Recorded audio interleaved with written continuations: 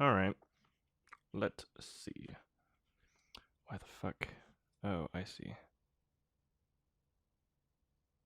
There we go.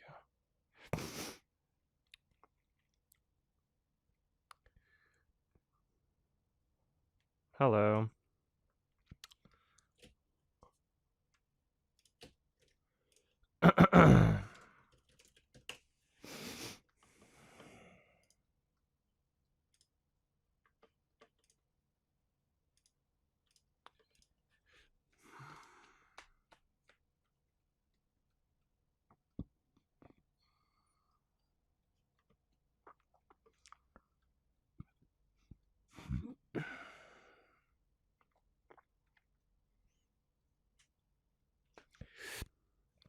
Um,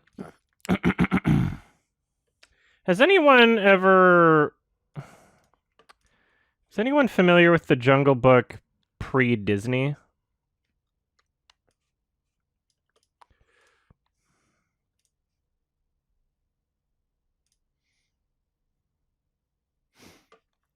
Because one of the things I mentioned last time with the Kimba thing, oh, there's a 1942 film. Interesting. Because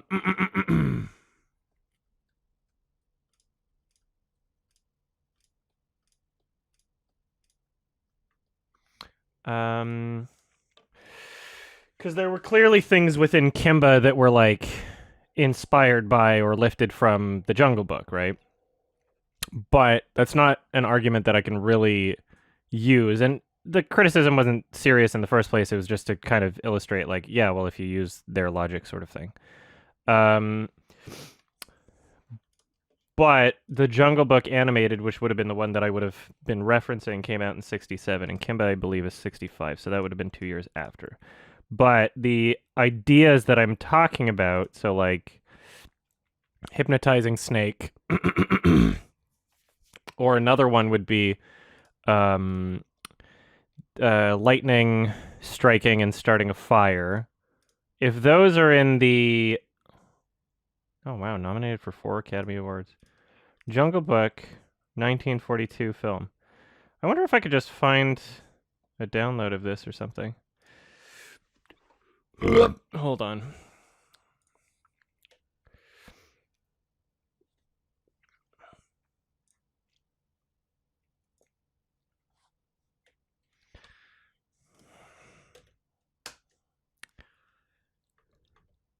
Why don't I edit during the day? Well, I was editing during the day. I was finishing up that Oscars video. And then I went over my album master, the current version of that. Took a lot of notes. It takes a long time. The album's about an hour long, and I'm listening to each track, like going back and forth, being like, did I just hear that? Blah, blah, blah, blah. Like, like it's not just like listen to it once and that's it. It's like constantly like pausing, rewinding, taking notes sort of thing on like the album master. And so I'm going to need to be listening to that on different speakers too. Like that's part of it.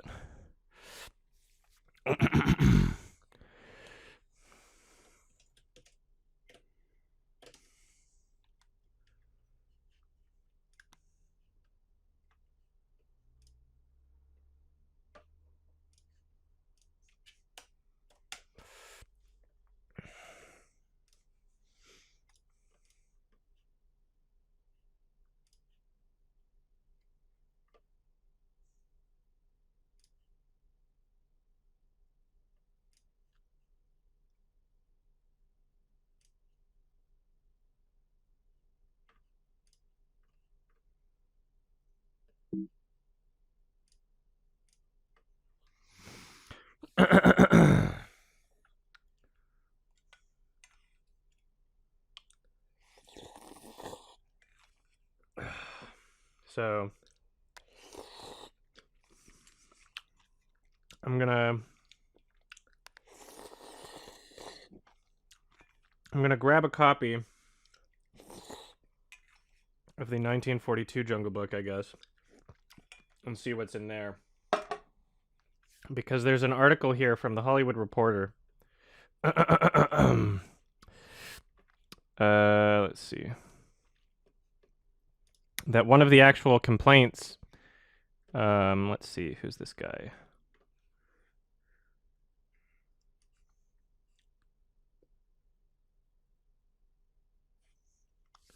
Patton.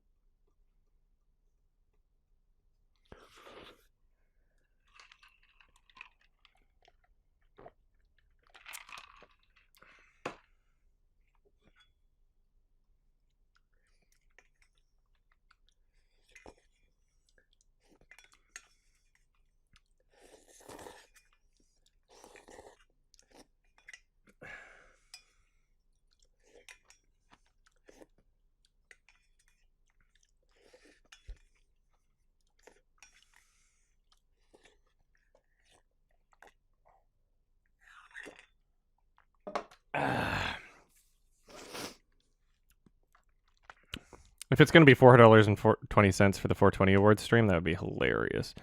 All right, so one of the complaints, and it doesn't even look like this was from the official complaint. I'm trying to, let's see if I can find this person's name.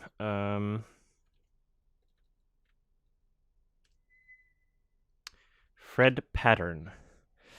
History of Kimba.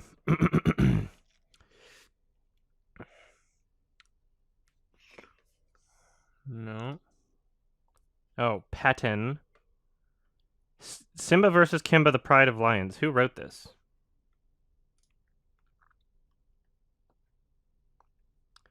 Okay, according to a history of Kimba and anime historians, Robert Layden and Fred Patton in 1964 asked Tezuka. Premiere organized. I'm gonna have to look up this specific thing it's talking about. Simba versus Kimba, the Pride of Lions.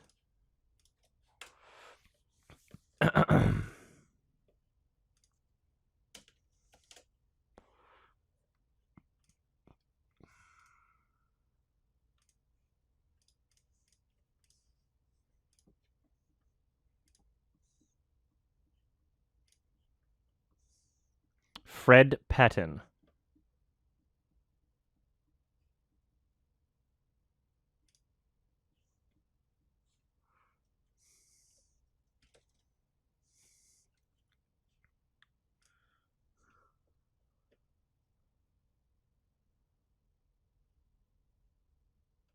What the fuck?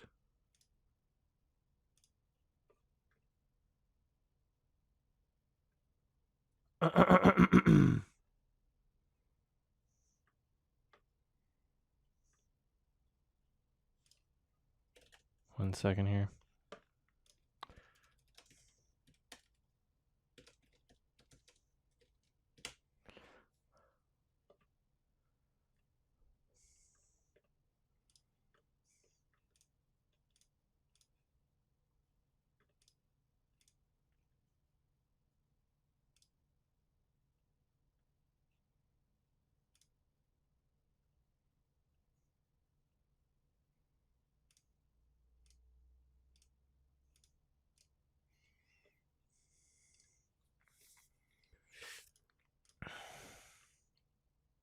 I'm just trying to find, because there's like some sort of publication by this guy. Essay.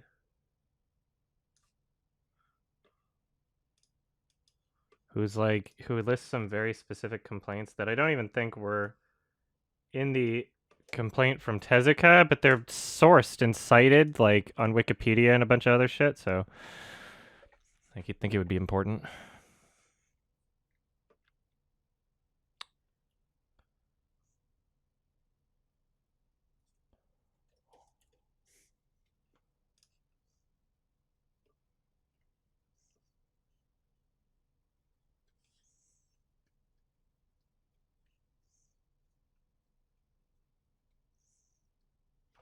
Okay, so I can probably buy this book off Amazon, it looks like.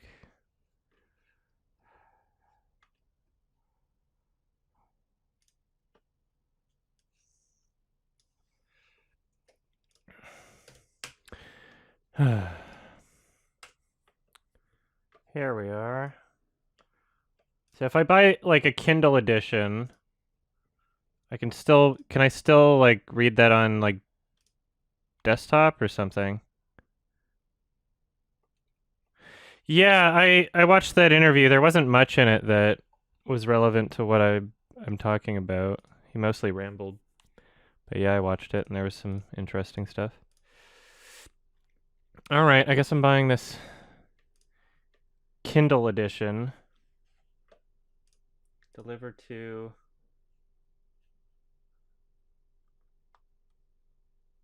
transfer via computer. There we go.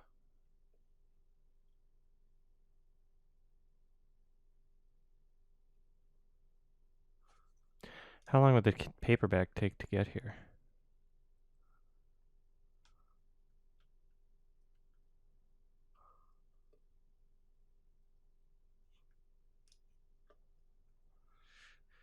Whatever.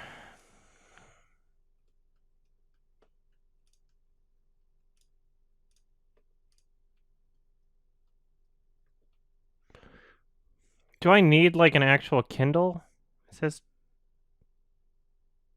Can I not? So if I download a Kindle thing from Amazon, can I not just view it on like desktop or something?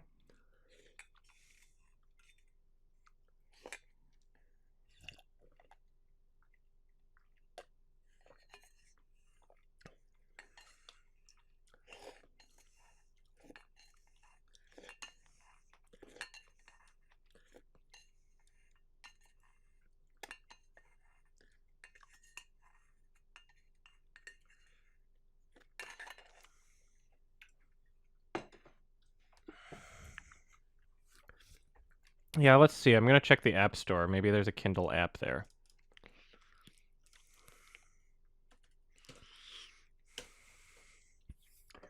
That'd be interesting.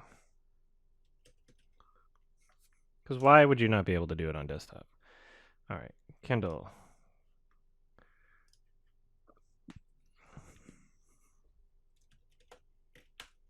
Uh-oh.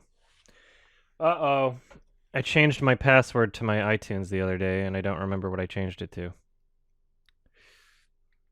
I was forced to change it, in fact.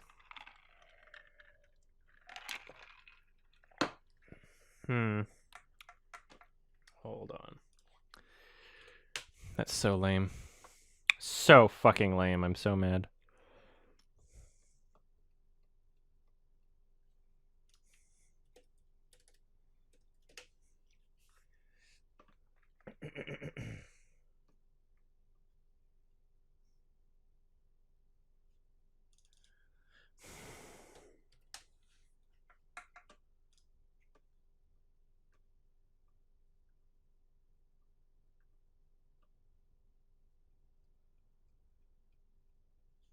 I wonder if I saved it in my Chrome.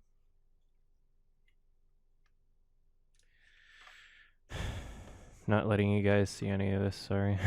Obviously.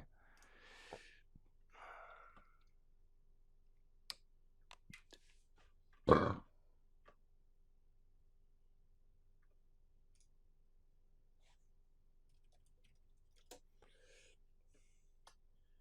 Jesus.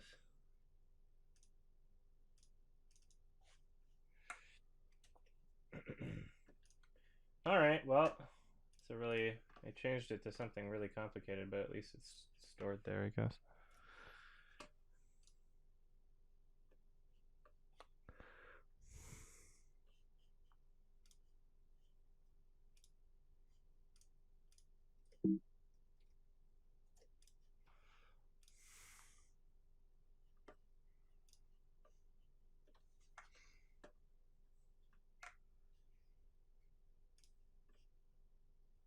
All right, I'm downloading Kindle.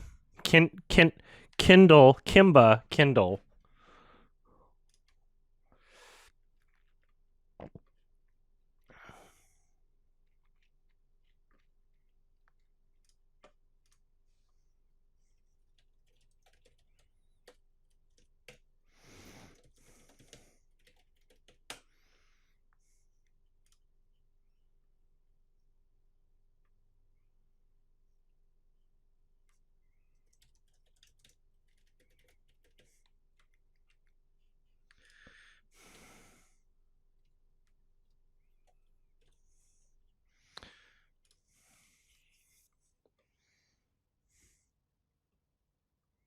Well, now I don't remember my Amazon password, so I guess I'm gonna have to go to my fucking passwords in Chrome again.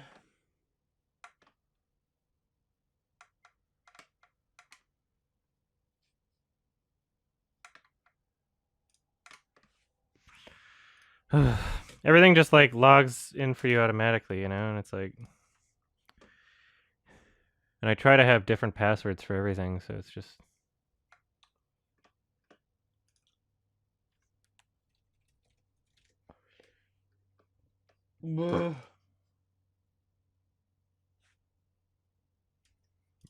I could have fucking sworn I did that. Could have fucking sworn I did that exact same password. Alright, that's so lame.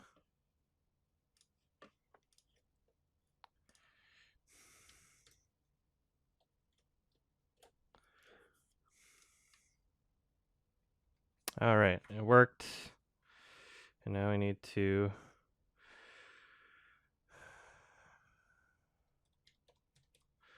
do the 1 times 2 step thing.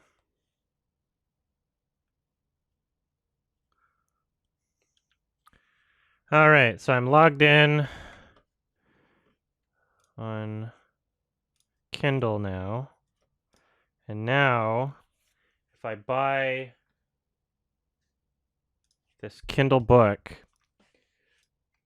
deliver to Adam's Kindle for Mac. Perfect. Alright.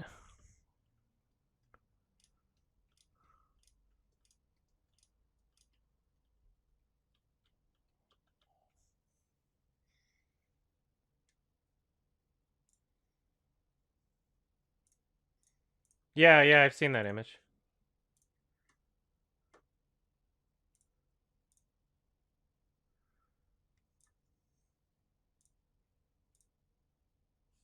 All right.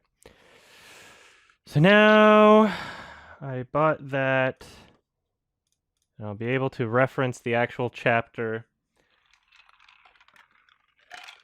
that all these fucking Wikipedia and whatever other articles are actually fucking citing. Do you think authors just like go on Wikipedia and like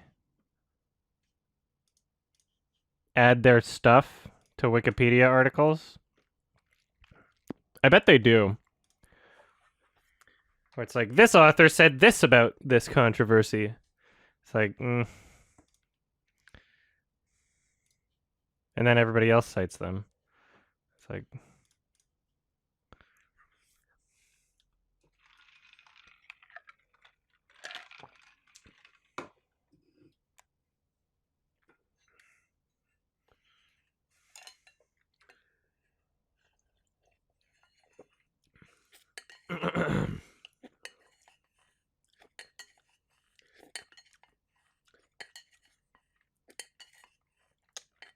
come on.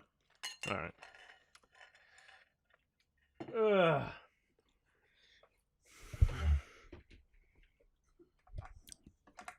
And now let me see if I can find. Let me see if I can find 1942 Jungle Book on iTunes. I don't know if it's possible.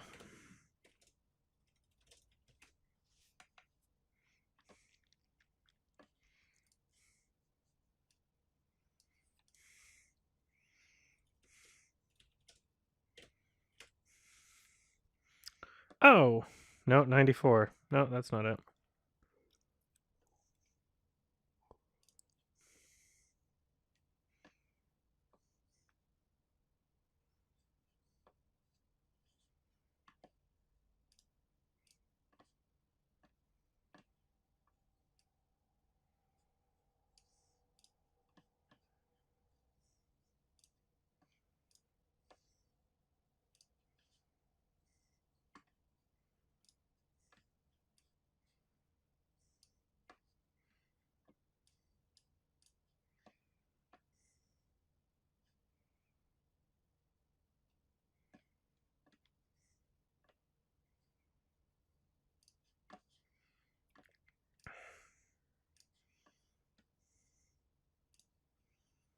All right. So, I've got Kindle. I can close the App Store.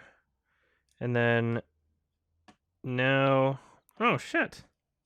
Oh, interesting. Other books that I bought on my Amazon account, like books for people for Christmas presents or whatever, I got samples of them in my Kindle. Very interesting.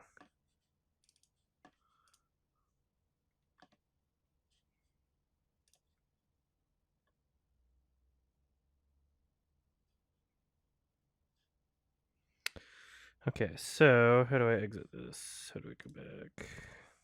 Content library, there we go. Here we are.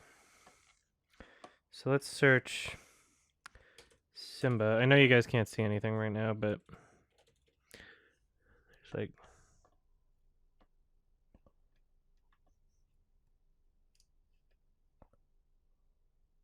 Okay, let's see. Table of contents. Simba versus Kimba, the Pride of Lions. Here we are. Unpublished paper presented at Australia's second International Conference on Animation, Sydney, March 3rd through 5th, 1995.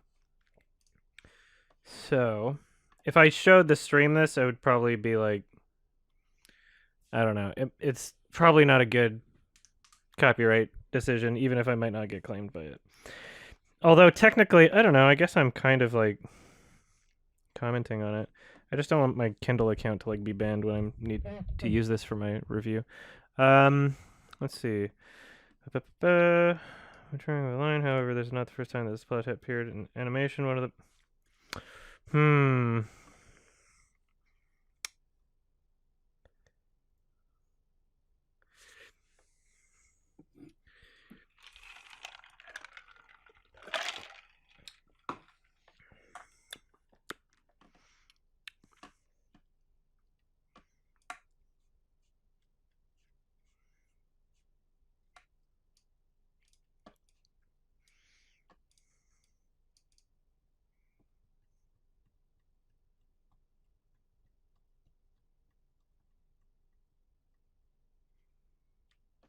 I'm just reading this guy's fucking chapter here. Sorry.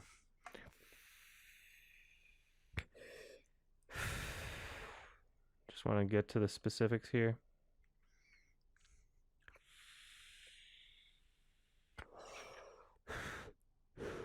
This is a book called Watching Anime, Reading Manga, 25 Years of Essays and Reviews by... What's his fucking name?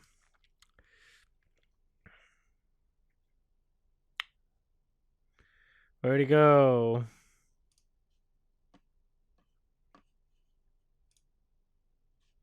Patton. Something Patton.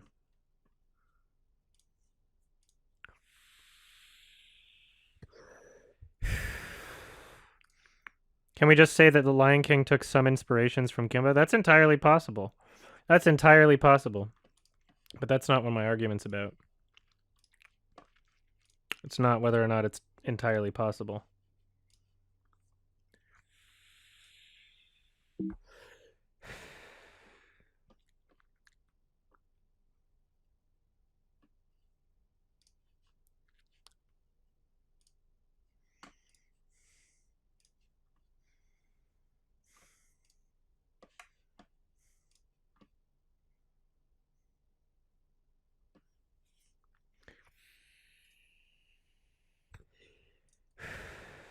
Okay.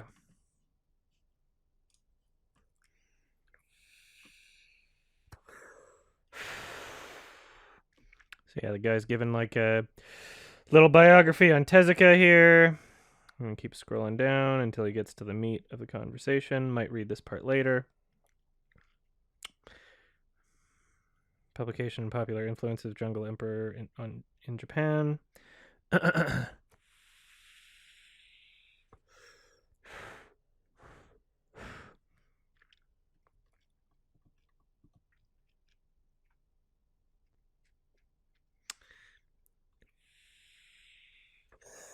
Ooh, here's a good one. Analysis of the plot and theme of Jungle Emperor. It's primarily the story of a lion, Leo, who is the heir to a kingdom of jungle animals near Kenya. He is born on a ship, taking his captured mother. Blah blah blah blah blah. His growing friendship with the boy Kenshi lead him to realize that humans are not automatically bad. They can be good and bad. Blah, blah, blah, blah, blah.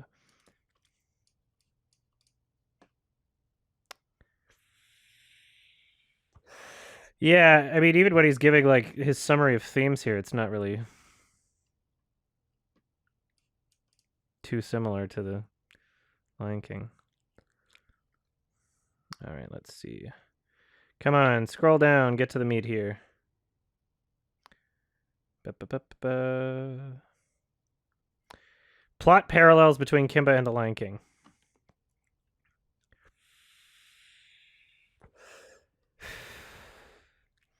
Oh, okay. He has notes. I wonder if that's... Hold on.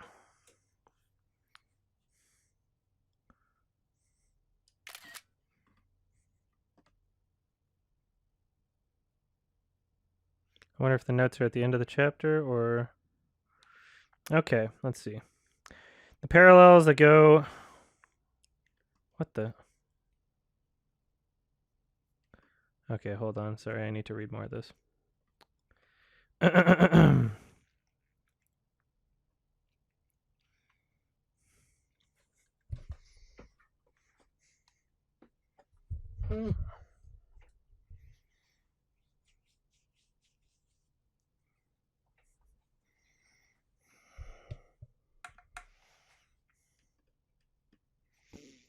Ugh.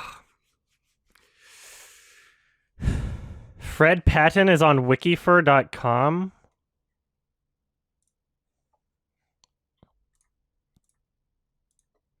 What?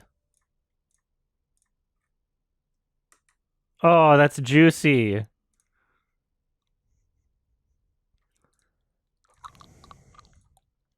Is that the same guy?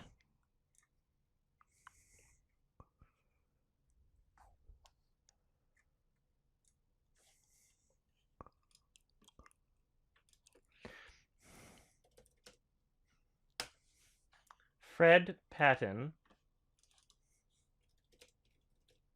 Oh my god.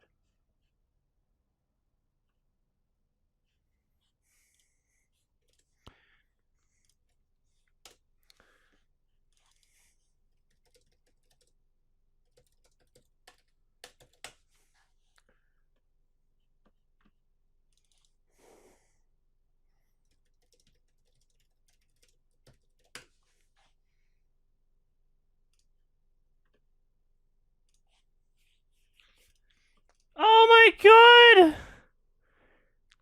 If you click on his name on the Amazon thing, you see a bunch of furry shit. This is so funny.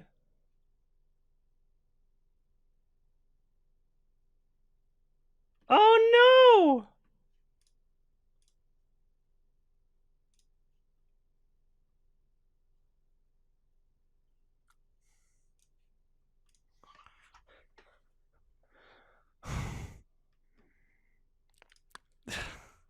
The rabbit hole just keeps getting deeper and deeper. No pun intended. All right, hold on here.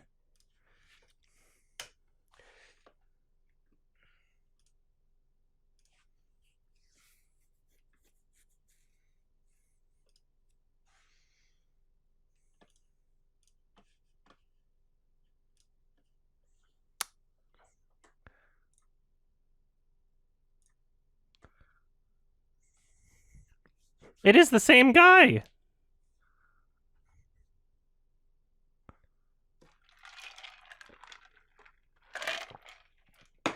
All right, hold. Everybody calm down.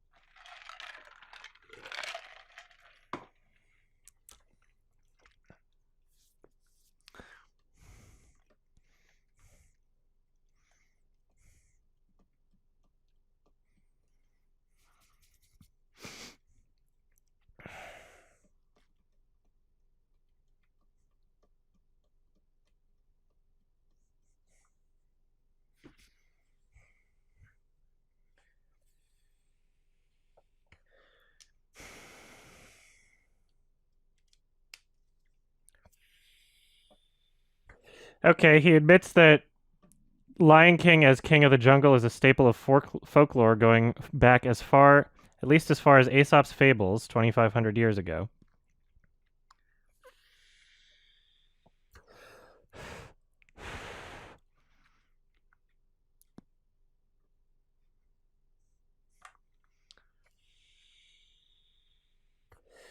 Yeah, okay.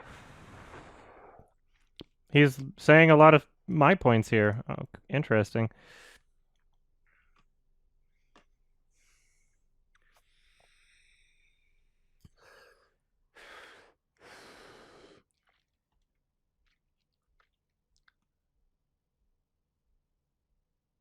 All right, and then he goes on to point out 8 points of similarity which seem to go beyond reasonable coincidence.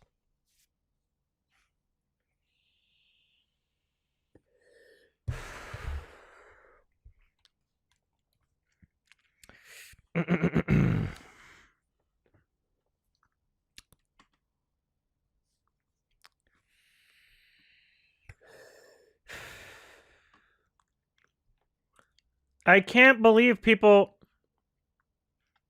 He's drawing parallels between Zazu and Polly still.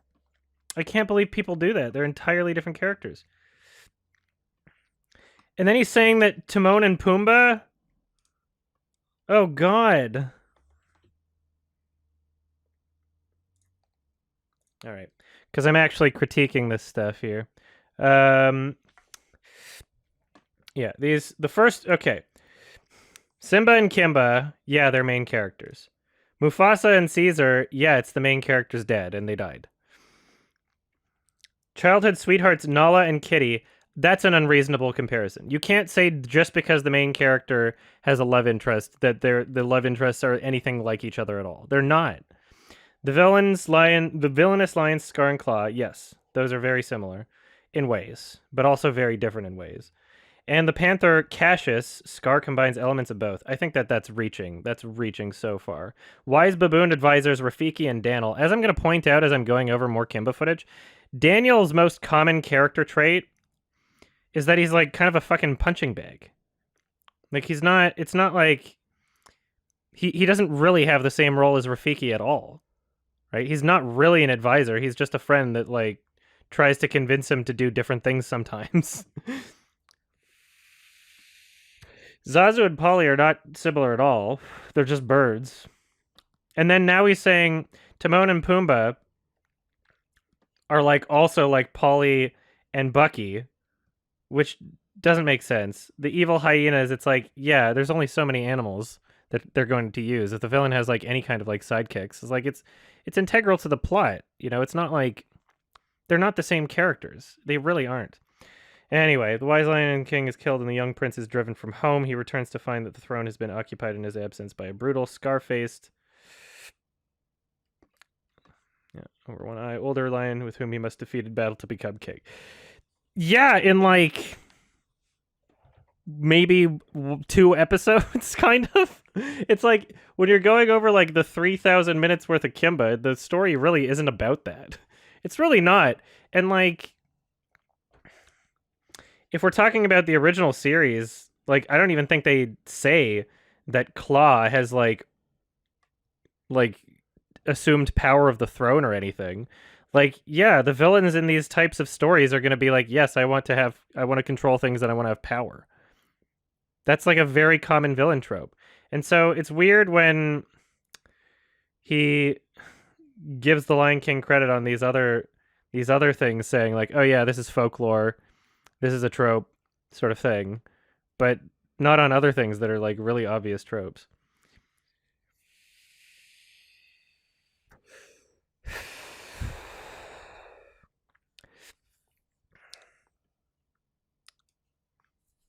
He already listed these. How is this point 3? He already listed those characters. Comically excitable bird of the same size, a parrot in Kimba, a hornbill in The Lion King, plays a pompous functionary, a herald or its equivalent. This is supported by a team of comic relief cowardly. Why is this a third point? You just listed this in point 1.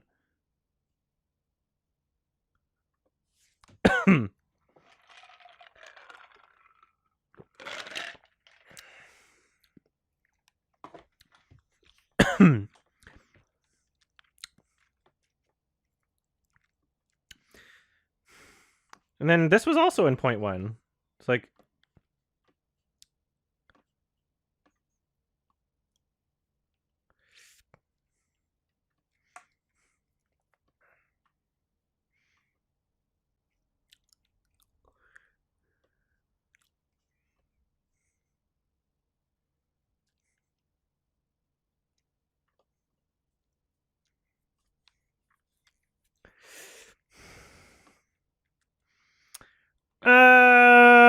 That's really pushing it. That's really, really, really, really pushing it. What?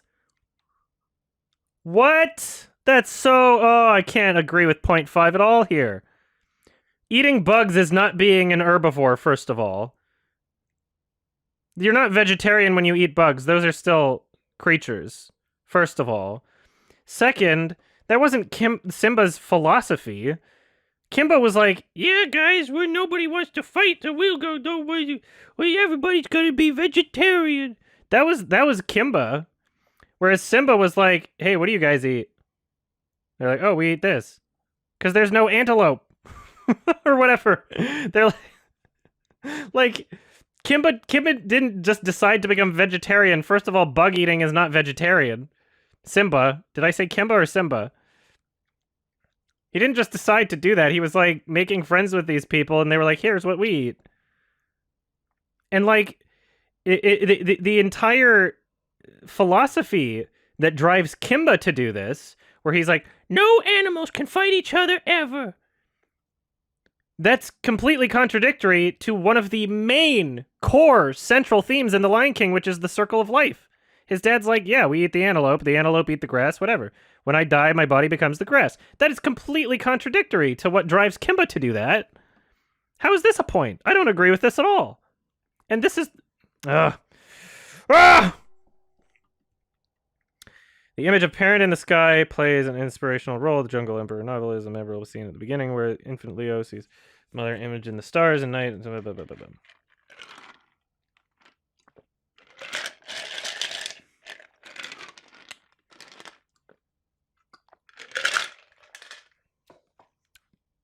And again, this is a trope.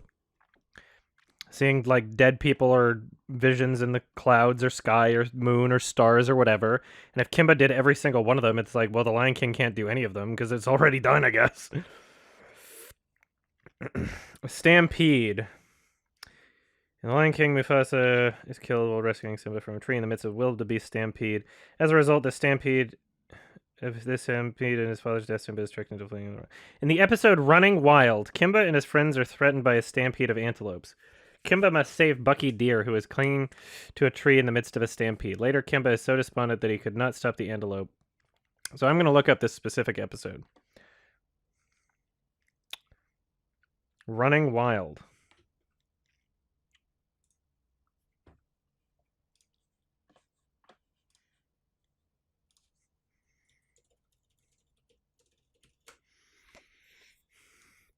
Okay, it's episode 39, apparently.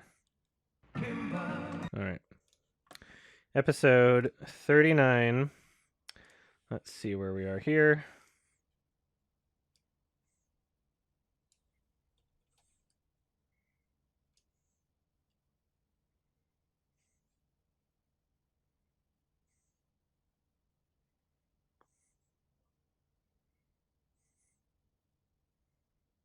Alright.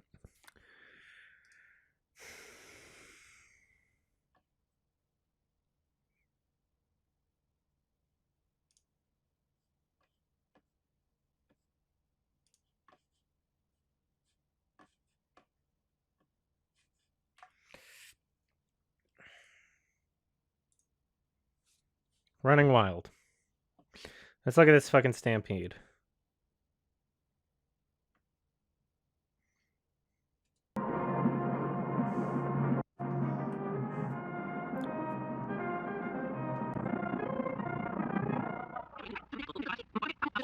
Alright, why do they give a shit about the stampede right now? I've never seen anything like it. So many antelopes. The line stretches as far as I could see. There must be more than 10. The column was about this wide. No, it was even wider. Please stay here, Bucky. The column was as wide as from Bucky clear over to here. No, it was even wider. There were so many, I was stunned.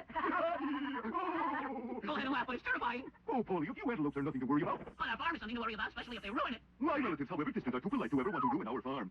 All the same, you'd better check the farm to see if it's all right. Little baboon, do you doubt my word? Very well, I'll be glad to prove that it's safe. Oh,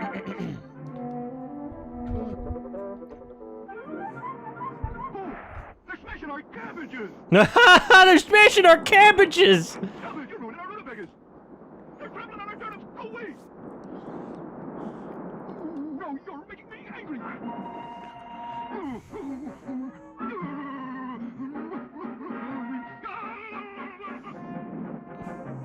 They're starting to stampede!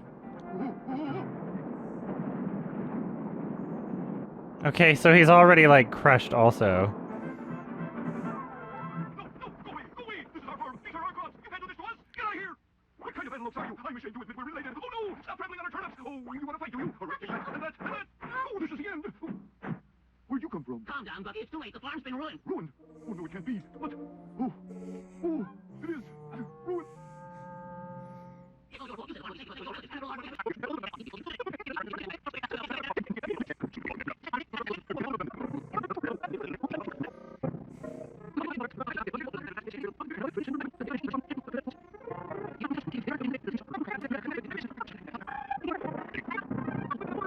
Okay, here we are. Here's the That's what that's the example. Oh no. Okay, I gotta listen to why he justifies like going over there. Hold on. Then, as your friend, I should tell you what I think. You're a stupid, brainless gazelle. And besides, you haven't got enough brains to come out of the rain. Yes, sir. Stop this bickering, both of you! We've got to get busy and help clean up this mess. This seems to be Bucky's fault. Let him clean it up by himself. That's right. Why should we? I'm glad you're all smart enough to agree with me. Very well, I'll get the antelopes themselves to come back and do it. To come back and do it. Well, I'll get the antelopes themselves. So he's to come trying back to and he's do it. going to the antelopes to get them to come back and fix the fucking farm? Tell me, Luz. That's too bad for Bucky. I better go get him before he gets hurt. Well, come on. This ride's on me. Thanks, Buzz Rhino. This is swell. Ha! Bucky! Polly, I can't take This is it? on any longer! Hang on. I'll save you.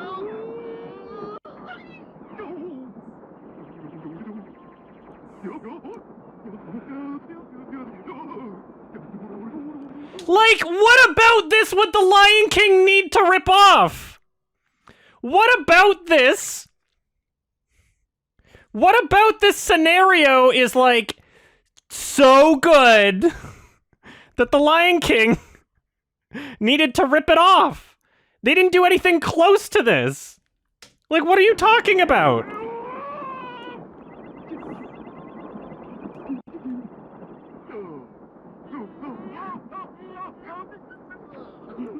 This is all over the place.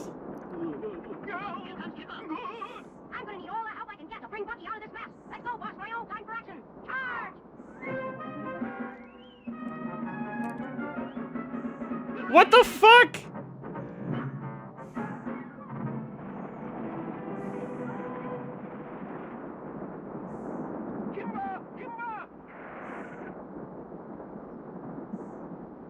What is it? I got news! We've got trouble. Look over there. We've got to help Bucky and Polly. That's right. We don't have time to sit around and talk. Stop yapping and look! Those three are foaming at the mouth. That's not normal. What does it mean? That must mean they're wild. We've got to keep them from stampeding. Hang on, Bucky. Keep your courage up. You gotta save Bucky without causing a stampede. Maybe you can wait until they pass. Here's my fucking issue. Here's my issue that I think is going to summarize, like, most of my thoughts on this whole controversy. First of all, let me remind everybody again. This is episode 39 out of, like, 52 of the original show. So, like, a small section within the 3,000 plus minutes of Kimba, right? It is this scene is insignificant to the entirety of Kimba, really. And when people write things like this,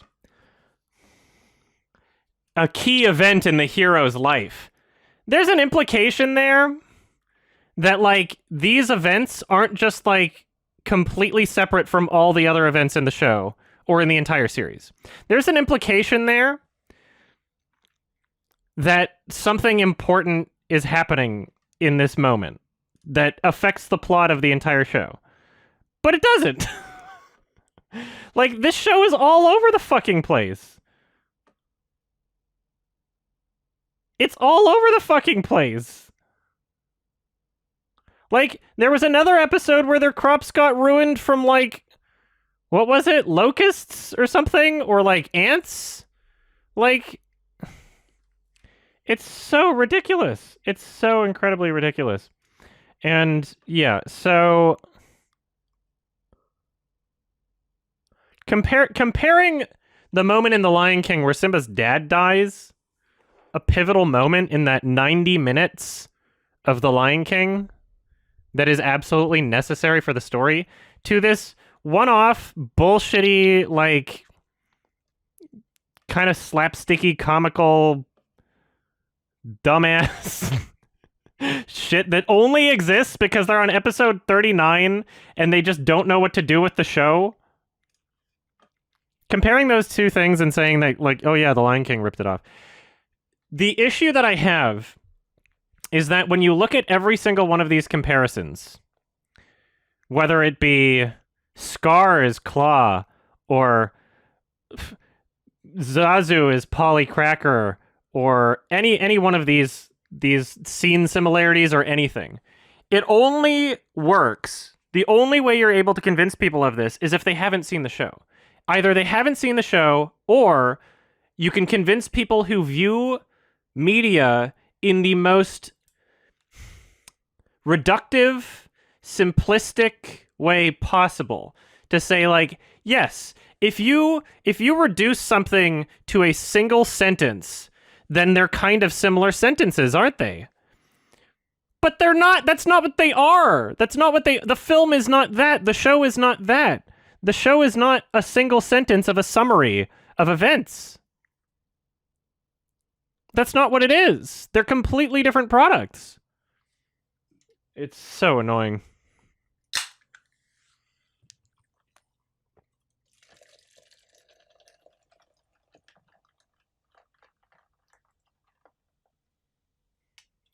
Because, yeah, The Lion King just needed to rip off the idea of there being a stampede in the jungle. Not allowed to show a stampede. You can't do it. Kimba did it. You're not allowed to show a stampede, apparently. What about this is the same? Other than stampede, and then one character was, like, hanging onto a tree at a point. It's not the same. It's not the same at all. All right. Later, Kimba is so despondent that he could not stop the antelope that he declares he is not fit to rule and runs off to... That's him. That's the author justifying why it's a major event in his life. Ah, that's so funny. Because the conflict is resolved by the end of the episode. The conflict is resolved by the end of the episode. It's episodic. It's not super linear at all. There's plenty of things throughout the show that they completely contradict. There's parts in the show where they're like, oh yeah, Simba could talk. And then other parts where it's like, no, he can't talk. And it's like, it doesn't have consistency. It's like expecting Family Guy to have consistency from one episode to the next. There'll be like characters, like, it's like South Park even, where it's like a character will die and then they'll be back. Like Kenny or something. Like, you can't pretend that that's like a major event in a character's life in the grand scheme of the show when it's literally just contained within one episode and every episode is just all over the fucking place.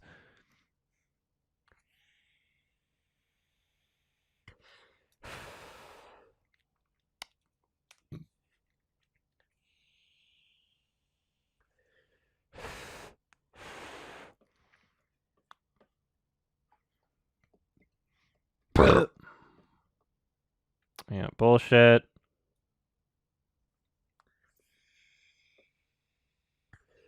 Again, like, going on with these fucking cliffs, saying, like, you're not allowed to have a cliff in The Lion King, like, fuck off!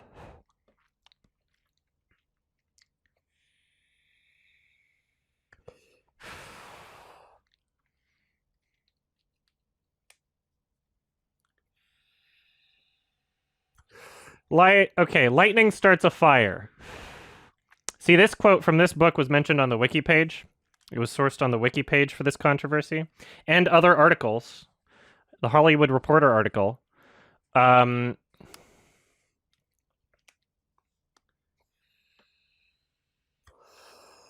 Red Meadows. Lightning starts a fire and rain puts it out. Like, what? You're not allowed to have lightning start a fire and rain putting it out? How many different scenarios do you think are possible within a show that has lions in the jungle? How many different scenarios do you think are possible?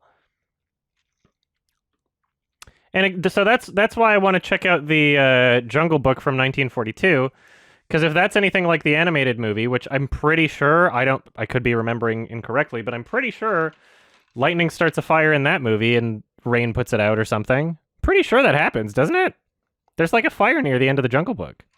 Isn't there? I'm pretty sure lightning did that. So if like, that kind of makes this point moot then, if there's, like, the Jungle Book, any of its iterations, that... It's so stupid.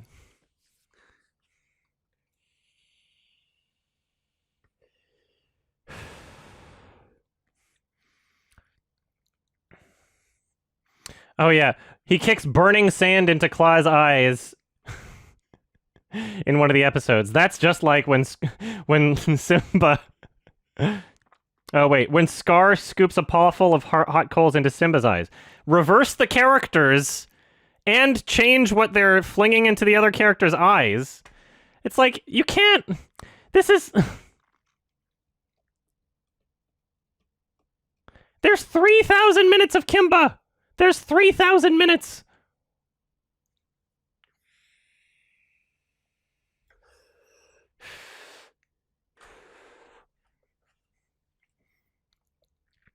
Mm-hmm.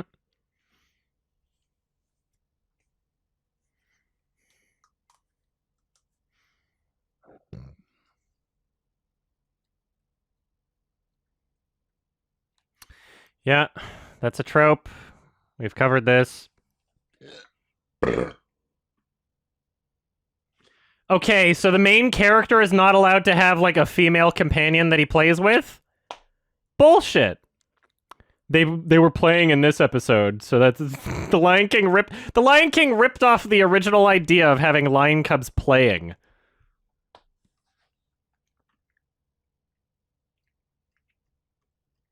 Yeah, and this is... I've already explained that this is bullshit.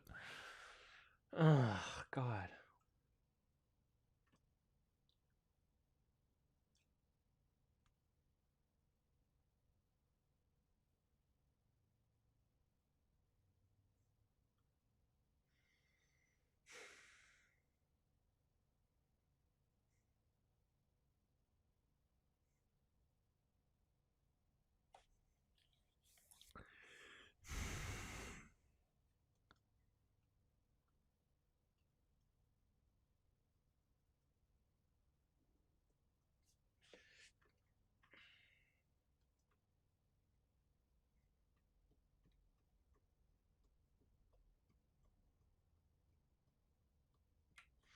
No, they didn't even sue. They didn't even go to court. They literally didn't even go to court.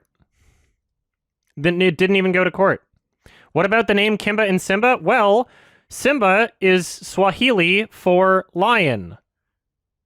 It's Swahili for lion.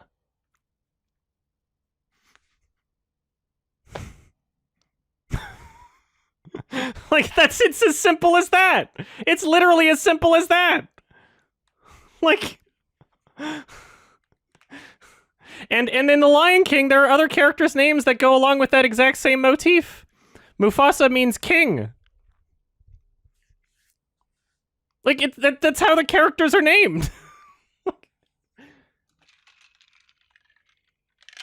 And Nala means love or some shit. Like, that's how they named the characters.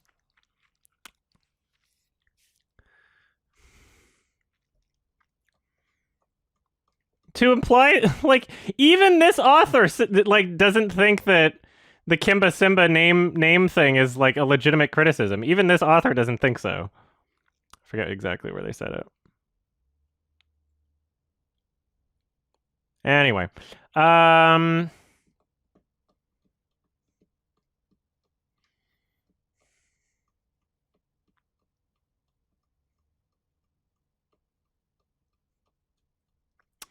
All right, so yeah, that's a bunch of bullshit.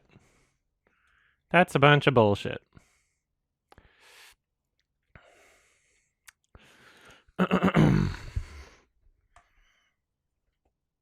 Yeah, Kimba invented stampedes.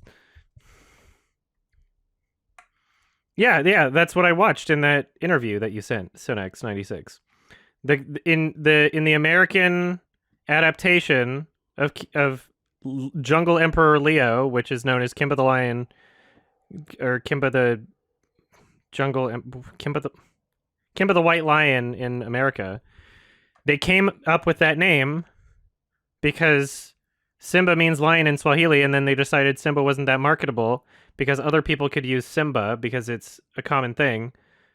So they changed it to Kimba. Exactly. That's my point. And then the Lion King, they just did Simba because it means lion in Swahili.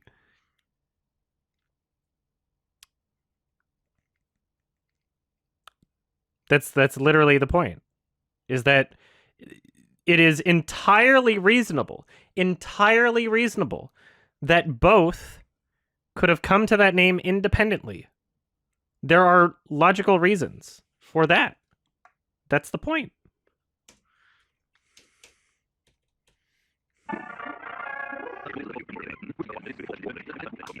A lot of money. Where am I going to get that?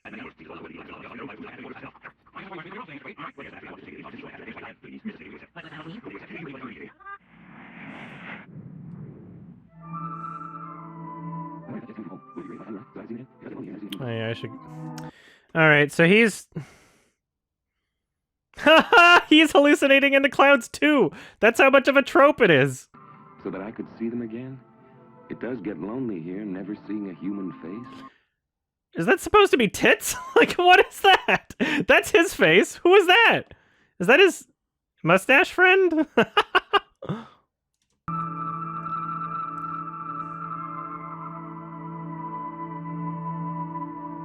wonder if that jet's coming from home. Wouldn't it be great if my family were on it, so that I could see them again? Oh yeah, that mustache guy is like a family member. Oh yeah, so I think I'm gonna have my own separate organization thing for the sky hallucinations.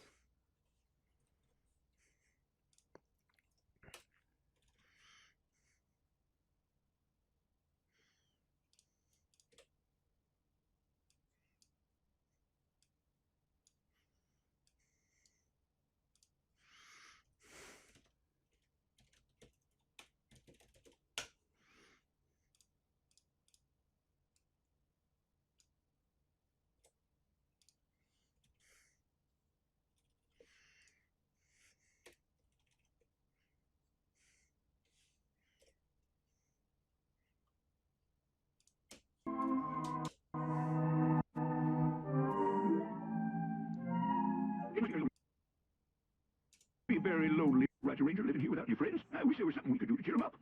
He has friends. He has us. Daniel Baboon is talking about human friends. Oh. I got it. The Jungle Chorus. You two go round up the ramble. I'll do everything music. Come on, hurry.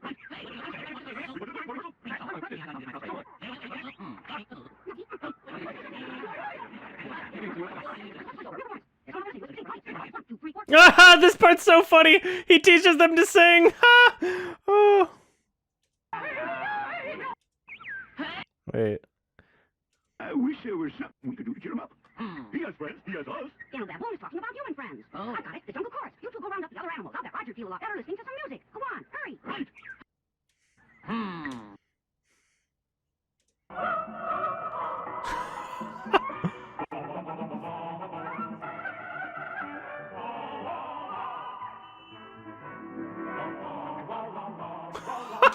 The best song. Wah wah wah wah wah.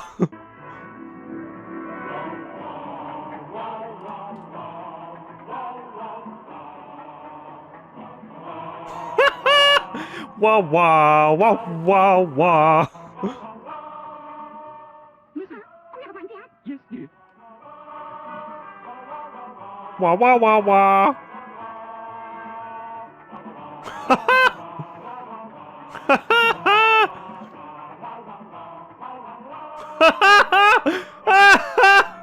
What's all that singing? You supposed to... That's so funny. Oh, colonialism. A core theme of this show.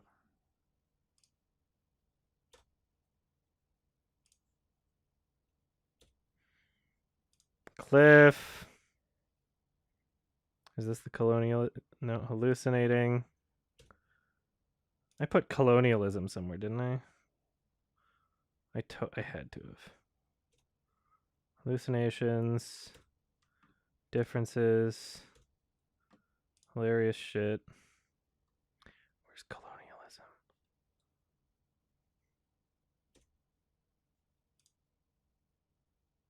Oh, say hallucinations and hallucinating should be the same category.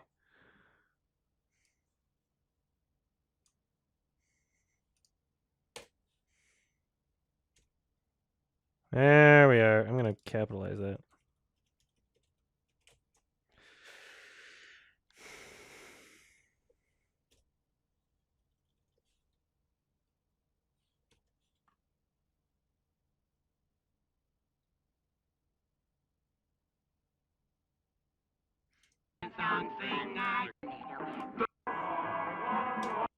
Festival?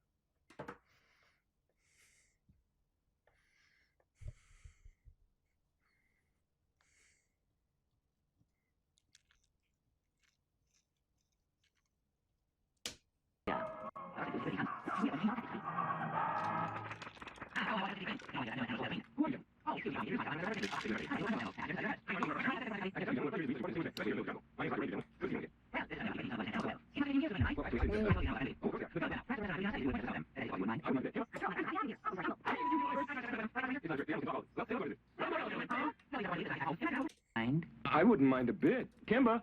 I'm sure all my friends are happy to have you here. Welcome to our jungle. Hey, did you hear what I heard? I'm sure it's just ventriloquism. Right, Roger Ranger? It's not a trick. The animals can talk, all of them. All of them. I'm sure all my friends are... Well, say hello to our visitors. Welcome to our jungle, gentlemen. Huh? Nobody's ever going to believe this when I get back home. Okay.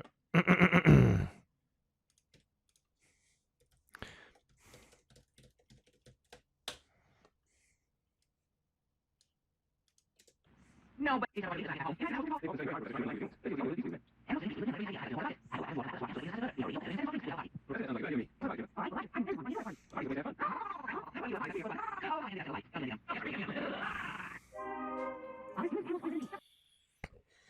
His dead dad!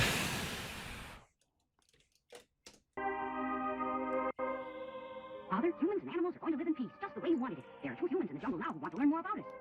Wait. Wait. Dead dad.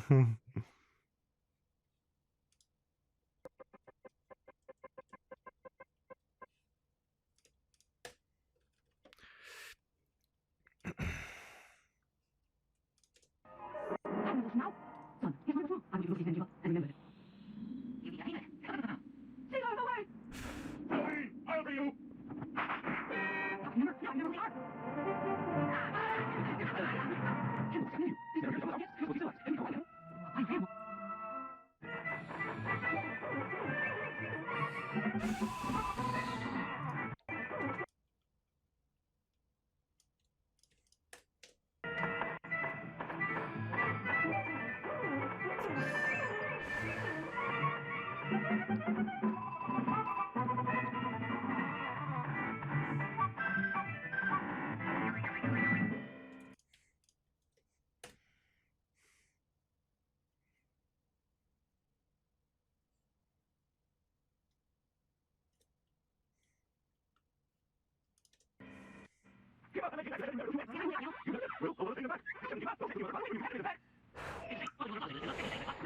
Oh, look at this fucking... I can't believe people... Look at how often he's shaking his fucking fist at people. This is not the same character. Shame. What would your mother and father... What would your mother and father say to this, Kimber? They'd be ashamed, that's what. Are you going to let those men get away from here? Do something! All right, you made your point. Holy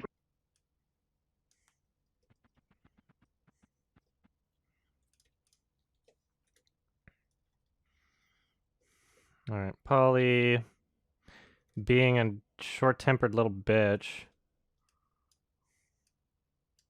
And then Daniel being a punching bag. Are you going to do something? All right, you made your point. Paulie's right, Kimber. If these men are allowed to go unpunished, then they'll feel free to do more harm. It's your obligation.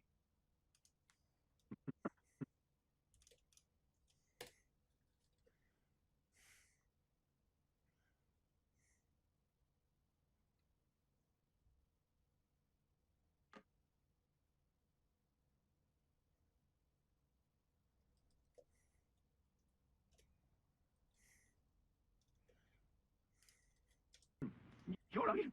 Well, let's take revenge on them. I don't want anymore. You all know how hard my father worked for peace in the jungle. Well, now we have peace. Never be that way. You know how I put revenge on those men? Don't you know? There's never be peace in the jungle. Somebody wants to take revenge on somebody else. Yeah, but anyway, revenge will bring you back to me. It's up to me to carry on my father's work. See to it that everybody has a chance to live in the jungle in peace. And that's why I'm not going to let my own feelings get in the way. Now I don't think I want it anymore. You all know how hard my father worked for peace in the jungle. Yep. Well, now we have peace, and it's up to me to keep it that way. You know what would happen if I took revenge on those men? Don't you, Daniel? There'd never be any peace in the jungle because somebody would always be taking revenge on somebody else. Yes, but... A little while ago, I wanted to take revenge on them. Now I don't think I... That's what? Are you going to let those men get away from here? Do something! It's a shame. I remember those two men. Yes, I know who they are, Daniel. You remember them? Well, how about us paying them back? Do something, Kimber. Those men took your mother and father. This also... Do something, Kimber. Those men took your mother and father away from you. You have to pay them back. So here's something that, like, directly... Oh, I wanted to take revenge on them. Now I don't think I want it anymore. You all know how hard my father worked for peace in the jungle. Well, now we have peace, and it's up to me to keep it that You, like... And it's up to me to keep it that way. You know what would happen if I took revenge on those men? Don't you, Daniel? There'd never be any peace in the jungle because somebody would always be taking revenge on somebody else. Yes, but Kimber... And anyway, revenge won't bring you... Alright, Daniel being wrong.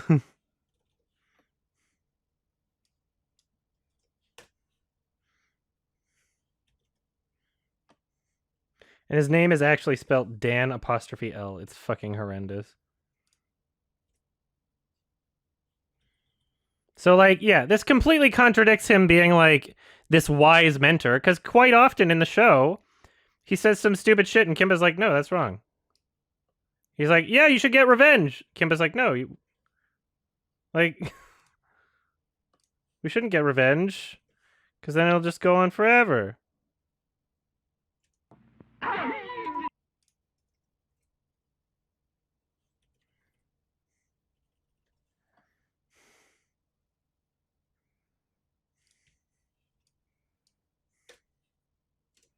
It's up to me to carry on my father's work and see to it that everybody has a chance to live in the jungle in peace. And that's why I'm not going to let my own feelings get in the way.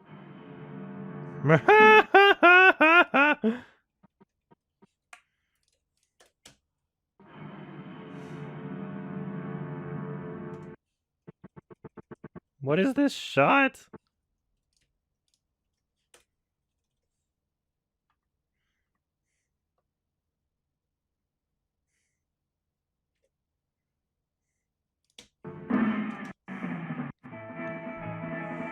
A few drops of this, and they'll sleep like babies. Well, everybody's having a good time, I see. How about you? How about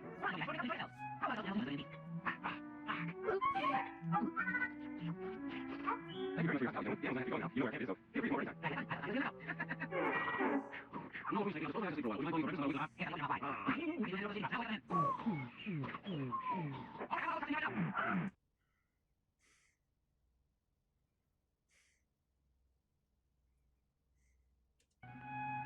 How about a toast? How about a toast to animals and humans living in peace?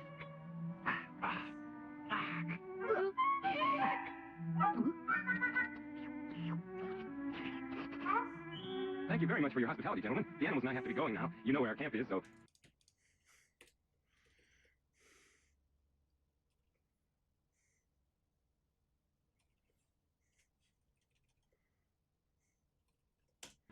Feel free to come over anytime.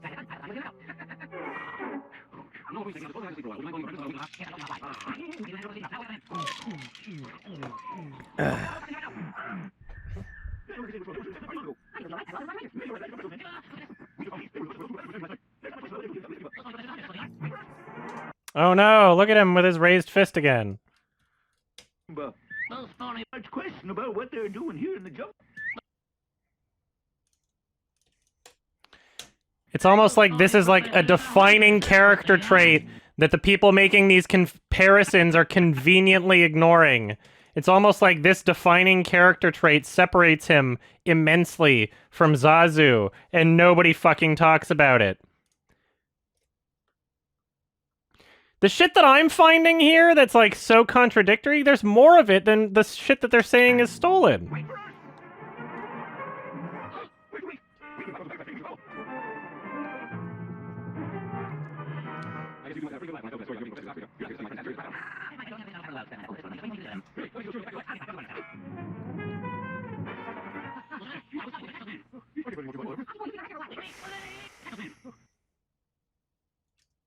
Why are we stopping? We've got to catch those men.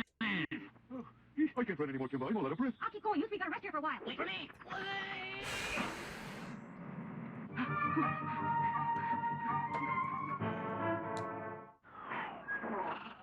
Astro Boy on the TV.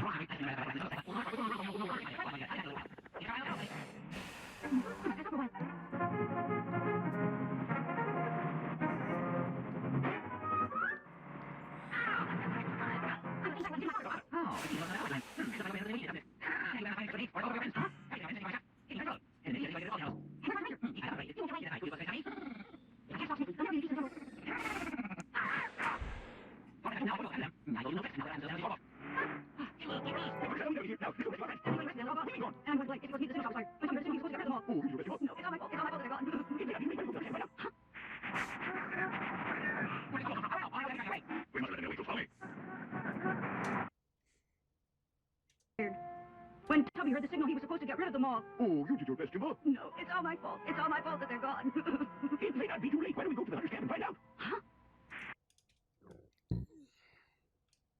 On. There isn't anybody to rescue. Kimba, wait for us. Thank goodness, I thought we'd never get here. Now, let's go and rescue our friends. There isn't anybody to rescue, Daniel. They're all gone. Now, let's go and rescue our friends.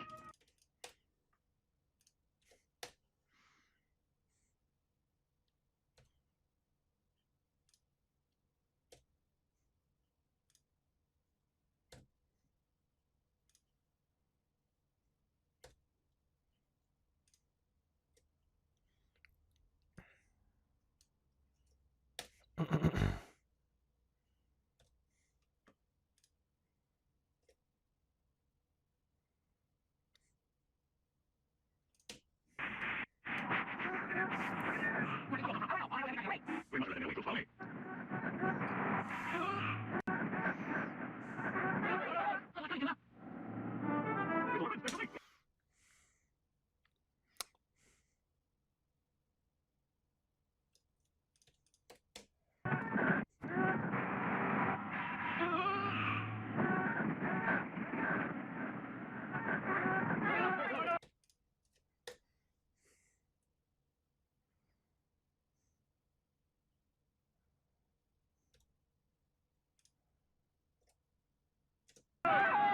Look at what's coming, Kimba.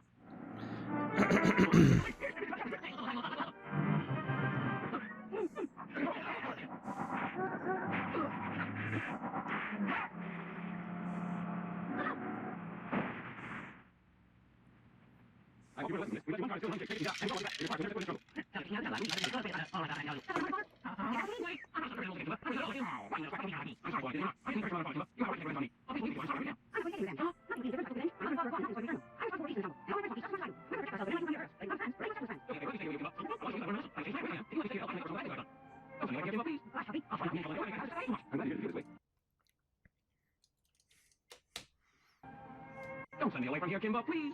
Gosh, Tuppy. I'll try not to be any trouble, and I don't have any bad habits except that I eat too much. I'm glad to hear that you feel this way, but I think that you could help us a great deal more if you went back home, Tubby. You'd be able to explain a lot of things to them. Tell them to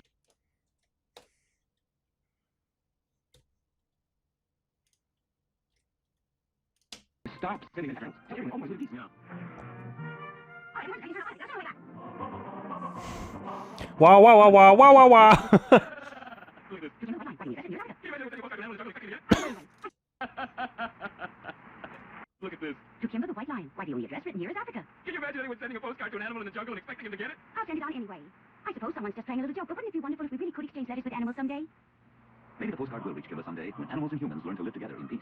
Meanwhile, Kimba's struggle to keep the jungle safe goes on. Wow, wow, wow, wow, wow, wow, wow.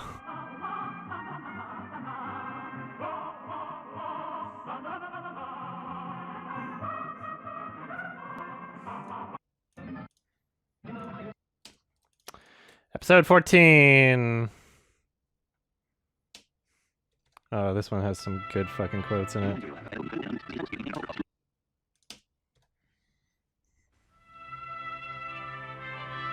In the remote interior of Africa, high in the hill country, there lives a rare and unusual beast. His name is Speckle Rex. He is the king of the ancient and honorable order of spotted lions. In olden times, all the lions wore spots, like His Majesty. But now King Speckle Rex and his small tribe are all that remain of the spotted breed. Since he is the last monarch of the ancient order, Speckle Rex is a special hero to all the other lions who live in the jungles and the plains. Spring has come, and the hill country bursts into bloom. Each year at this time, great beasts travel from all over Africa to attend the Lion Convention, held in honor of King Speckle Rex. There's a lion convention. Spring has come, and the hill country bursts into bloom. Each year at this time, great beasts travel from all over Africa to attend the Lion Convention, held in honor of King Speckle Rex.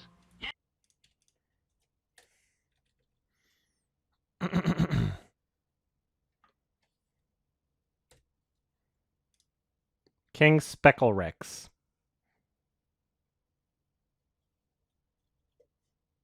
I should also, since people are going to say this looks like Pride Rock, I'll put that in His that. name is Speckle Rex. He is the king of the ancient and honorable order. In olden times, all the lions wore spots. Now King Speckle Rex and his small tribe.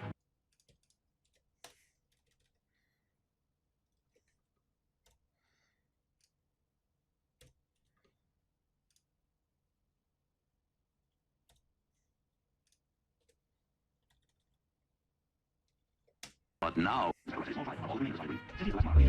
King Speckle Rex sounds like a furry name.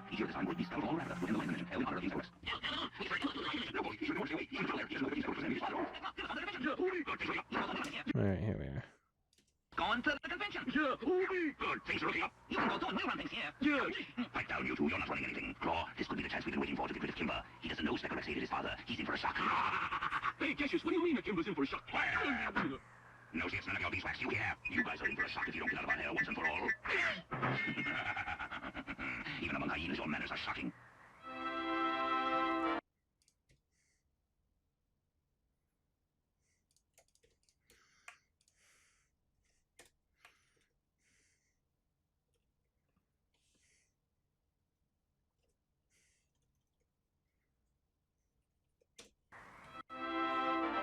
The lions meet for convention. They will get the King Speckle Rex from his Hello, Your Highness. You're looking well, sir. Good crowd this year, isn't it, sir? Who is this strange creature at our meeting? I'm here for the first time, Your Majesty. I asked you who you are. Excuse me, Kimber's my name. Son of Caesar, the White Lion. White Lion. What's the matter? Take a look around you at the other animals that have come here. You don't see anyone else that's white like you, do you? This is a convention of this strange creature at our meeting. I'm here for the first time, Your Majesty. I asked you who you are. Excuse me, Kimber's my name.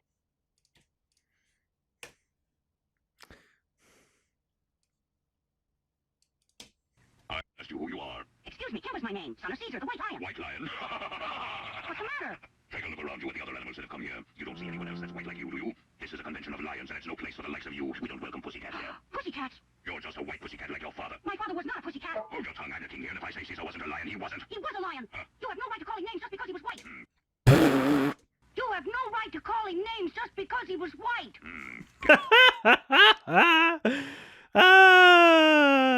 That's a funny show.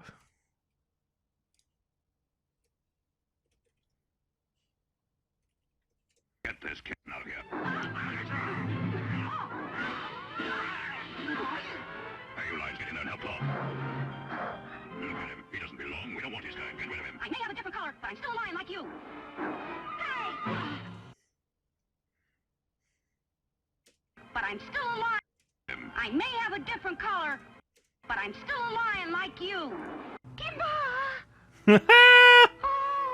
Do you know this stranger, Kitty? Hmm? Oh, yes, Uncle Speckle Rex. He's a good friend of mine. Oh, please, Uncle Rick, set him free, please. Very well. I wouldn't do this for anyone else but you. All right. Kimba, you hurt? Let me get some water. Thanks, Kitty. Kitty, come back here. Why, Uncle Speckle Rex? You're my niece, Kitty. I forbid any relative of mine to befriend that little white pussycat. But Uncle Speckle Rex. Don't talk back to me. Send him away right now. I'm sorry, Kimba, but I have to do as he says. That's a good girl, Kitty. Now tell him goodbye. Bye. Bye.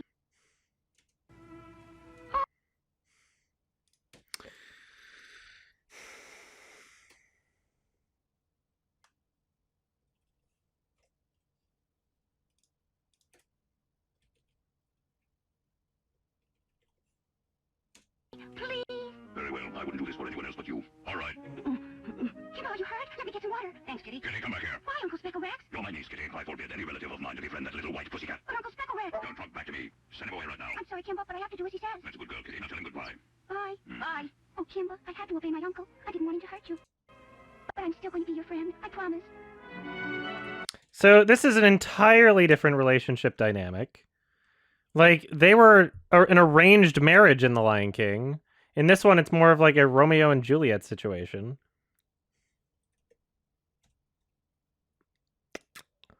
Completely fucking different. And they're saying like, oh yeah, well, because he has a love interest, it's the same.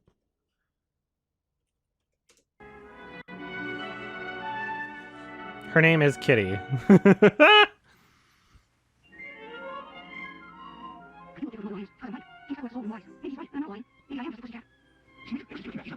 You haven't mentioned what? You can tell me right now. I actually not. You're not magic. He's not wrong.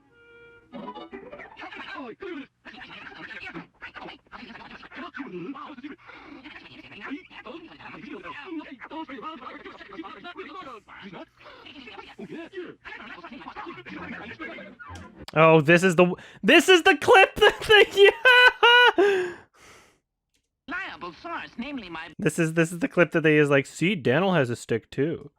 This is literally one episode. namely my boss. This is no laughing matter, hyenas. That's it. That's literally the length of the clip.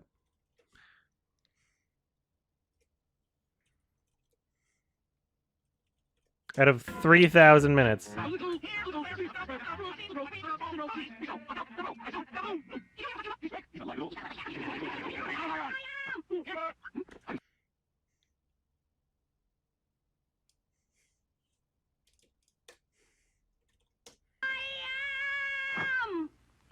Kimber! I've been told what's bothering you since you returned. Roger Ranger, I've been ashamed to ask you, but haven't you seen other white lions? No, Kimba, but that doesn't mean there aren't any.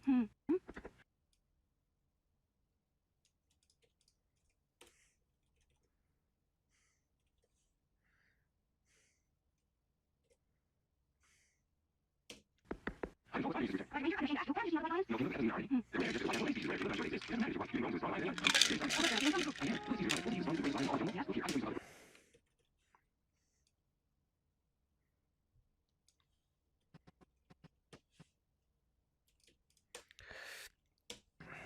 I can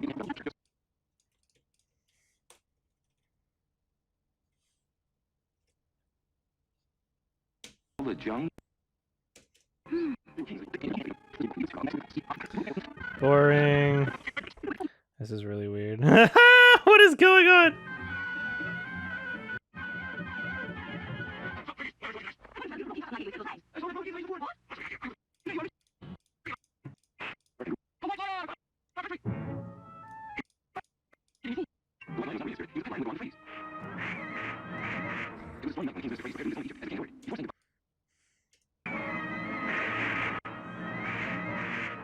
It was a stormy night when the king's minister Phrades prepared to leave his home in Egypt, as the king had ordered. Before saying goodbye to his pet lion would belong to Phrades. We're proving the bite.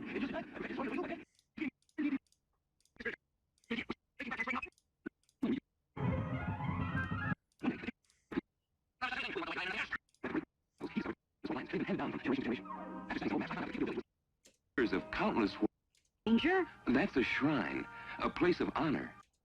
Inside that shrine, Livingston found the furs of countless white lions. They had been handed down from generation to generation. After studying some old maps, I found out that the Kickapoo village was located right around here. That proves that my father must have been related to the Egyptian white lion. All those ancestors were his. Caesar's ancestors were yours as well. They were all the strongest of lions with the special gifts of wisdom and leadership, just like your father. Kimba, your fur is white because you come from a... That proves After studying some old maps, I found out that the Kickapoo village was located right... lion. All those ancestors were his. Caesar's ancestors were yours as well. They were all the strongest of lions with the special gifts. Your fur is white because you come... Hold on, this is the best line. Kimba, your fur is white because you come from a long line of great leaders. I hope I can be like my ancestors as well as look like them. Yes, Kimba. Wherever they lived, they brought happiness to their friends. Yep. Good old Kimba.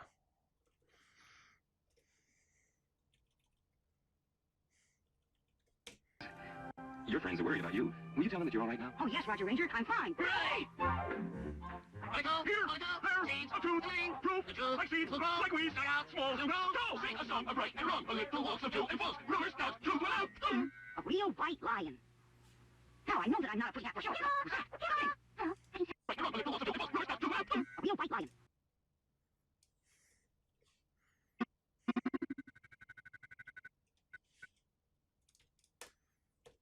A real white lion.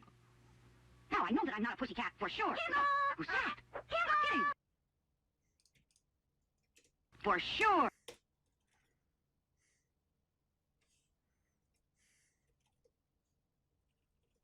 For sure.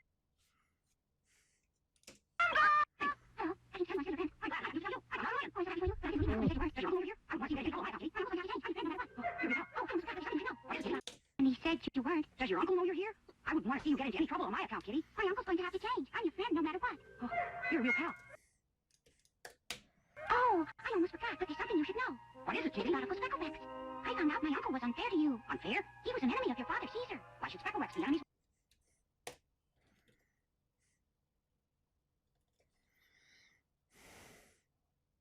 Wouldn't do this for anyone else but you.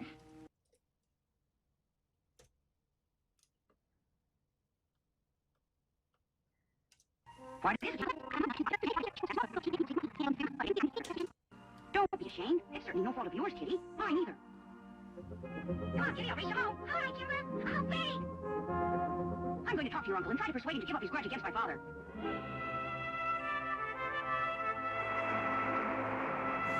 Be careful, Kitty. I will. Uncle, So, you've disobeyed my orders, haven't you, Kitty? I came here to try and make friends, King Specklerex. Hold your tongue, pussycat. Didn't I warn you before that you're not welcome here? Fight for your life. Wait. The sides are not fair because you're outnumbered. We are noble lions of honor, so we'll give you a chance. Fang, I choose you to be Kimber's opponent. That's not an even match. When the one is even, I'd say, and the best one will win the fight, so good luck to you, Fang. Thank you, King Specklerex. Ready? It's too narrow for fighting here. The contest shall be held down there. Come on down here, Kimber. Sir, I know you want me to lose the fight because you were enemies with my father. You hated him because he was smarter than you. What? But that was your own fault. You were too old-fashioned to learn anything new. You could be just as smart as my father if you studied and got an education the way he did, Your Highness. So if I win, will you promise to study so you won't be jealous of my father? You could be just as... You could be just as smart as my father if you studied and got an education the way he did, Your Highness. So if I win, will you promise to study so you won't be jealous of my father anymore? All right, it's a promise, but first you must win the fight, you know. All right, here goes. Good luck, Kimba.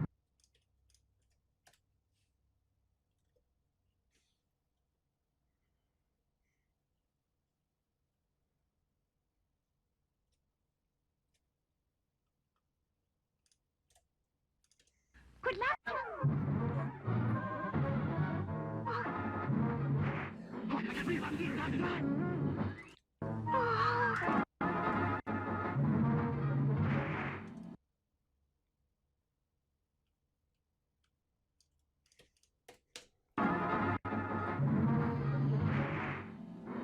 I can't breathe.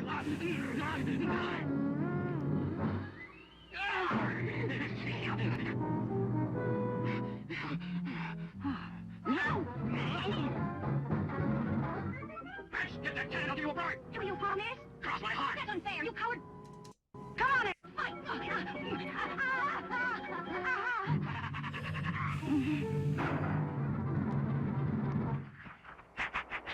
Enough, Fang, let go.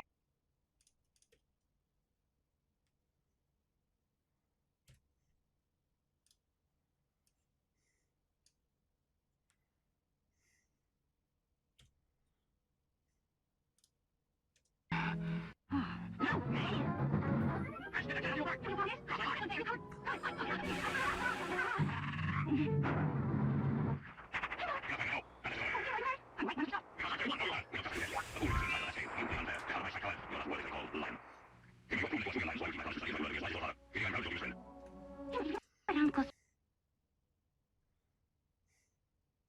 Let's go! Why? Cars! He's busy! March!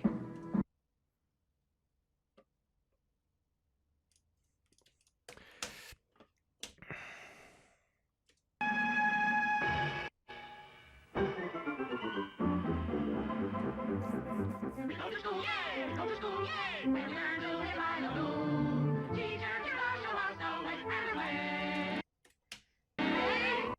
All day! No, not play. We're gonna learn to work. This is spring cleaning day. Forward march, clean up the jungle. Spring cleaning day! Spring cleaning day!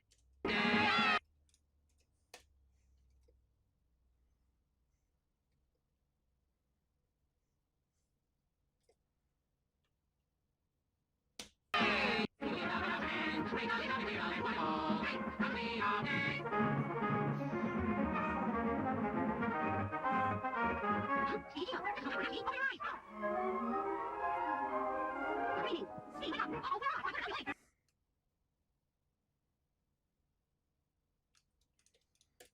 For a nap, Speed. Open your eyes. Cleaning. See, wake up. Oh, we're on.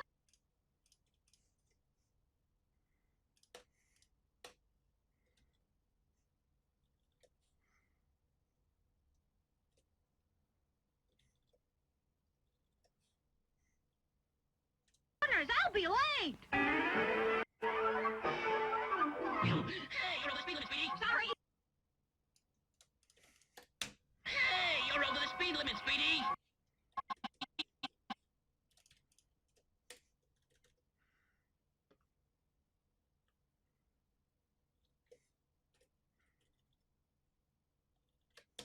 Sorry.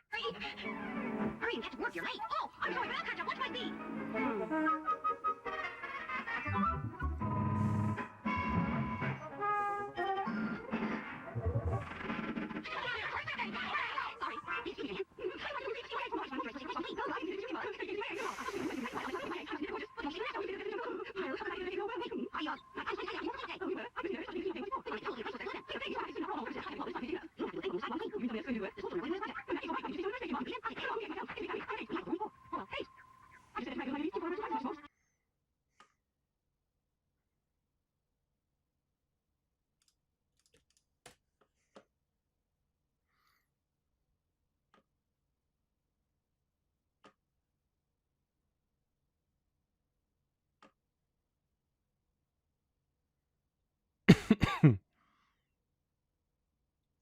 Like, the falling from a cliff is such a cliched thing, especially when you have characters that are animals in a jungle. Like, they use it a billion times in this show.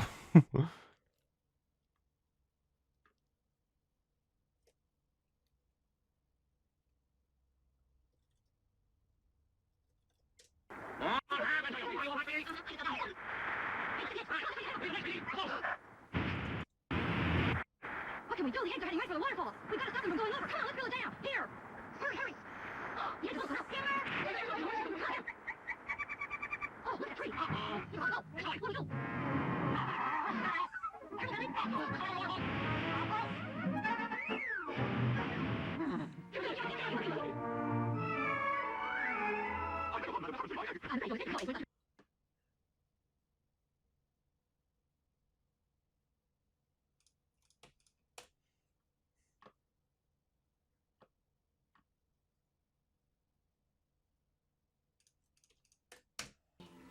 And you're back with your mommy, and she takes you out to play.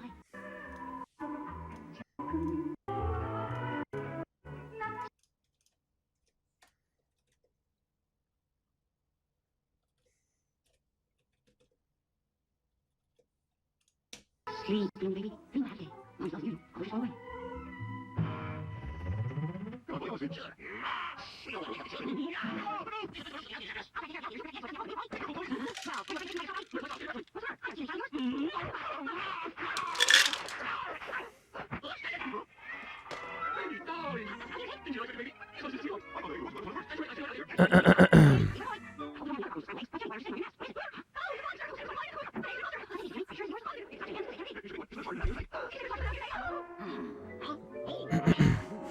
Literally just Kimba's mom.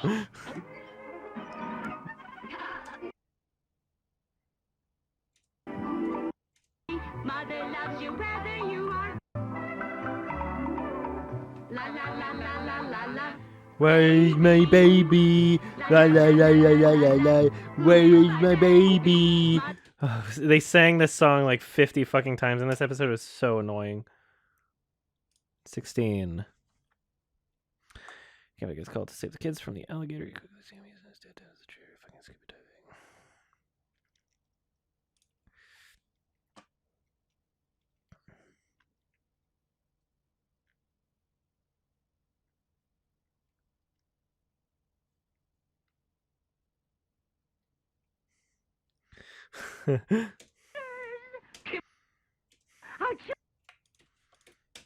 Our children were captured by alligators! Kimba, you must do something right away, or they might eat our children. He's using his dead dad as a chair. Oh.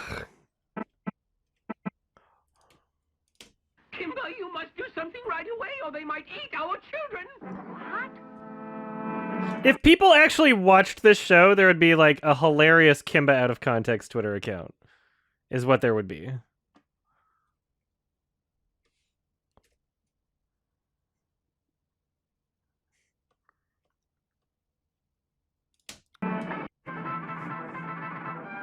Oh, no. Go away. You should be quiet. You're like that. You don't belong to me now. Of course not. Of course, that's wrong. There's no reason not to give it up. What's that? Take it fucking everything. Take it fucking everything. You.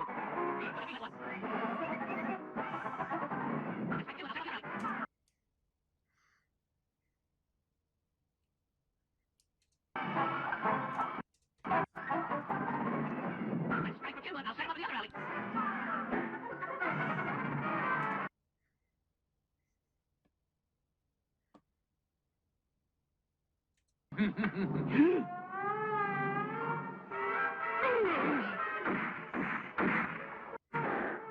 That was only a jack in the box, but it was exactly the same as the one with the diamonds in it. The question is, what do we do now?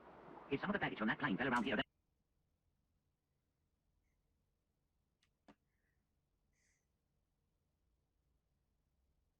Nothing has changed. Okay, gotcha. Yeah, Kimba goes scuba diving.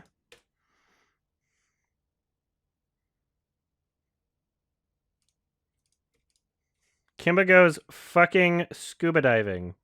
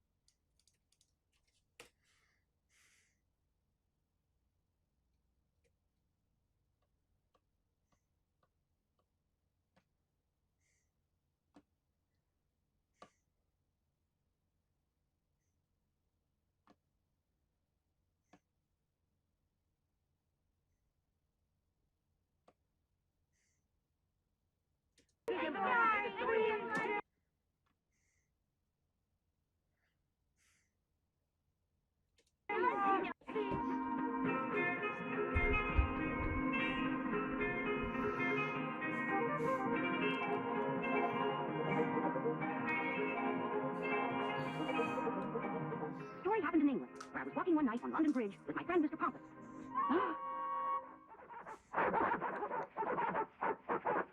That's not fair. I agree, Kimber. Go ahead and help that poor little pussy. That's not fair. I agree, Kimber. Go ahead and help that poor little pussy. Ah! Ay.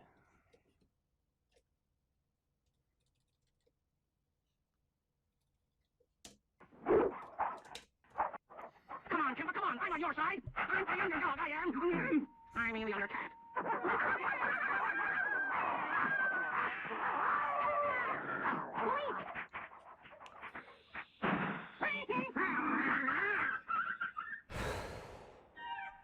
All right, you can come down now, Cat. You're safe. There it is. Huh? That beast won't bother you again. Just a minute. What do you plan to do with that gun? Here, get out of my way. I'm going to shoot that vicious beast by hurting our vertebrates. In case you don't know, these are valuable dogs. Well, in case you don't know it, those dogs of yours are bullies and you attack them to save that pussy. Who cares a pig about that petty-looking cat? Our dogs are more important. If you don't know it, those dogs of yours are bullies and Kimber attacked them to save that pussy. Save that pussy!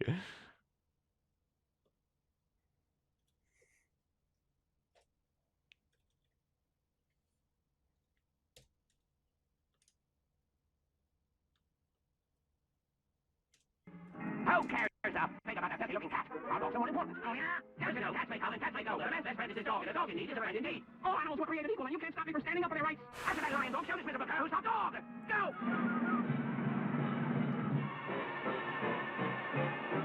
What kind of humans are you anyway? You should be smart enough to know one life's as valuable as another. Quiet, you beast. Don't shoot Kimber. That lion's nothing but a wild animal. He can't talk to me like that. Don't you believe in being kind to animals? Not all of them. Ah, he don't bite back. Help, help. I got him every stroke. Hold your breath, I'm coming. Gotcha. You galloping goldfish. That cat looks beautiful now that it's clean. That reminds me of something I read in the paper. Could this be the same one? Lost one beautiful Siamese cat. Owner offers $1,000 reward for its return. Hey! For $1,000 I can swim. Me too. Here I am. Take me. There it is. Hey! He was $1,000. Bravo! They went off with the cat and forgot all about their dogs. Ha! So that whole story was literally for Kimba to get to. See, you should never judge a book by its cover. I guess because the cat turned out to be more valuable when it wasn't dirty. They were like, look at that. It's actually a cat that has a reward attached to it. What? Hey, there's a lesson in it too, isn't there? Yes, don't judge an animal by the way it looks. All of us animals were created equal, so we should be kind to all. Right, Dodie, that's the lesson for today. I especially want you to be kind to Rancid the Reeky Bird and try to make friends. Please try. Rancid the Reeky Bird. Would you like to come and play with us, Rancid? Come on down and play. What's the calling me? Impossible. Can't you hear us, Rancid? We want you to come and play. Are you kidding? No! Well, I have an offensive odor, you know. You won't like it. We know that, Rancid. Nobody's perfect. I especially want you to be kind to Rancid the Reeky Bird and try to make friends. Please try.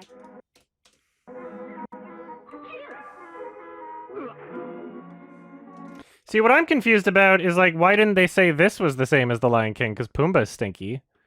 Like, the criticism would hold just as much weight. Like, there's a stinky character that people don't want to be around. It's like, yeah, it's one episode. Would you like to come and play with us, Rancid? Come on down and play. What's the calling me? Impossible. Can't you hear us, Rancid? And then he's so stinky that the snake can't do hypnosis. And it saves the day.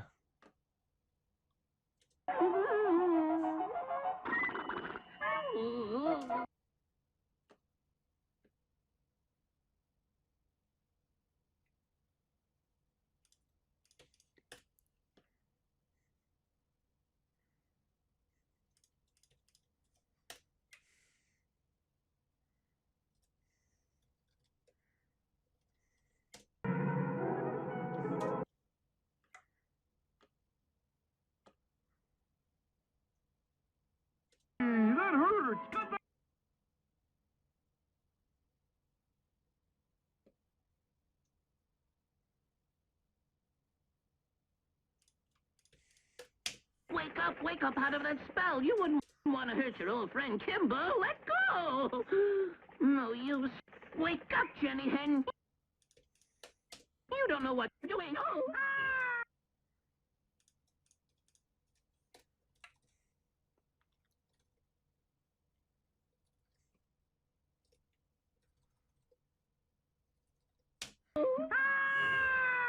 Oh no, now what have I done to Kimber?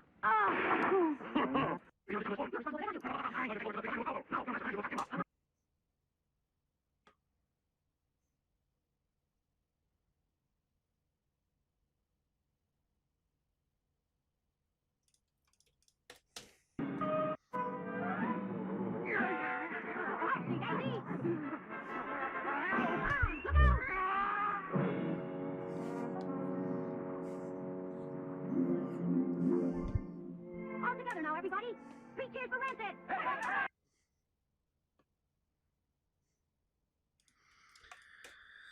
Alright, BRB, I gotta pee. Jungle Book is public domain, yeah, but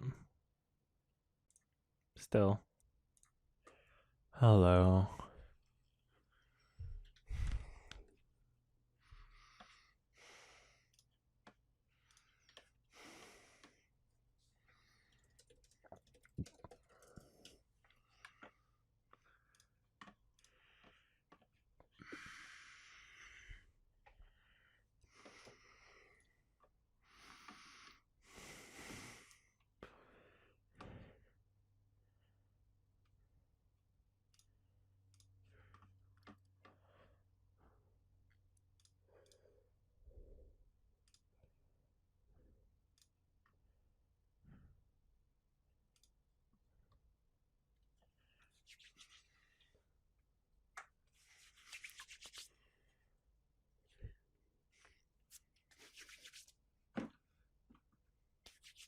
Just got a bit of lime juice on my hand.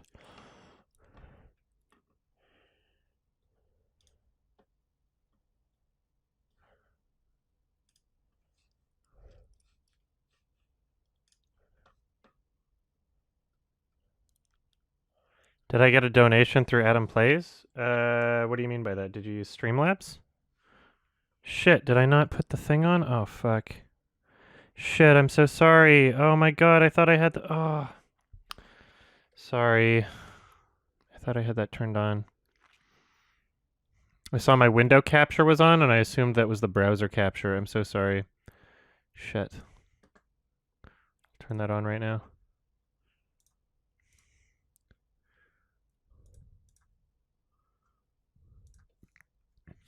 Just give me a second.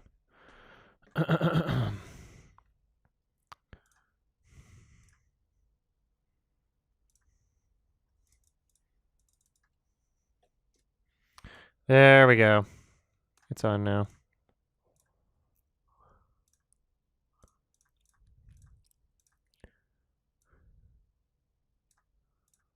And just adding it here too.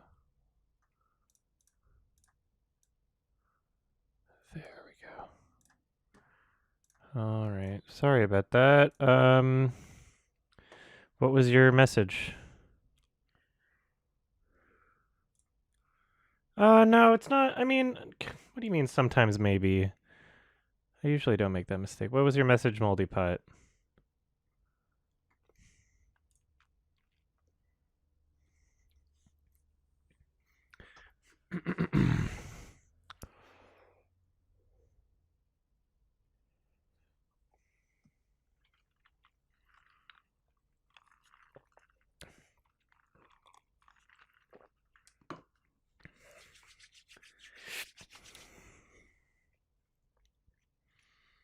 Oh, what did I think of Bait? It was good. I liked its style. It was a lot slower than I wanted it to be. I'd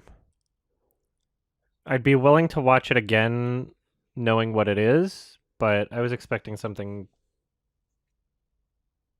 more engaging. I just wasn't like super engaged in it, but I liked its style.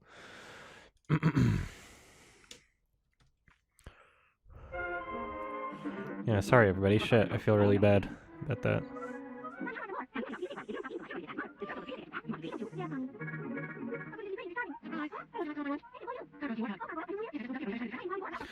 Alright, so now we have the Warthog character. So this is the shot that are in those videos that are like, look, it's the same as Pumbaa. Go now. Goodbye. But it's like, first of all, this is episode 18, and this is the first we've seen of this character. 18! Episode 18! And I'm pretty sure they're like not even in the rest of the show. It's like it's so misleading. It's so incredibly misleading. And this character's really weird too. Mommy, I want some more. Now you've had enough to feed a pig, Wiley. If you don't stop eating so much, you're going to be as fat as Mother. These girls don't look pretty if they get too fat. You want to be pretty, don't you? Yes, Mommy. They get too fat. Little girls don't look pretty if they get too fat. You want to be pretty, don't you? Yes, Mommy. What good is it to be pretty if you're starving? Surprise. Huh? Oh, would you like some of my lunch? Thank you. Who are you? Gargoyle G. Warthog. Oh, Gargoyle. Are you new here? Yes, I just moved up here from the other side of the track. My name is Wiley Boar. Welcome. Help yourself to some lunch. Oh, thank you, Gargoyle. It's delicious. So long. I got to go now. Goodbye. Hey! Come on. If you want to fight, you grab a ball, man. His name's Gargoyle? Like, sorry, what the fuck? Gargoyle G. Warthog. Oh, Gargoyle. Are you new here? Yes, I just moved up here from the other side of the track. My name is Wiley. Oh, shit, you!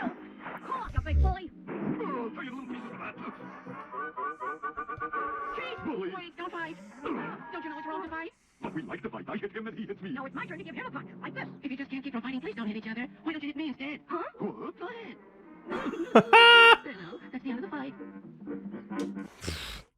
A punch, like this. If you But we like to Punch, like this. if you just can't keep from fighting, please don't hit each other. Why don't you hit me instead? Huh? What? Go ahead. There, now, that's the end of the fight. He's got some weird ass fetish. Excuse me, but you shouldn't hurt your baby. He deserves a good spanking because he's naughty. I'd like to share his spanking so he won't feel so bad. You must be cracked. Spank me! Hurt your baby. But he deserves a good spanking because he's naughty. I'd like to share his spanking so he won't feel so bad. Pumbaa, everybody! Like, fuck off! You must be cracked. I'm with you, boy. What the fuck is going on?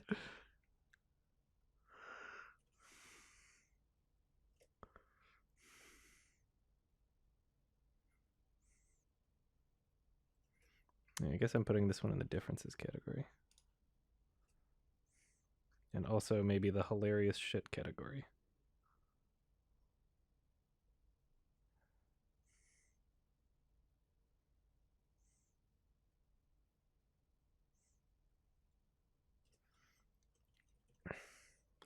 Supposedly it was for kids, yeah. It's really weird. Come on, everybody. I'm Donkey. What's the trouble, Bucky? I'm over the post office and I hired the Pelicans for mailmen, but I can't get them to do any work. All they want to do is play. Would you let me help run the post office, please? You bet. You can be my assistant. You take charge of deliveries. Get the mailmen organized. Come on, we're gonna play follow the tail. Follow my butt.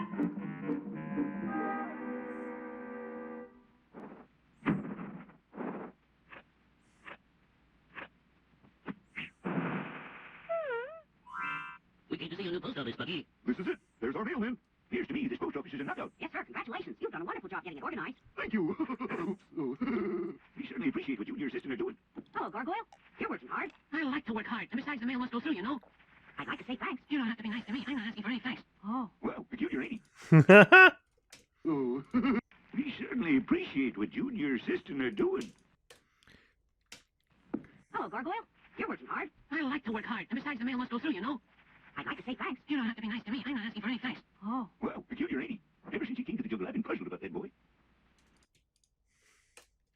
This is literally, this episode is about him because this is this episode, you know? It's not like he's a main character in the show. They just like, it's one of those, hey, this episode's about a certain character that we'll never see again. To the jungle, I've been puzzled about that boy. You couldn't tell it in my beak, but I brought it just the same. Where is it then? Look over there.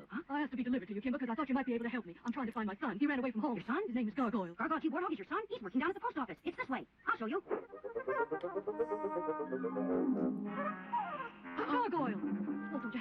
own mother? No, I don't have any mother. Why, Gargoyle, of course you do. I'm your mother. You're wrong. I don't know you and I'm not your son.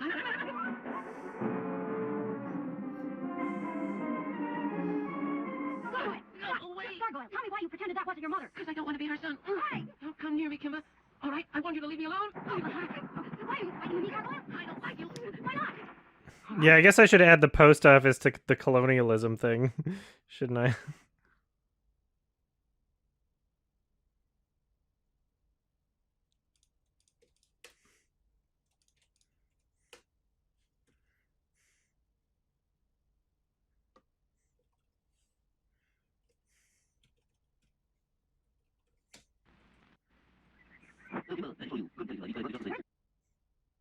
The jungle, and look at me. All right. Tell me why you don't like me. Because you're handsome. Handsome? Look at yourself. You're the handsomest animal in the jungle. And look at you. Why? All right. Tell me why you don't like me. Because you're handsome. Handsome? Look at yourself. You're the handsomest animal in the jungle. And look at me. I'm ugly. I ran away so my mother'd never have to see my ugly face again. That's why I don't know.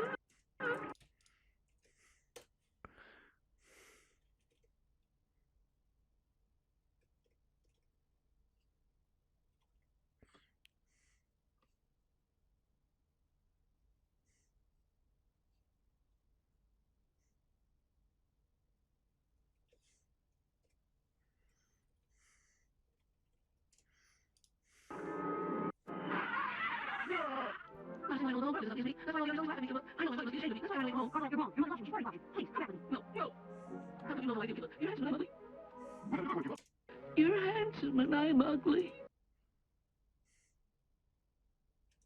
You receive a medal like this for a...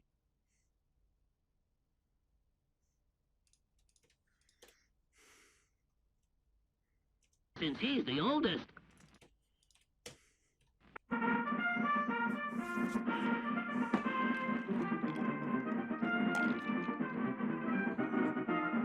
Feels like Dumbo.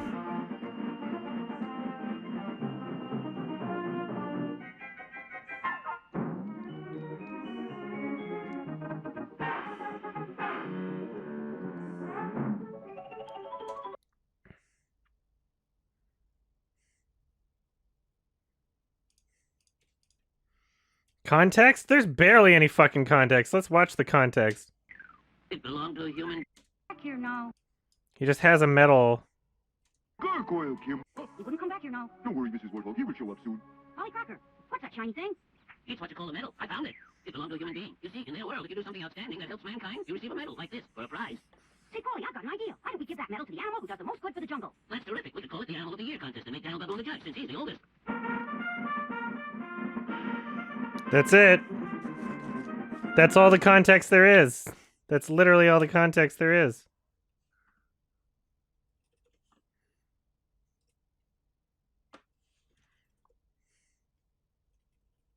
I hope Gargoyle wins the... Hey, we are. Hands up, hands up. Give up!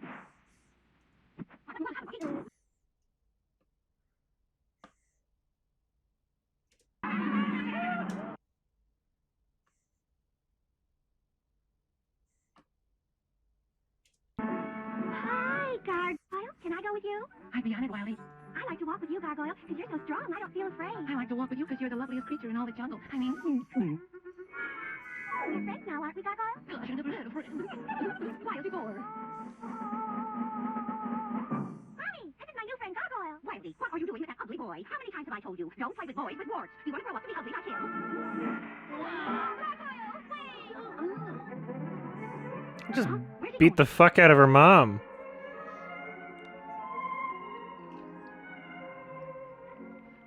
Wiley's mother was right. I am ugly. I can't stand it. I'm going to find a hole to crawl into and hide my ugly face from everyone. Quiet now, everyone. We're getting close to Baboonville. Baboonville?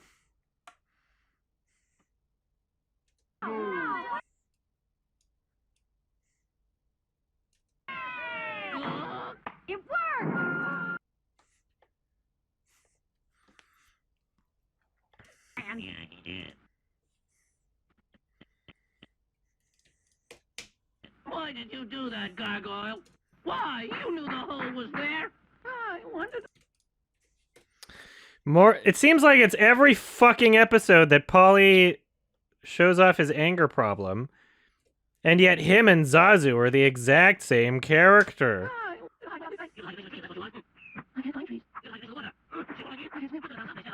Look at this.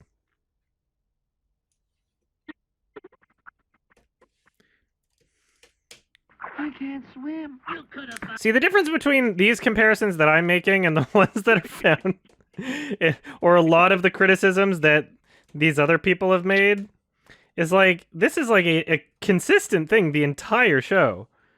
Whereas like this warthog existing is like one episode. That's not going to have anything, Polly. I got it, sorry. Yes, I am. I got it. Good deeds are more important than good looks. I tried to be good. What good did it do? Gargoyle! Oh, Mother. Don't you call me mother. You're no son of mine. You're ashamed of me, aren't you? Yes, I am. But not for the reason you think. I'm ashamed of you because you're a coward who wants to hide his head in a hole. I'm not a coward, Mother. I'm just ugly. I'm not a coward, Mother. I'm just ugly.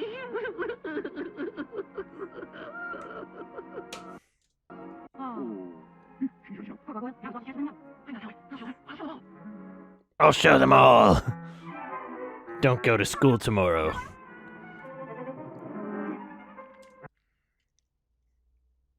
No, we can't be. I'm not good enough. Your mother was right.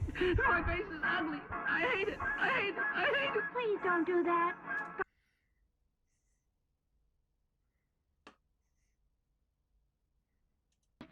I dare you come out and...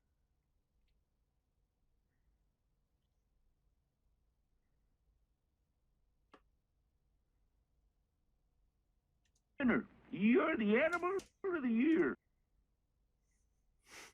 You're the animal of the year. Episode 19. I didn't have any specific notes for this one, but I'm going to skim through it anyway.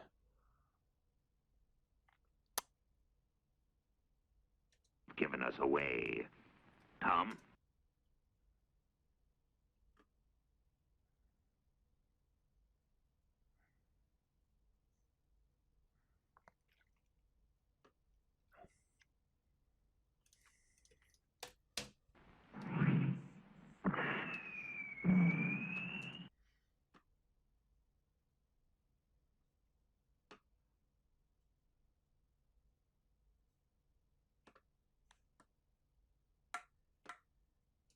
Calling me mother?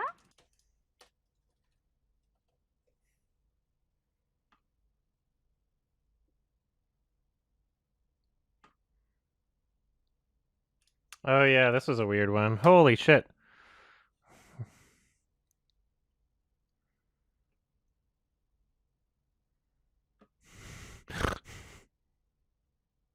What can those be?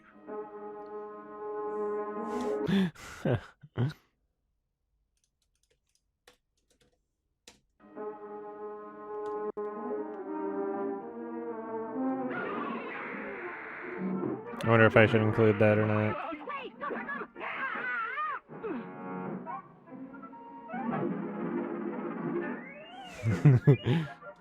them! Daddy room. Whatever, I'll throw it in this spot.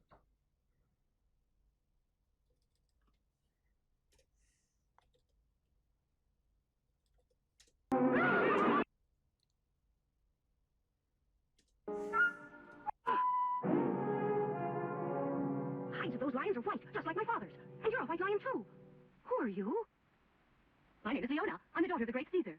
Who are you? Kimba, son of Caesar. Kimba! Oh! Who is that making that noise? Go away! Kitty! Kitty, stop it! I'm sorry.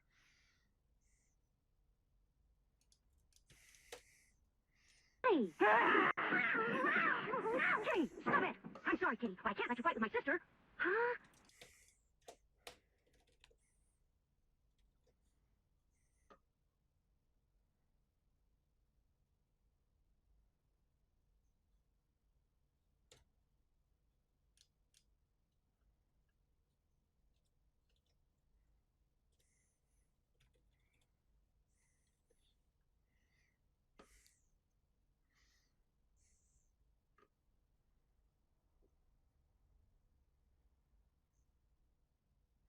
They like freeze them or some shit. They like. Man, forget the white lion. Come and get this big ugly one. Hurry up, Nin Caboose. Tearing open the windows and the air conditioning's going berserk. Shoot! Looks like I fixed their wax. Let's get 'em all. Look out!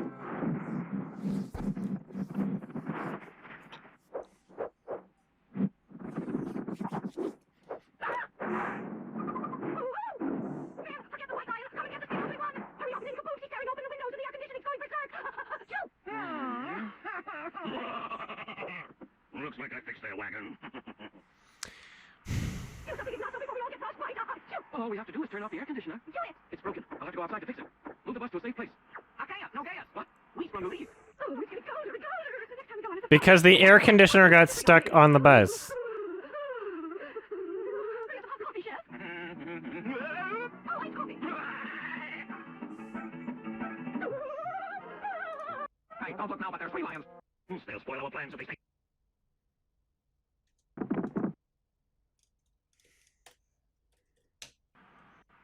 Do something, Ignacio, before we all get frostbite. Do something, Ignacio, before...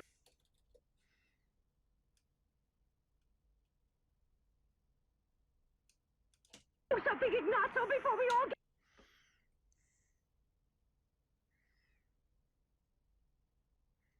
Like, this makes no fucking sense. It makes no sense.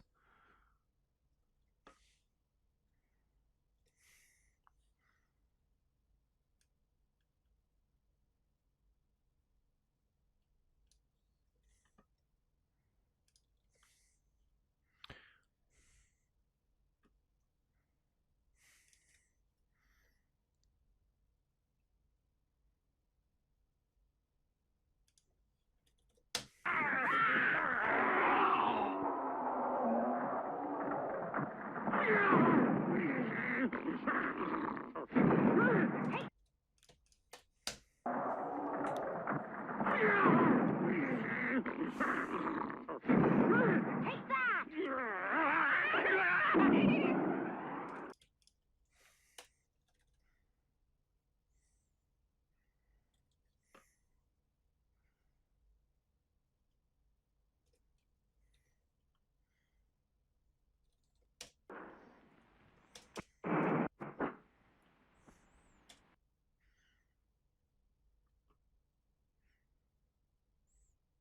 I wish I could go with you,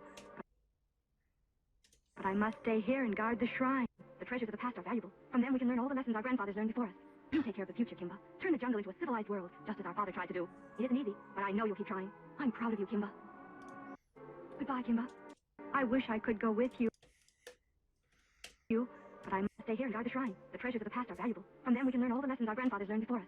You take care of the future, Kimba. Turn the jungle into a civilized world, just as our father tried to do. It isn't easy, but I know you'll keep trying. I'm proud of you, Kimba.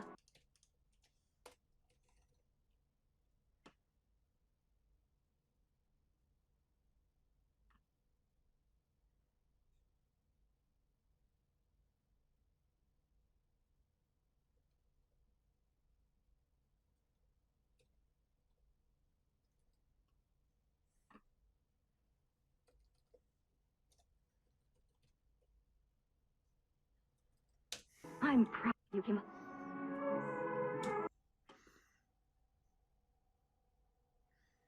All right, episode 20. They got a restaurant. In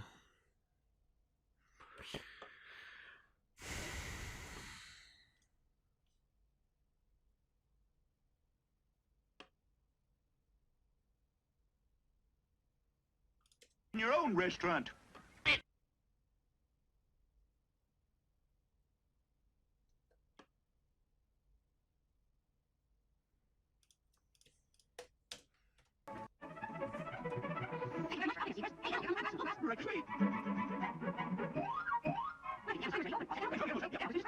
What do you mean?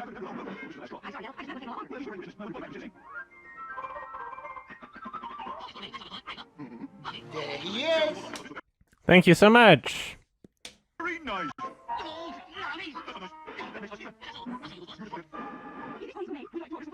There he is. Thank you.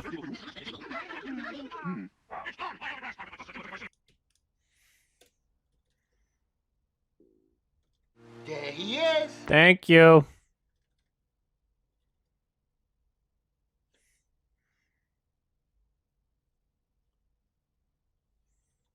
There he is. Thank you.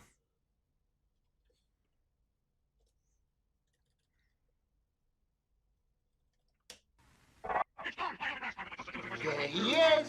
Thank you. I'll not eat in a restaurant.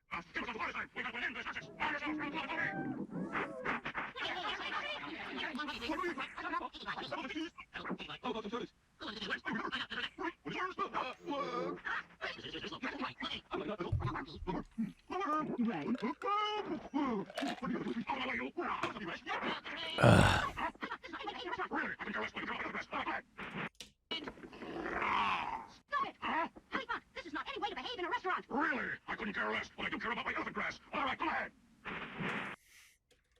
Stop! This is not... Stop it! Huh? Stop it! Huh? Stop it! What's that beep? Stop it! Huh? Kelly Font, this is not any way to behave... Kelly Font? Kelly Font, this is not any way to behave in a restaurant. Really? I couldn't care.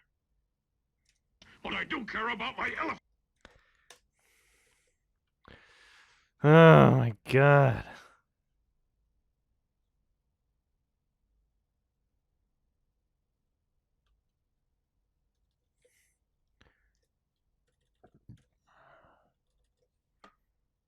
But I do care about the rest. Go ahead.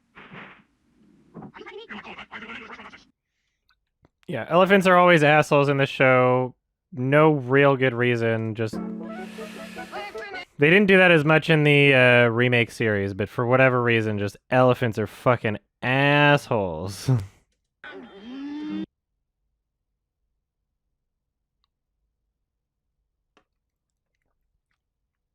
The food is absolutely...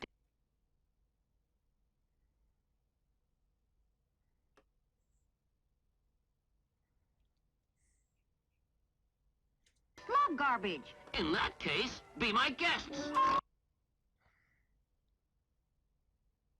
Restaurant. What?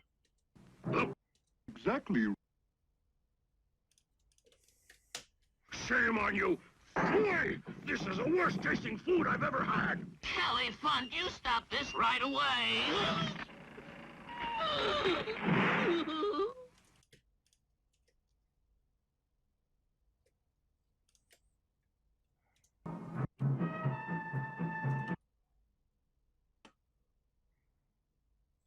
Kimba.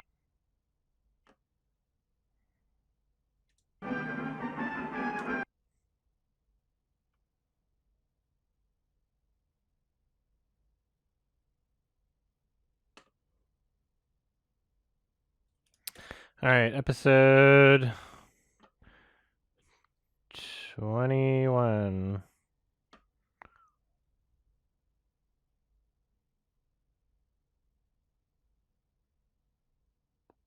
Here, But I appreciate you.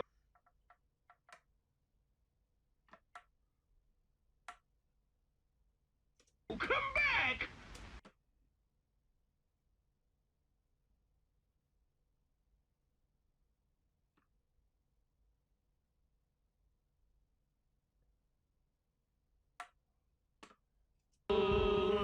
still we do most anything, 'cause we love that ugly bad. Check my fucking Twitter user of this name.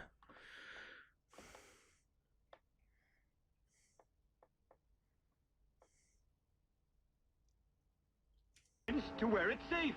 If we work...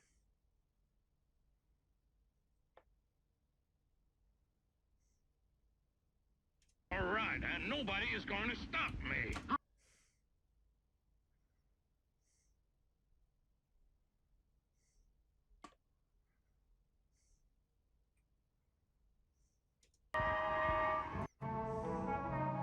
These weird ass smoke kaijus. Like, what the fuck is going on?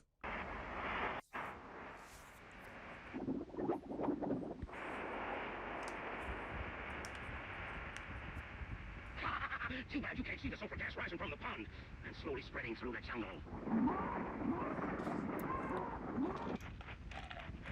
It's a ghost! It's no ghost, it's me! Oh, look, it's Al Baboon! It is! See, they didn't destroy us.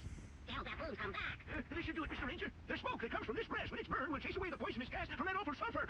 That's wonderful, Daniel. This'll save all the animals. Don't waste time trying to thank me, Mr. Ranger. Just build a fire with this grass and get all the animals into its smoke. All right, I'll get it started. You gather the animals. Right.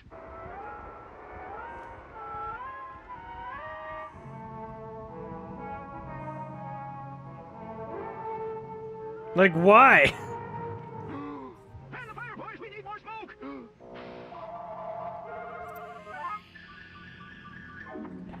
You've got to keep it up if you want the smoke to win. Go on, everybody. Give it everything you've got.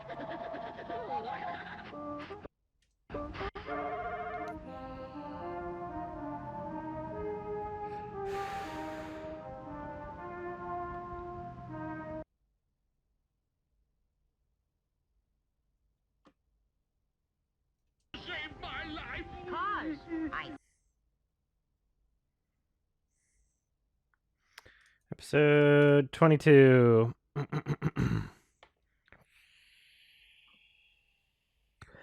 Oh yeah, this is the one where everybody gets purple AIDS.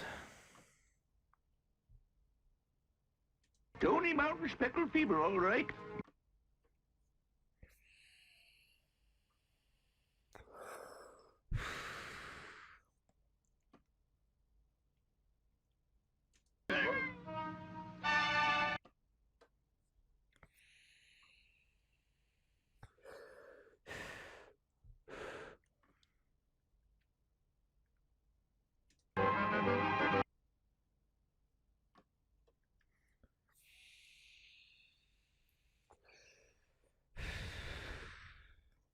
eat me. Let go.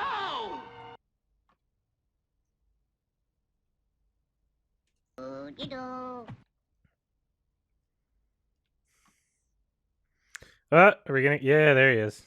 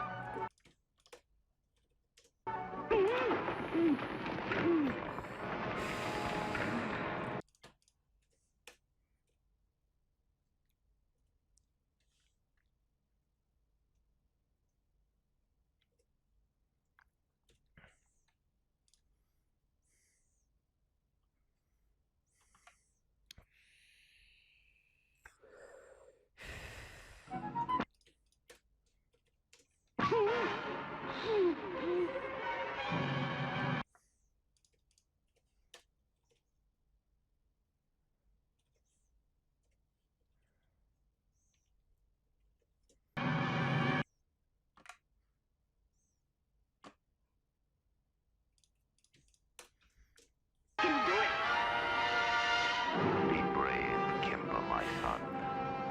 You must do it for old Pop Wooly.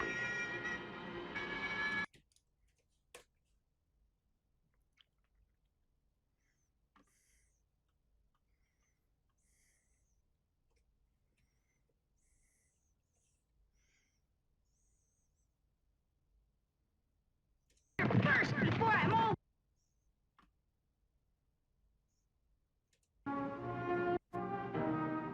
The moon is rising. The moon is rising. Kimber should be back by now unless something happened to him. Oh, if I only had the strength, I would never let him go. Oh yeah, that should be under the hallucinations category, actually. Not here.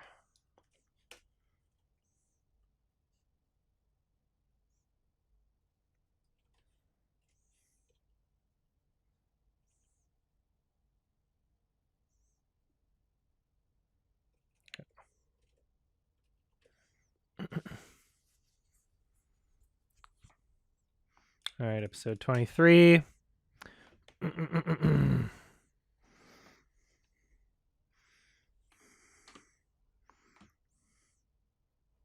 Oh, yes, me, you.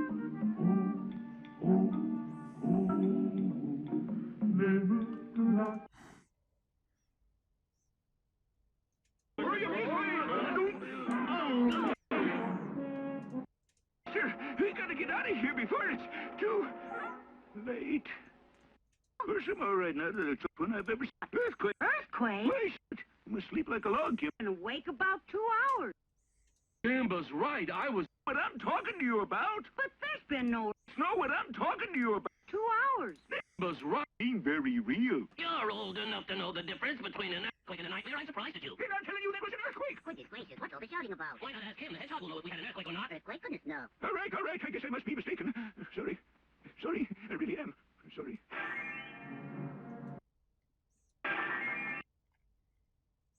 How come no one else did?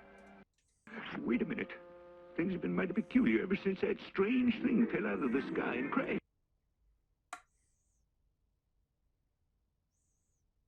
Whatever it was gone.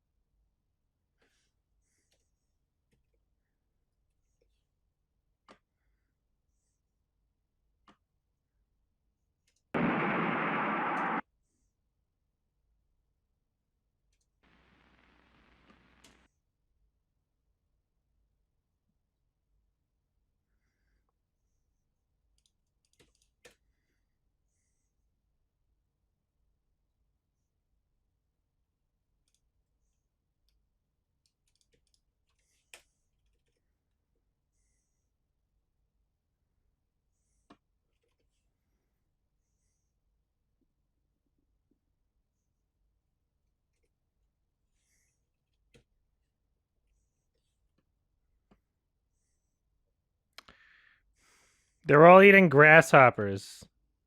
I got fat from eating grasshoppers.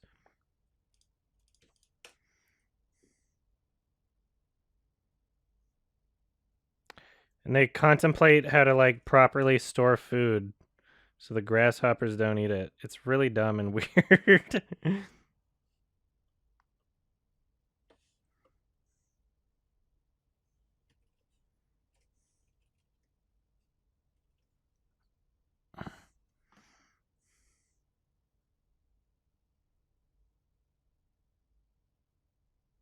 Yubi!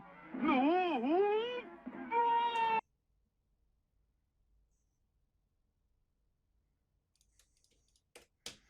No!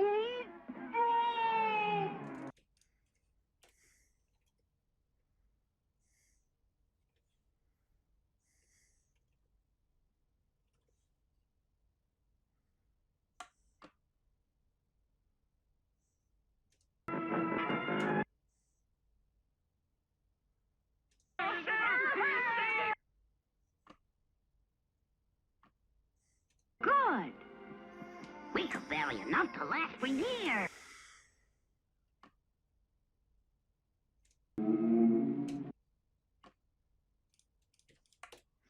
Gypsy!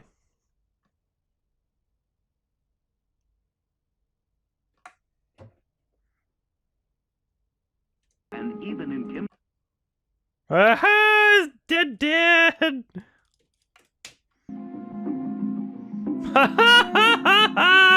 Ah, it's so stupid. But wait. What are you doing?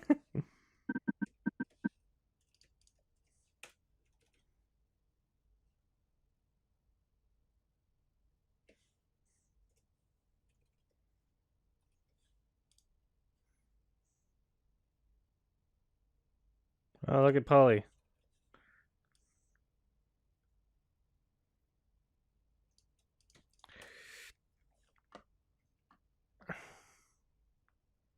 They won't come back.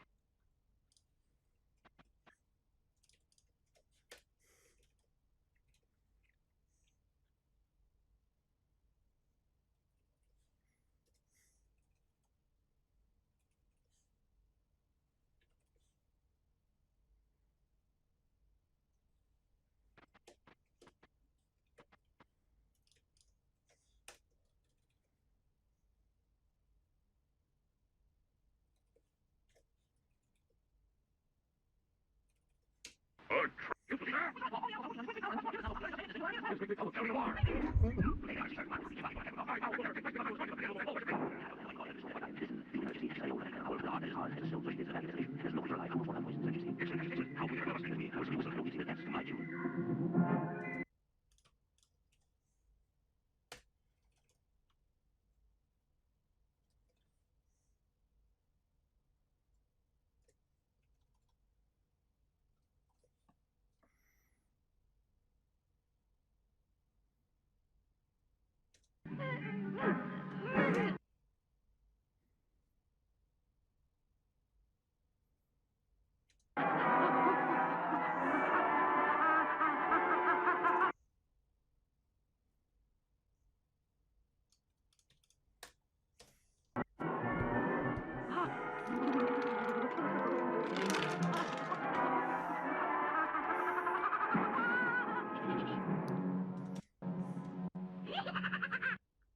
It worked!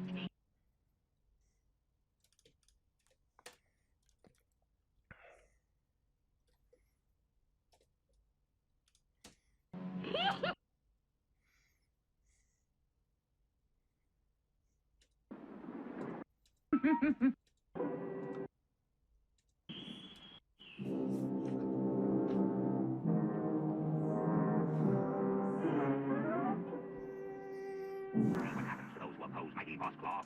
Understand? Then stop tearing down the tower.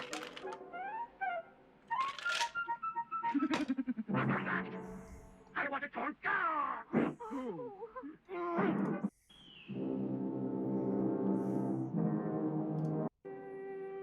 What happens to those who oppose mighty Boss Claw? Understand? Then stop tearing down the tower.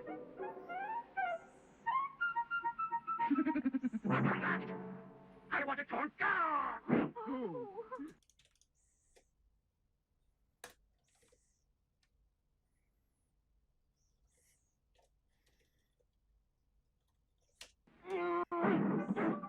Smash the tower! Smash the tower! Smash the tower! This is the end of Caesar and Kimba! Like he just. Let's see. Why doesn't he want the tower there again? Like.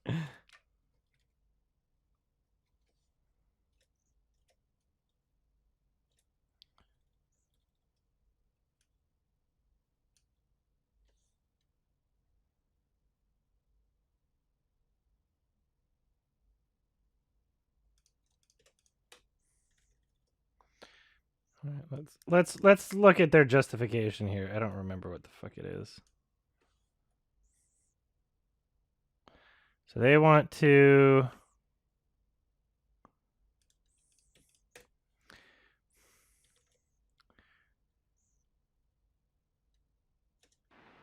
A tribute to Caesar? Oh yeah, it's a tribute to Caesar. And what's more, Kimba's now so popular, they just may make this thing to honor him as well. Yeah, this great big Talmud. Tell me no more. Today they honor Caesar. Tomorrow it could be Kimba if you're not careful, Claw. I vow that will never take place because I will destroy Kimba, and the animals will then all worship me. I have a plan, Almighty Claw, to help you destroy that white lion. Listen, do you remember Gypsy? She's a very old but very clever owl with a heart that is as... All right. I want to give.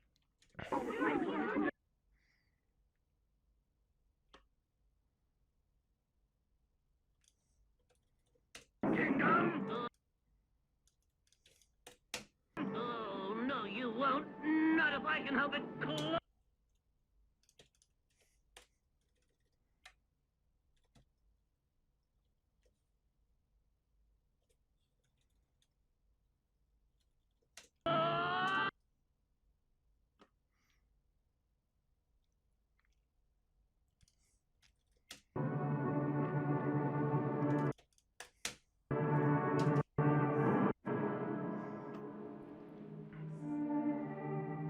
Ha ha!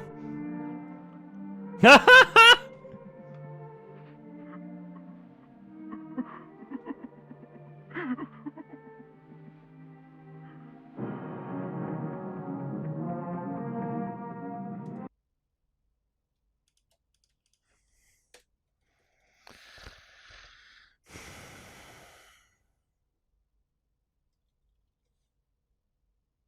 There's so much of his dead dad. There's so much of his dead dad. It's insane.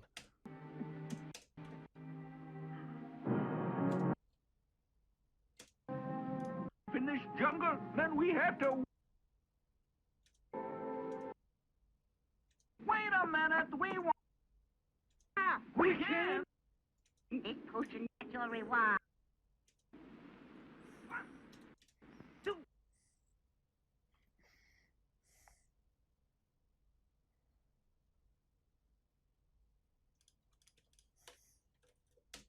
More!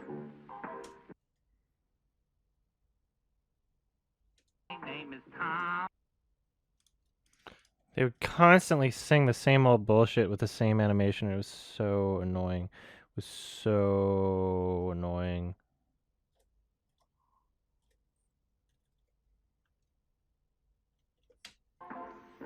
Yeah, I don't know.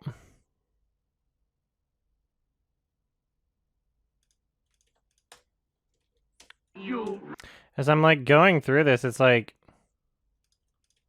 I don't know how much I'm going to commit to like the structure of review that I said I was going to in terms of like how I'm going to organize things.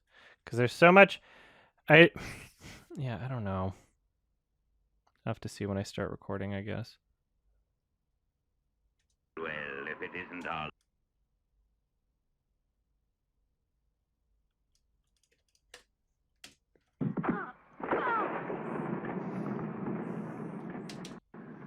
Well, if it isn't our lavender lion back looking for trouble. Cassius, where's Gypsy? You'll never know. Man-made traps to make my job easy. That's so funny.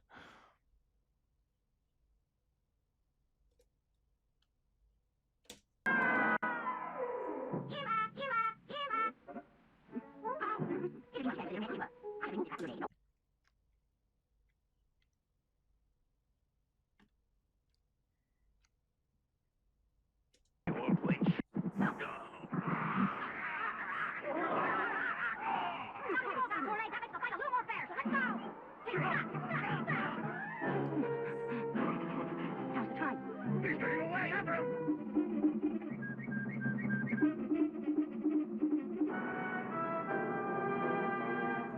This time you've really gotten yourself in hot water.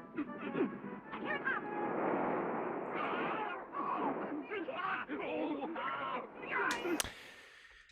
I feel like I should also be organizing every single time Kimba fights Claw. Because, like, I think a good point to make would be how, like, yeah, there's, like, people argue, like, oh, well, there was a cliff one time he fought Claw. It's like, yeah, but they did, like, there's a variety of ways that they fought because they fought 1 billion times. They fought 1 billion times in this show. So it's like, what? If he did any one of these other things, it would have been a ripoff too. You know, like, let's see.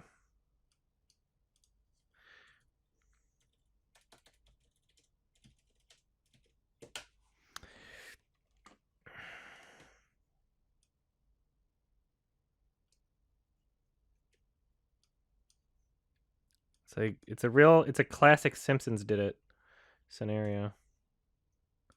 All right, so this is episode 24. So if I go and just, which one is episode 24? Let's look at what this is titled. Disc 5? All right, so let's,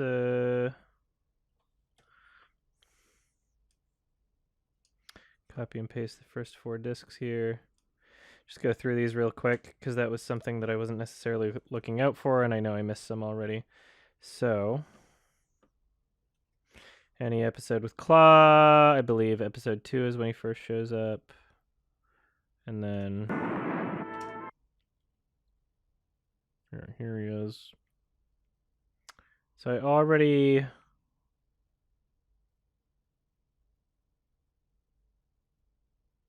Oh, God. Is this what they were talking about with the hot sand in the eyes? Here's mud in your eye.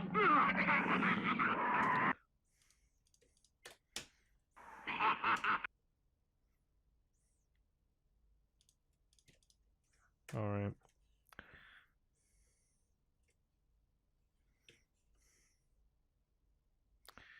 Yeah, and then Claw. Oh yeah, I was. Oh my god, I totally forgot. Shit, there's so many things I have to keep track of here. I was gonna count the number of episodes that Claw's in. So episode 2, episode 7. So let's skip all the way to episode 7. This is episode 6.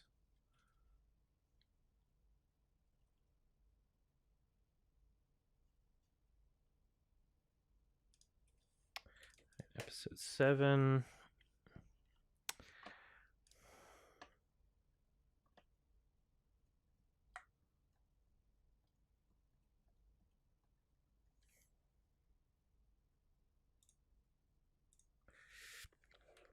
So far it was just episode 2 and 7 for that.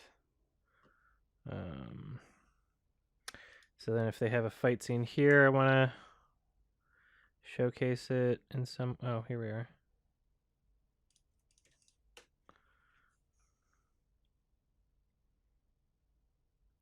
Where?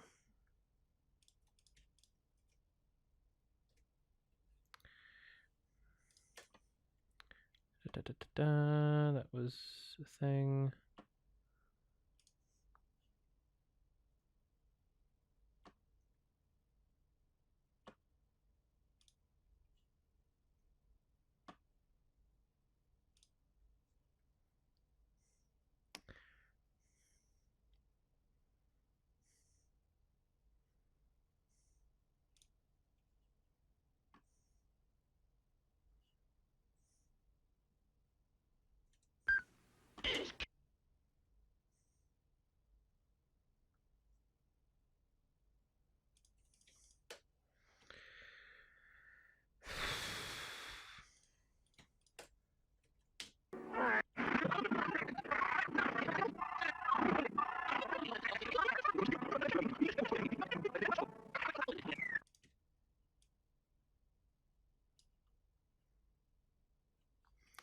Episode 2 and 7.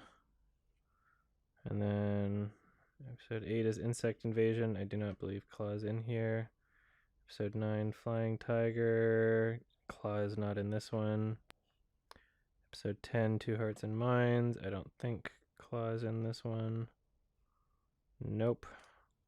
He's like not a part of the central conflict at all, really. 11. He just like he shows up every X amount of episodes. Episode 12. People who don't watch Kimba just assume that it's like the same dynamic or anything as The Lion King, and it's not. No, episode 13. He is not in this one. It doesn't look like. Nope. Episode 14. Oh, here we go. No, is that? Okay, yeah, he's in this one. At least at the beginning. He doesn't know. All right. Episode 14 we can add to the list. 2, 7, and 14. Jesus.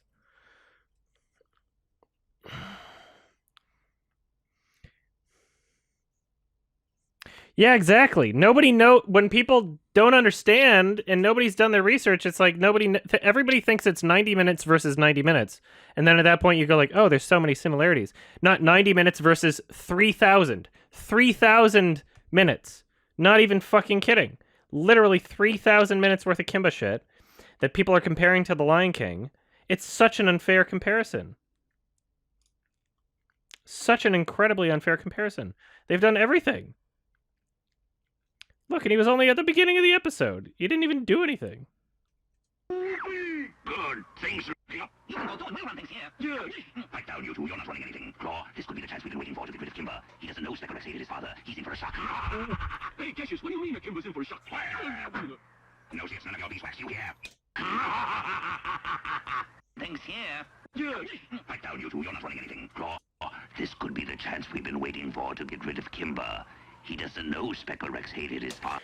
There's 52 episodes of the original series, then 20-something episode of the sequel series from a year after that. There's a movie in between those two series. There's another movie after that and another series that's like 52 episodes, and then like 2 more movies.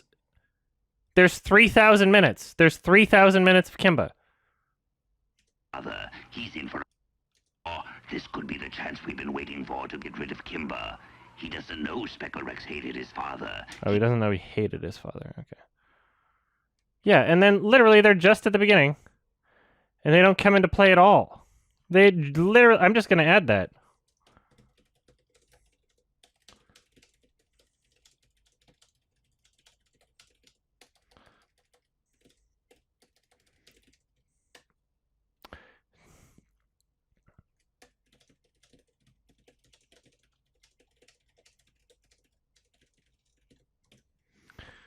Jesus.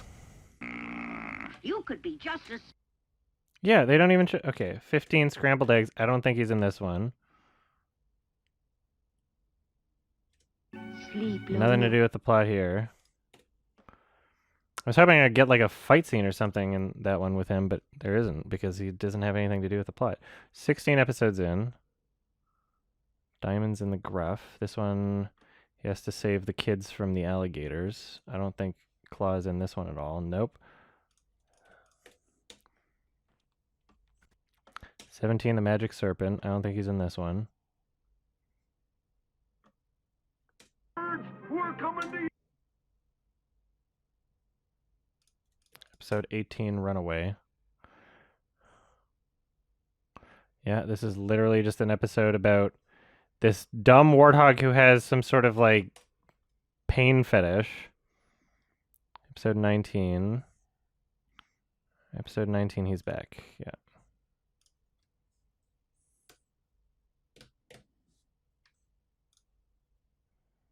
And then we kind of get a fight scene with him, I think. Yeah, and I included this in the hypotheticals.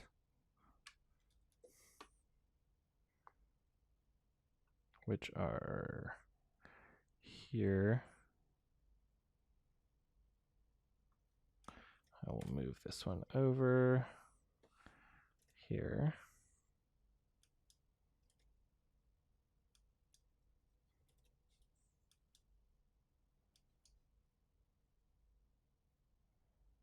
Yeah, it's a really quick fight scene. Not really much happens at all.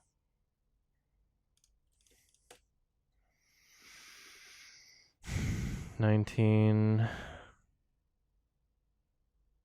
Yeah, that's this. And 20. Oops. Restaurant trouble. It's just about elephants being assholes. Claw doesn't have anything to do with this one.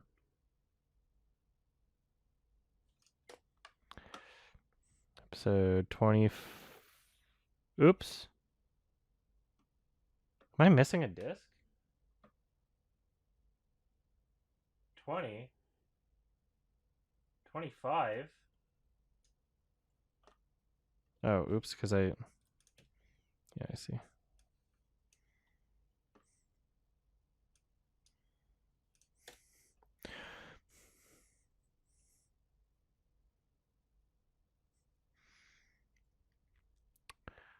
Claw has nothing to do with this episode. And then 22, Dangerous Journey. This is about purple AIDS. Claw doesn't have anything to do with this episode.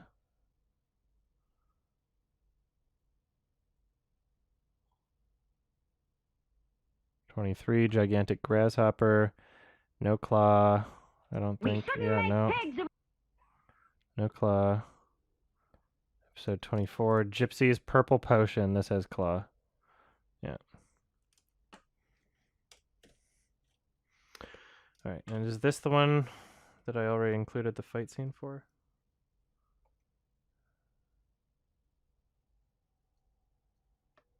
Yeah, it did. There we go.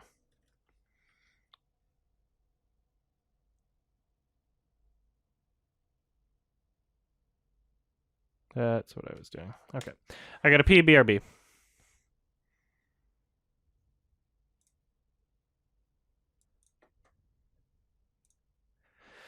Hello. All right. Give me a second here.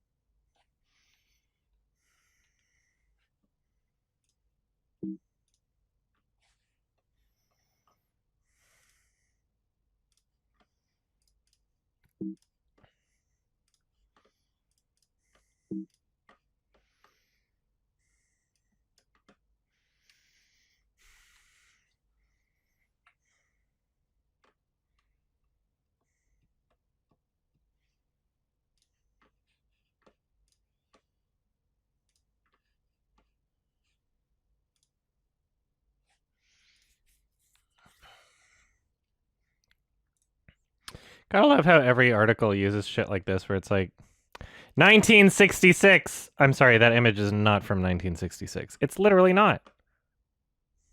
It's literally not. This is from one of the like post Lion King movies. You can tell exactly by the animation style. It's literally not from 1966. And yet these images exist. And they're just considered as fact. Like, okay.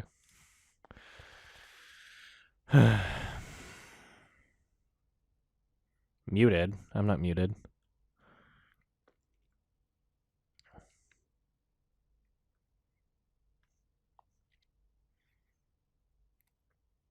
All right, episode 25. This is a fucking great episode.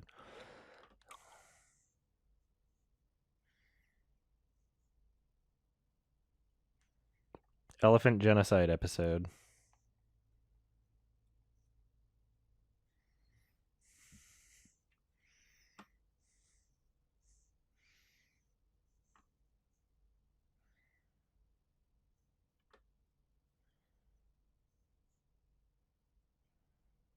My boy, you're risking your...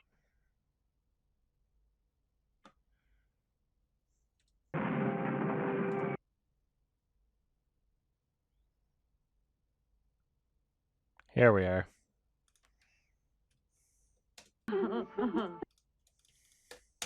Why couldn't all the elephants be nice like Pee-wee? Then they wouldn't have had to be exterminated.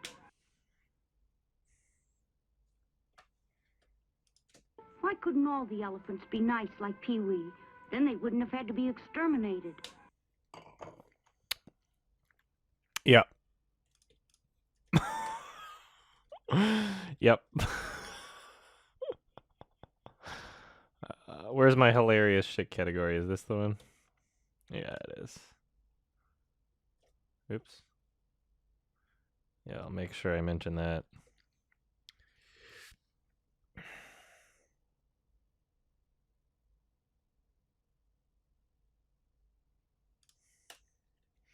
Yeah, no claw. 26.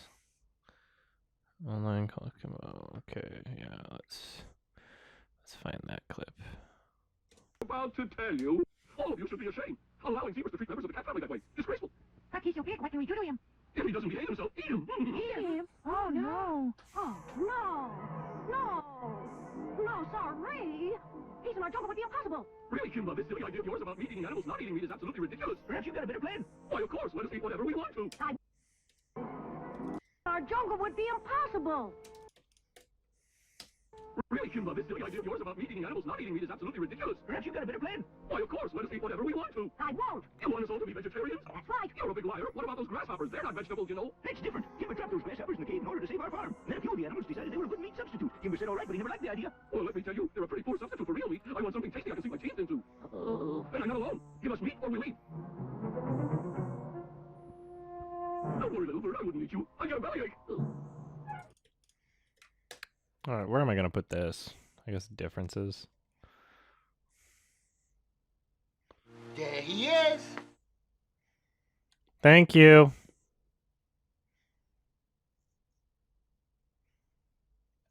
I guess differences is this one.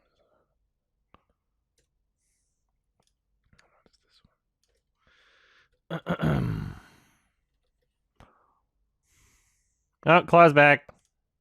This is episode 26.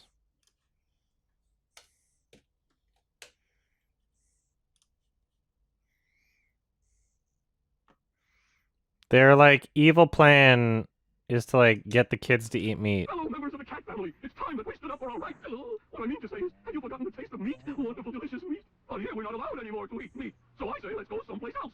No. Why not? Just ignore Kimber's orders. No need to leave. Understand? Very good, Cassius, very good. But now, how can we make the animals get rid of Kimba as their leader? The way to an animal's heart is through his stomach. There's no problem with the adults. They still remember the taste of meat. But what about all the young ones? Don't worry.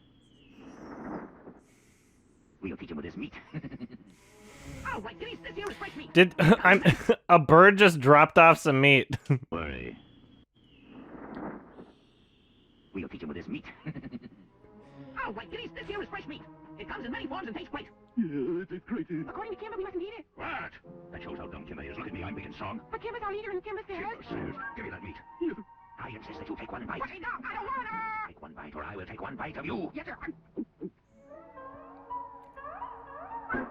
It's great.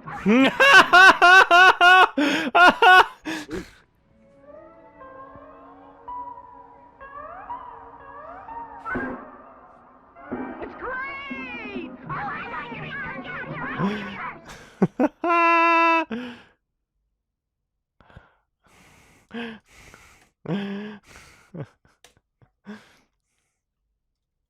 Alright, where's the... Oh yeah, that's the hilarious shit category. There we go. Alright.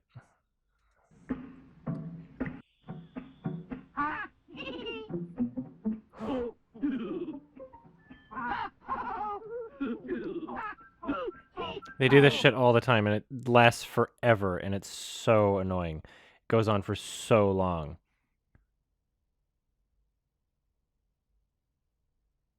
Yeah, what is this shit again? Wanted to taste it, so dig in.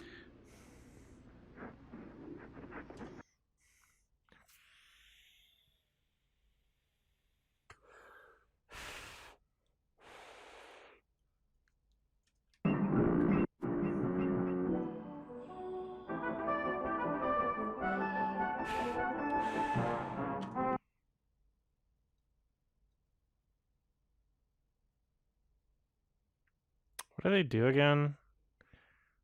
They like made a meat substitute.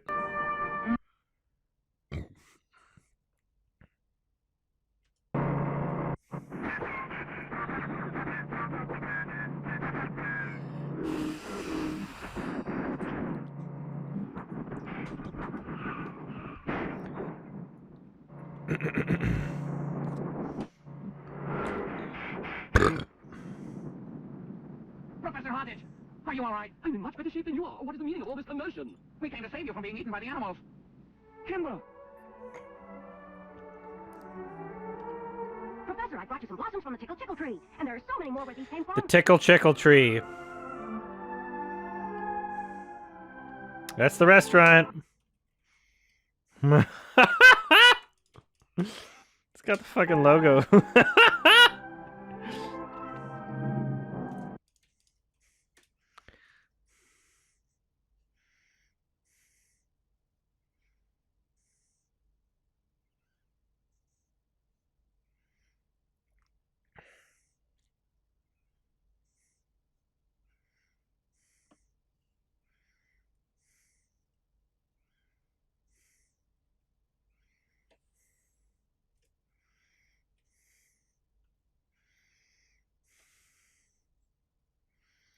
Oh, yeah, and then they set the grasshoppers free or some shit.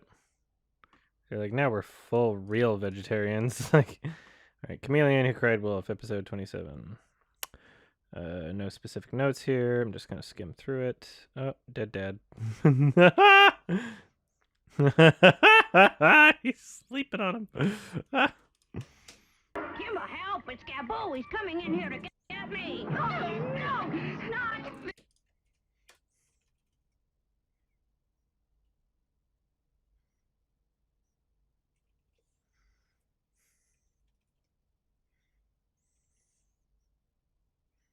Oh, more Cliff.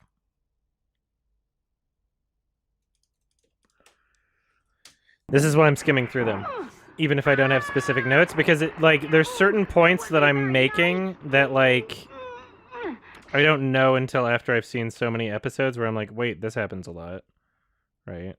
So I have to kind of like go back through them.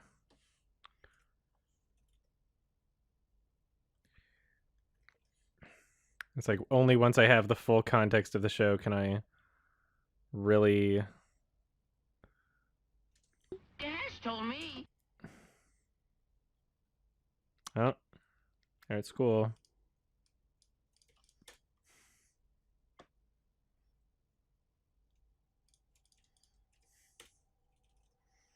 Should I have a clip show of every time Kimba's running, or I guess I could find that shit later, but...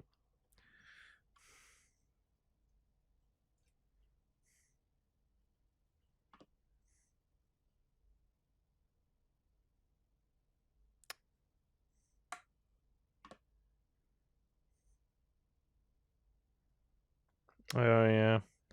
It's like the Boy Who Cried Wolf story, but it's this chameleon. Yeah, I see these... I see these boys here. I don't see Claw. You'd think Claw would be in the same episode as the hyenas, though. The hunters! What are you waiting? Yeah, I didn't see him. I'll skim through one more time just to be sure.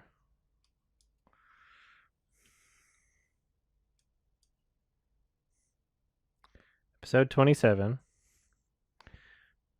And I don't think Claw is in it, even though those hyenas are in it.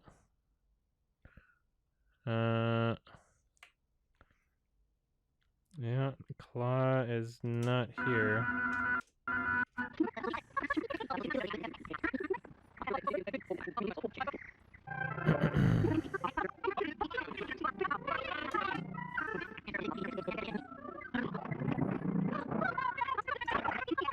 They use the same clip when he's running? Yeah, I know. I am well aware. I've seen 3,000 minutes of Kimba. Thanks. I'm sorry if that sounded condescending. But yes, I know.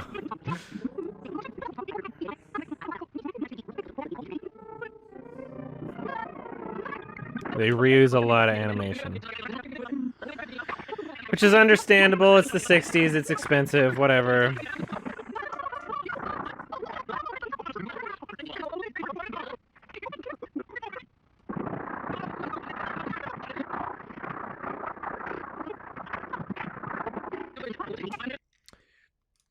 I should make notes on...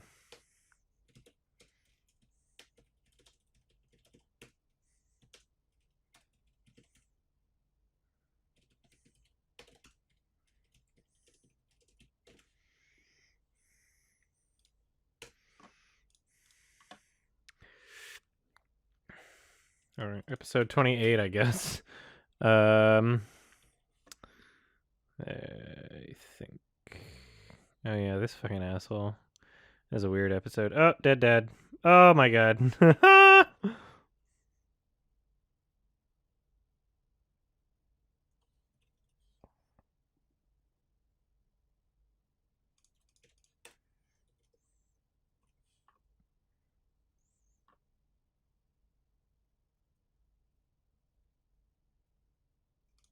He's like, you can sleep at my house even though you're an asshole to everybody. I'm gonna change your ways. Yeah, the dead dad is a highly recurring image Incredibly, so much more frequent than Claw. Oh, there's Dead.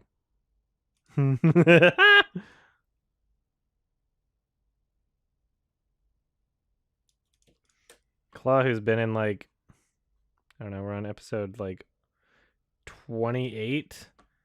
1, 2, 3, 4, 5, 6 of them.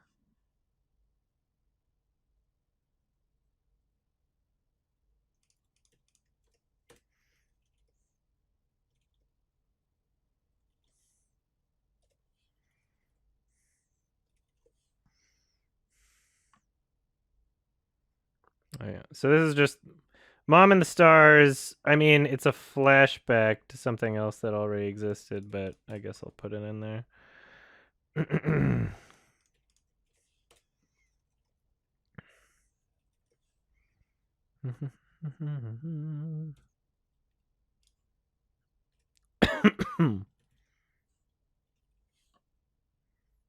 Oh, Dead.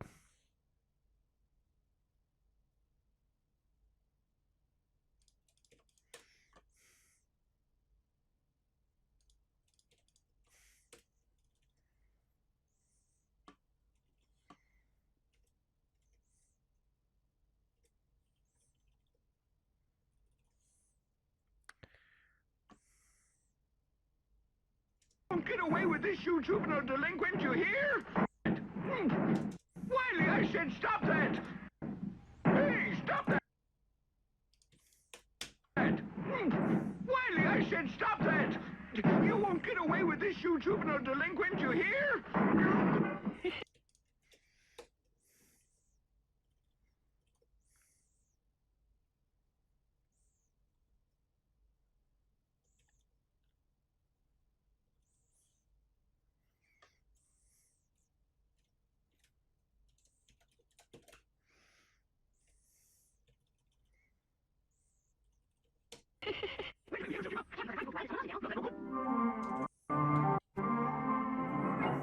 Yeah, see, there are things that I'm realizing about it as I'm going along, because like they treat Daniel, the people making these criticisms say like, oh, Daniel's the same as Rafiki because sometimes he gives Kimba advice. But the truth is, like, Daniel's character,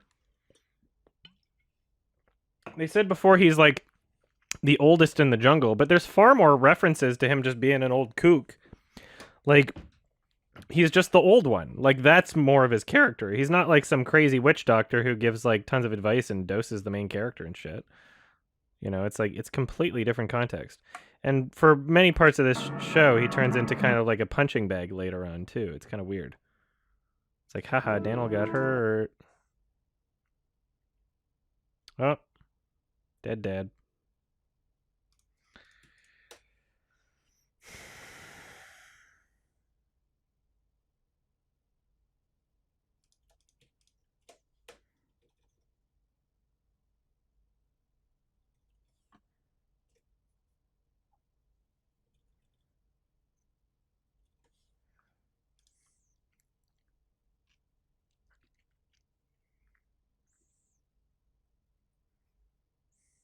Nutty, what a getting's good. I like you, Wiley. United we stand.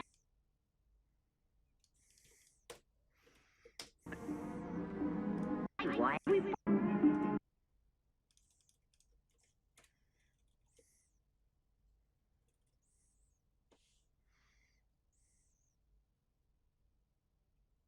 Oh yeah, that was also supposed to be in this category. I keep putting it in the wrong one.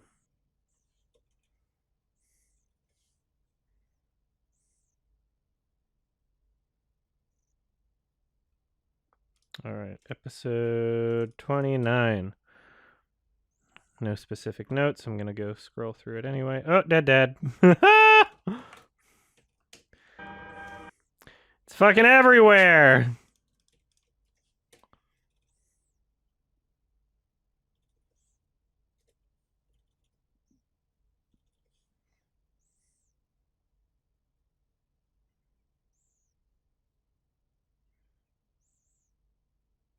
He's first.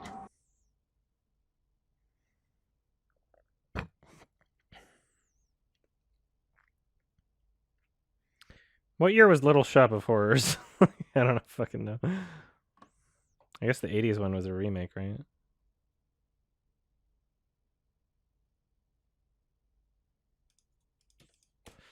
What year was the original Little Shop of Horrors, and did this look anything like that?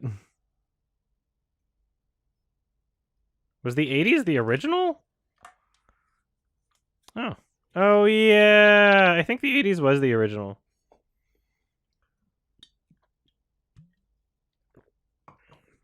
Well, turns out they ripped off Kimba, because no one's ever done a living plant before.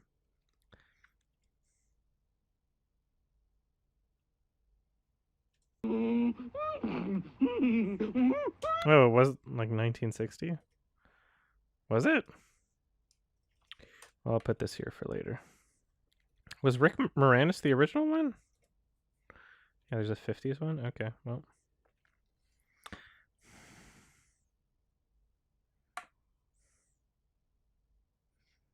Well, there's fucking... Look at it. Remember how Zazu was always so angry all the time? It should be easy to find it since it had to be Kimba or Sniffer who dropped the seed. All we have to do is retrace their steps. Even when he's saying some like completely normal dialogue, it's like he has to be like pissed off the entire time. Right? Try to remember every place you... What year is that? Oh.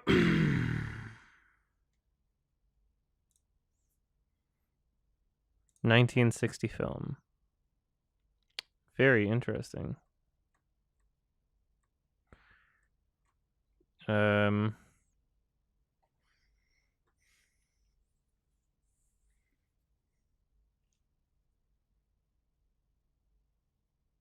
right, yeah, it's a carnivorous plant situation again, so.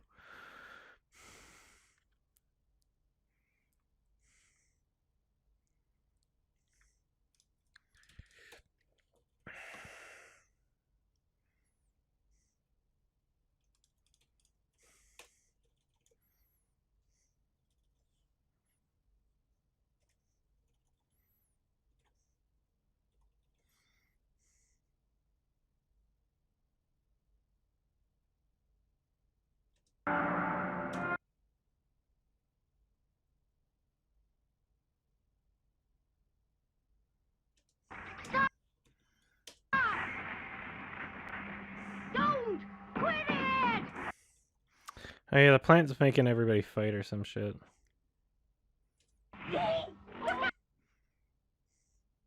Come on, Sniffer. Give up. I will just do it already anymore. First, and then scrape a little sap off the tree. I get it.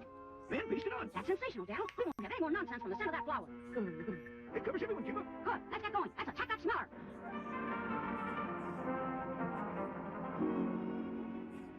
Curses, the experiment has failed. Good is triumphing over evil. Huh. Haha! Curses! The experiment has failed. Good is triumphing over evil.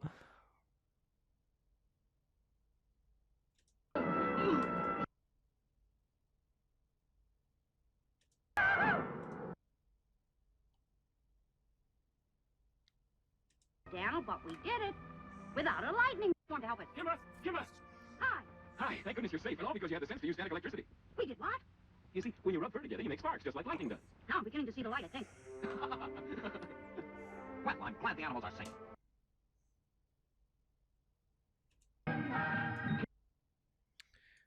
Okay, 30. Train boat insane fight scene episode. Okay, that's my notes. I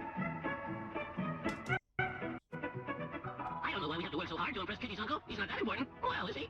He's kind of eccentric, I understand. I can see them now, Kimba. Kitty and her uncle are here. All right, everyone. I guess this long trip is tiring for you, Uncle Specklehead. Don't be impertinent. I'm not tired. It's just that Kimba's jungle is so far away. There's 3,000 minutes of Kimba. There's not just 30. There's 52 episodes of the original series. The original series. And when people claim that The Lion King has ripped off Kimba, they're not just talking about the original 52 episodes. They're talking about all of it, even after The Lion King was made. So that's why I have to go through fucking all of it, because these people are assholes. Sorry. Yes, teacher. Will we be on our way? Let's try to make it before dawn.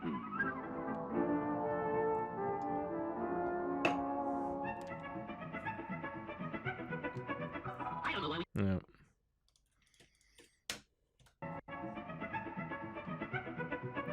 I don't know why we have to work so hard to impress Kitty's uncle. He's not that important. Well, is he? He's kind of eccentric, I One, be on your best behavior. Have a good trip. You think of Kimba's jungle. Well, is he? See them now, Kimba. Kitty and her uncle are here.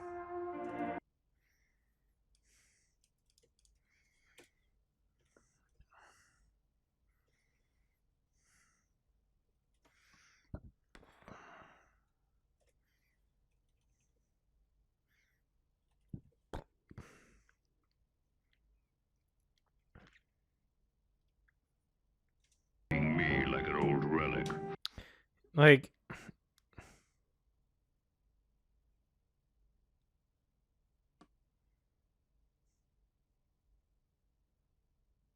Spices comes up. Will you two...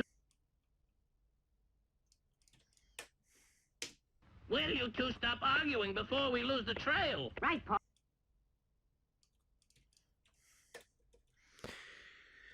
my God. This is, like, it's infuriating that I even have to make this video. It's infuriating that people are this Right. fucking stupid and just listen to whatever they fucking say. Sorry, listen to whatever they hear. Believe whatever they hear. Sorry. Jesus Christ, I'm just actually mad. Oh yeah, this is hilarious.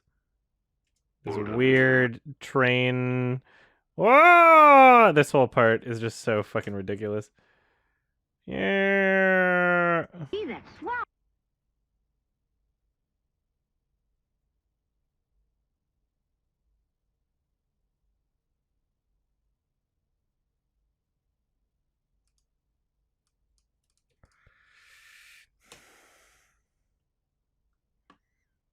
And it's fucking ridiculous that when I start saying shit like, yeah, you know what, I'm not sold on the entirety of all this bullshit,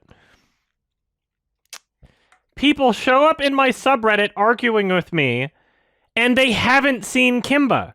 And they're arguing with me, and they haven't seen it. And they're arguing with me. And they're convinced. They're convinced of their own position against the person that is researching the position thoroughly.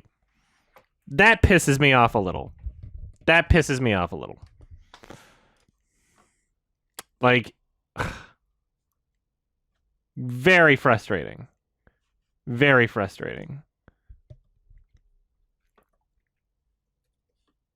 Not just Reddit, like fucking everywhere. Anyway, that dumb shit. You're just listening to what other people have said, and that's it. How can you argue against a position that you know nothing about? How can you be so certain of something that you haven't researched? You've researched in the sense that you've read what other people have said, but you have not seen what they're talking about. That's what pisses me off. Come to find out, all these like wiki quotes and sources are from this like furry, this furry who clearly loves Kimba, who wrote a book on how he watched anime.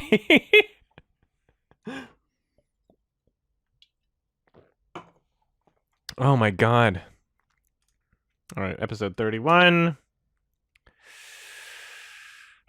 Yeah, you thought it was a movie. Everyone does, because it's presented in an incredibly manipulative way. Everything you've ever heard about the controversy is so fucking manipulative that anybody who hasn't seen Kimba thinks like, oh yeah, it's another movie. No, it's not. It's 3,000 minutes versus 90 minutes. An incredibly unfair comparison. Ridiculous. Fucking ridiculous. Oh. Is Claw back? The sidekicks are back. Oh my God. This is about the point in the show where it got like really fucking annoying because like these characters would just tag along for every fucking episode. I don't know why. They were so annoying. Their voice acting sucked. It was really high pitched. Oh, is it another cliff scenario? Yeah, it is. Yeah, we got another cliff.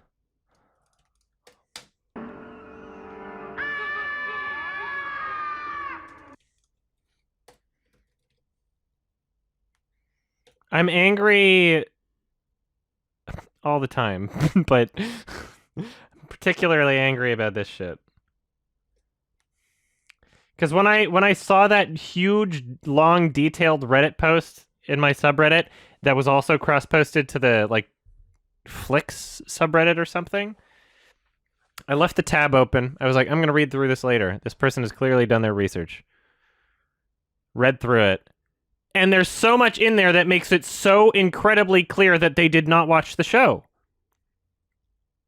They think that there's a Pumbaa sidekick in this show. They think that there's a Warthog sidekick. I'm sorry, there was a Warthog in one episode. You've seen what other people said about it. You didn't watch the show.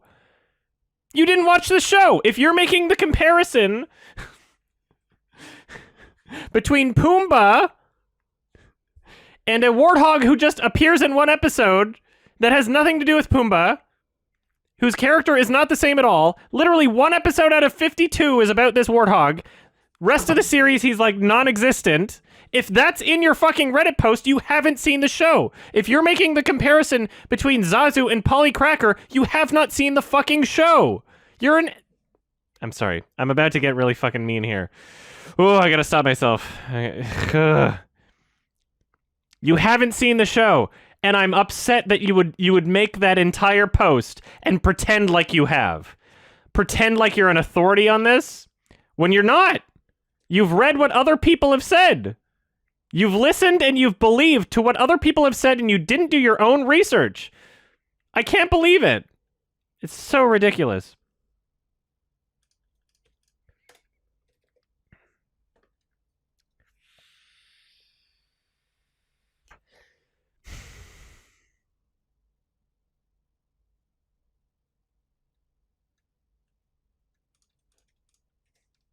And it's not just that one person. It's so many of these people. So many of these people. As soon as the YMS highlights channel published me laughing about Kimba and saying a lot of these same things, there were so many people out from the woodworks ready to defend Kimba over the Lion King. And they haven't seen the show. And so many people were saying that in my subreddit, but they hadn't seen the show. And they're arguing. They're arguing against my position without having done any actual fucking... I was about to say research, but it's like, yeah, research meaning people can consider research like, oh, they said this, and I believe this. But that's not real research. Research is actually watching the show. You're repeating opinions that aren't yours, is what my issue is. Oh my god. All right, more Cliff shit. There we go. It's like, you haven't formed your own opinion on the subject, so why are you arguing about it? I couldn't imagine arguing about a subject that I haven't formed my own opinion on. That sounds fucking insane to me. That sounds ridiculous. Right? But apparently a lot of people do that. And it's not just Kimba. It's a lot of things I've fucking argued about. Some of the more controversial things I've argued about, people have very passionate opinions on without having done their research very clearly. Like, people are fucking stupid. I can't believe it. How can you argue? How can you argue when you don't even have your own opinion on the subject? And you're just listening to what other people have said, and you haven't done any research. I don't understand the type of person that does that, but apparently that's a shit ton of people.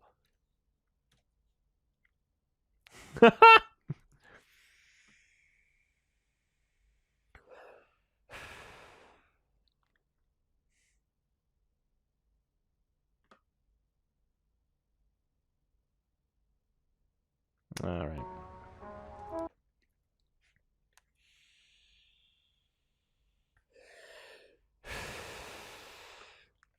Yeah, I couldn't imagine Doom Man 119.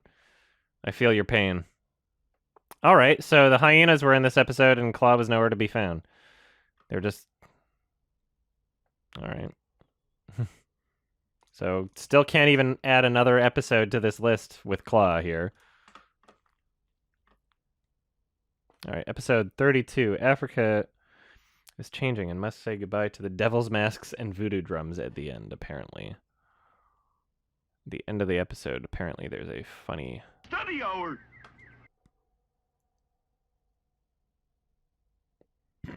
Oh, look, it's look at how much this character is like Zazu.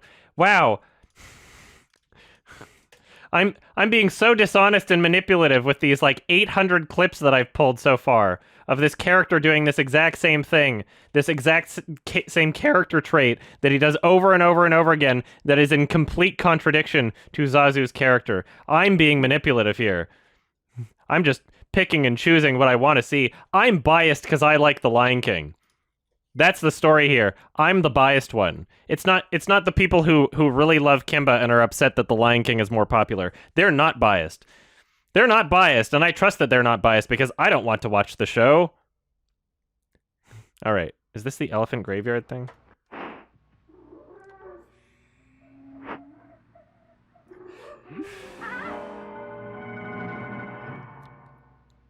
Come on, follow me. Is this the comparison that people... Let's see.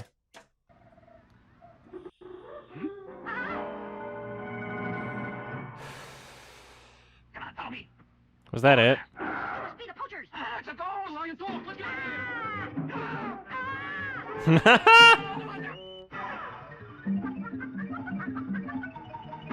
Jesus. Oh my god.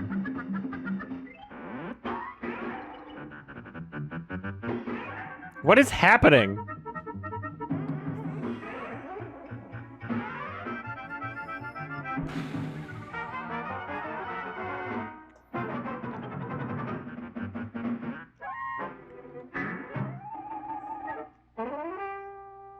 This isn't the Devil Man's mask. It's not? I was only pretending to be Devil Man to improve business. It was a bad business. You're all coming with me.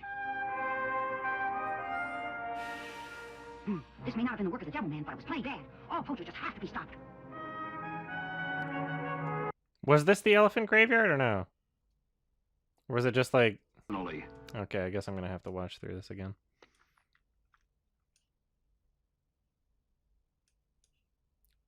Alright.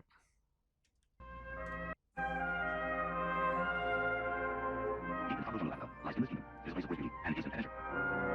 Young hunters like only nature, solve useful. Here, the and pushing sudden destruction.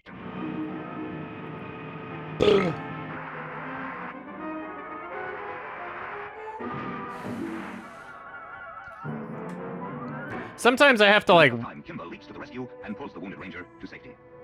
watch through as much like context as possible to even understand where these criticisms are coming from. Meanwhile, in a nearby clearing, All right, children, what's this letter? And this? And what's next? All right, who's the wise guy? All right, children. Should add this to the colonialism.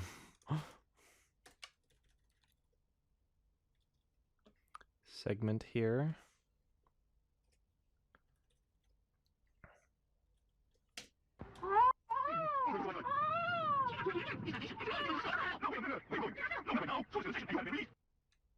Paulie?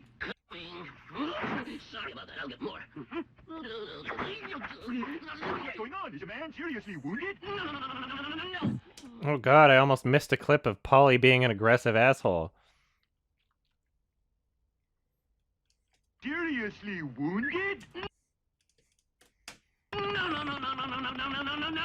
As if I didn't have enough of these already. Oh, don't you know you're not supposed to make so much noise in the hospital? Like, oh my god.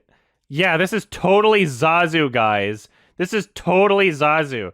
Look at how many clips I have of Polly being an asshole. Look at how many clips there are. Look, this is a completely consistent character trait. This is not Zazu. He's overly aggressive. That is his most consistent character trait. He's not like, oh, posh British man. He's not like royalty, your highness man, like trying to help the kingdom person. He's not. He's not that at all. He's got anger issues. That's his most defining character trait. Kimba and his friends do everything in their power to help this man, whose name is Seymour Hart. Seymour is a ranger at the Africana National Park. People come from every country in order to see the many different animals of Africa living in their natural setting. For this is the largest, most beautiful game preserve in the entire world.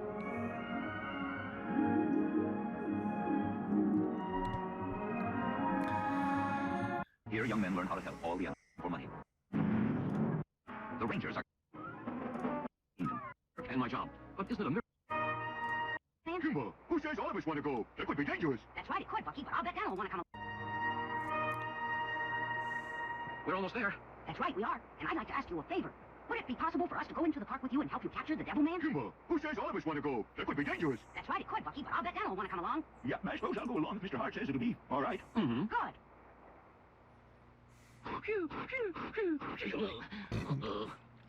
Wake up. Campfires, it must be poachers. Careful.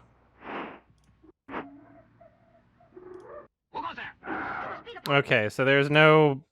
I mean, even though this kind of looks like the elephant graveyard, there's no context to it towards it being that. Anyway, BRB, I gotta pee. Quick pee.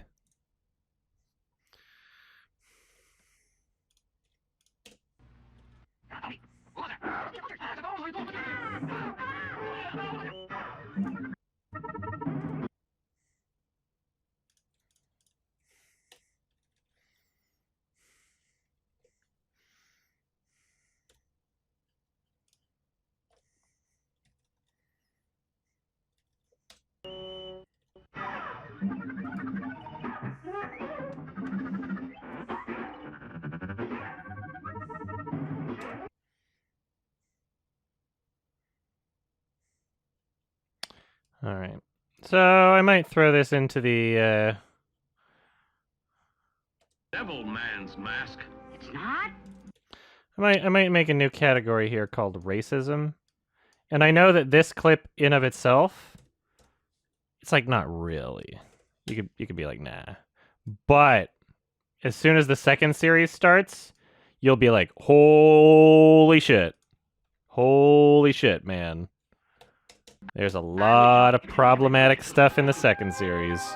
Ooh boy.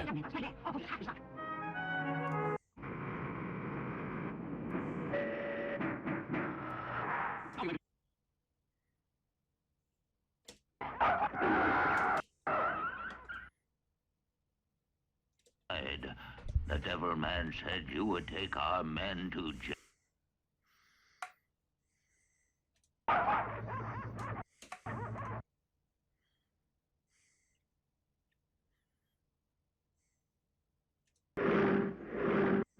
These rangers work very hard to see that we animals are really protected. We're to capture any one.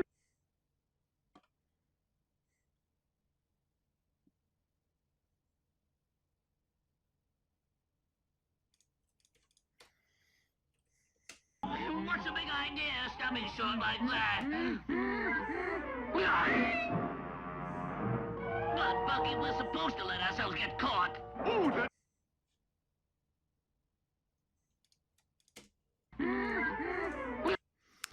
More Polly being totally fucking Zazu, obviously. Oh yeah, totally the same character. More of that shit.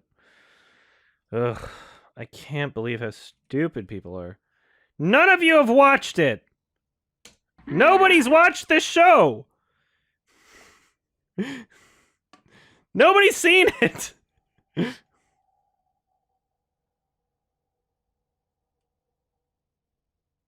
Without a fight.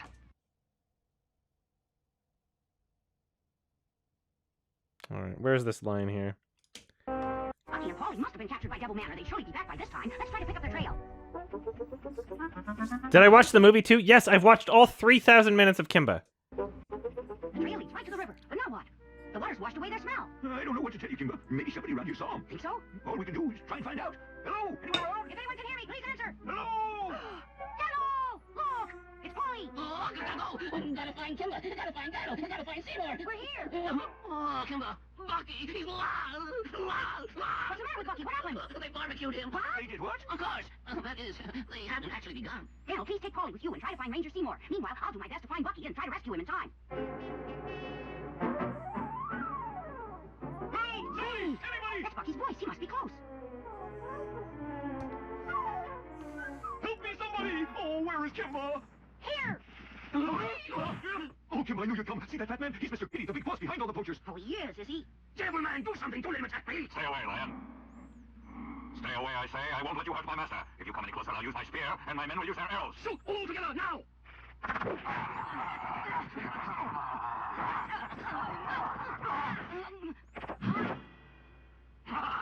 We got him. What a fine price I'll get for that white lion. Don't count your profits yet. Who said that? Well, I speak for many. You want Devil Man. That's right. We want all the poachers, but we also want the man. Yes, I did. This day would come, but you'll not take Devil Man without a fight. Watch out, Seymour, they're getting away! Now's my chance. Oh, no, you don't! Come back here! Well, Mr. Ranger, why don't you shoot? I've already told you that you won't take Devil Man without a fight.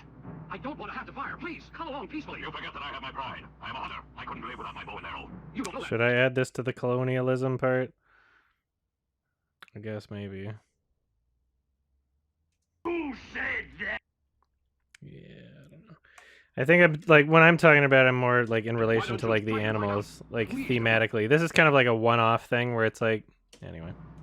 Help, save me! He hit my arm and the gun went off. Oh, no! Devil Man, can you hear me? Is he all right? He's been badly wounded, but he'll be all right. The important thing is that now he'll be able to take off his devil's mask and face up to the many crimes he's committed against both man and animal. And poachers everywhere will know that such a life of crime does not pay. I've got to get away. Is he all right? He's been badly wounded, but he'll be all right. The important thing is that now he'll be able to take off his devil's mask and face up to the many crimes he's committed against both man and animal. And poachers everywhere will know that such a life of crime... All right, I'll have to rewatch that part. Hold on.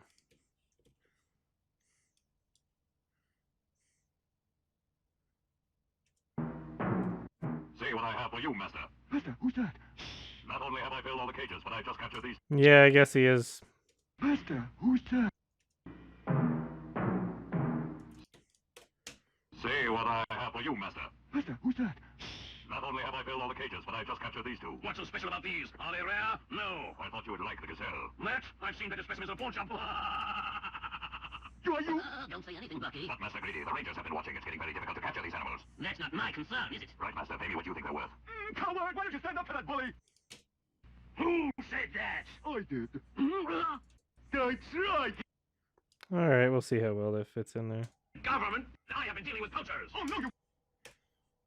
All right? He's been badly wounded, but he'll be all right. The important thing is that now he'll be able to take off his devil's mask and face up to the many crimes he's committed against both man and animal. And poachers everywhere will know that such a life of crime does not pay. I've got to get away. Got to get away.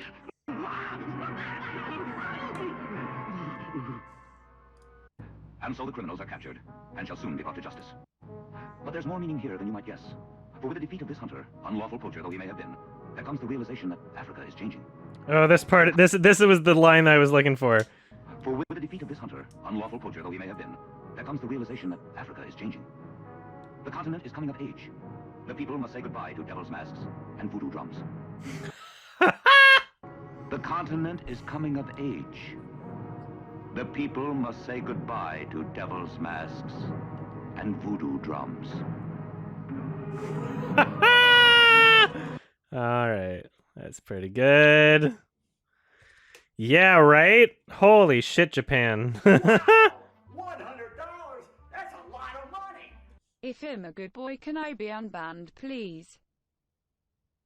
I don't remember what you've been banned for. I don't... But I don't just ban people for no reason, so I'm very skeptical.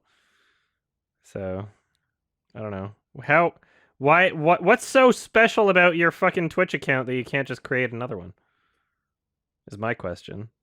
Why would I unban an account that was banned? How about you be a good boy on your new account, and then I won't even know it was you, and then you won't have to say things like that. That was all part of the past on the Dark Continent. Now a new light of The understanding... Dark Continent. Oh god, I have to include that.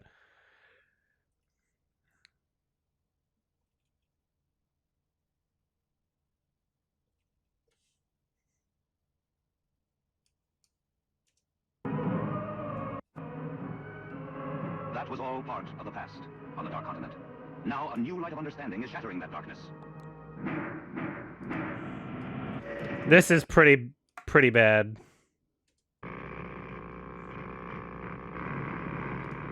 Hello, Those super. This is pretty funny. Holy shit, Japan. Oh my god. That was all part of the past. Those super highways are nice, Kimber, but they never recharge jungles. Yes. Well, thank you. Super highways are very nice, Kimber, but if they never reach our jungle, that's all right with me. Know what I mean? Mm-hmm. Thank you, Tora Kim. Those super highways are very nice, Kimber, but if they never reach our jungle, that's all right with me. Know what I mean? Mm-hmm. All right. Episode 33, Jungle Justice. No specific notes. I'm just going to skim through it.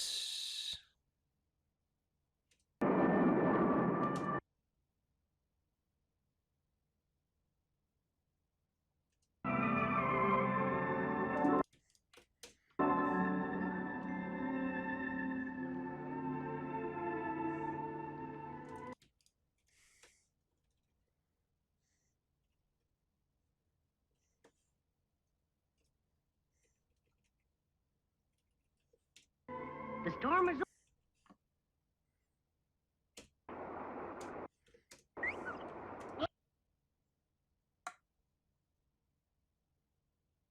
Wow!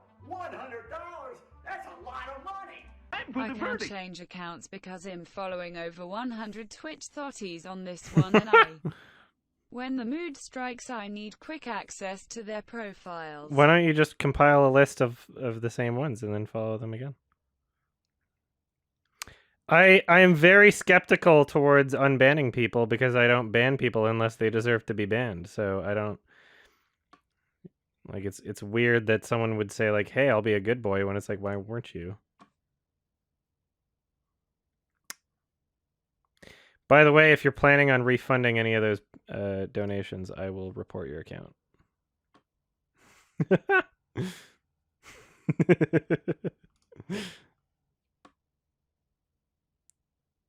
That's what I did to the last person.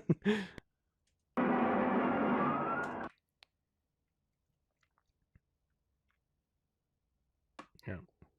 Unless you have like some sort of screen recording that shows when you were banned and why it was unjustified. I'm sorry, I'm not doing it. Sorry about that. Create another account.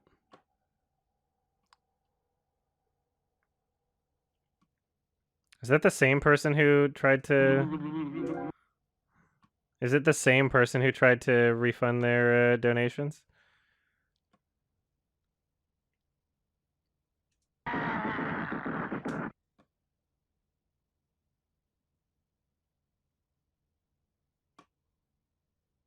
This morning.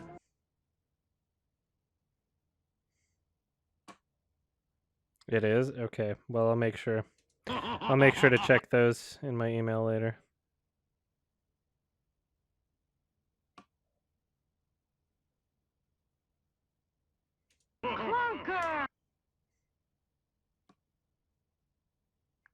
Yeah, no way I'm unbanning you. You tried to refund my PayPal shit. Asshole. You got exactly what you paid for.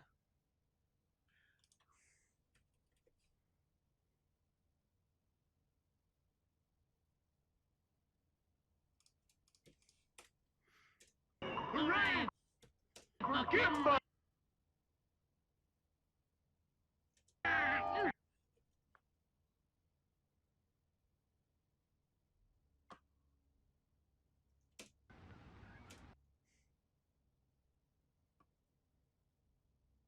I think Clunker's gonna.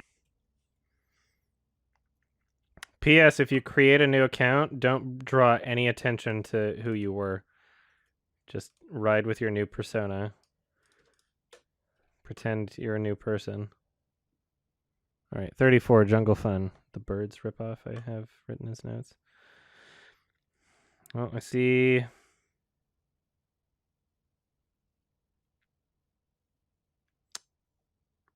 If Claw's not in this episode, and... So, oh, here he is. All right, this is episode 34. Been a while.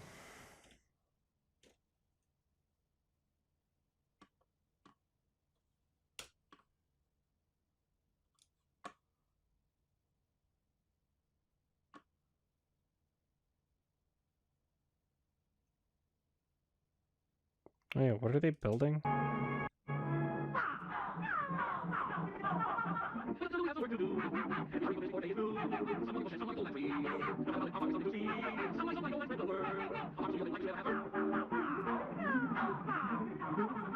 What the fuck was this? Who's that?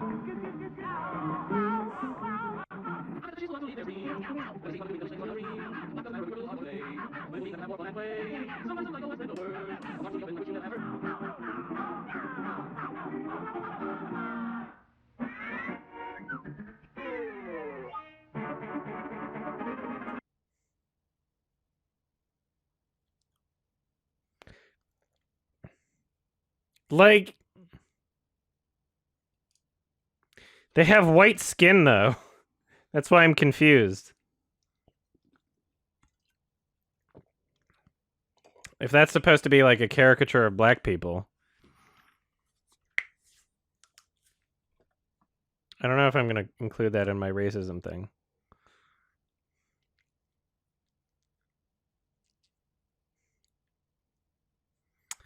Like, I mean, that's my first impression, is that it's racist because of how it looks. But, like, who is that? I don't know. It's not a black person. Oh, I wonder. Maybe I should check the original Japanese.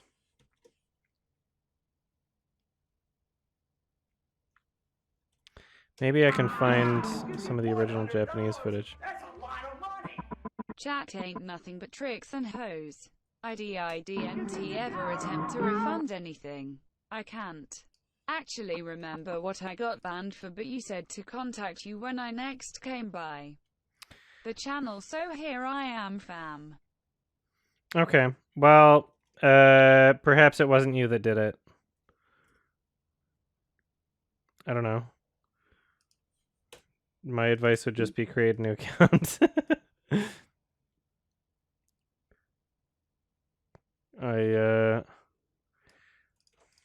I feel uncomfortable doing things that people tell me to.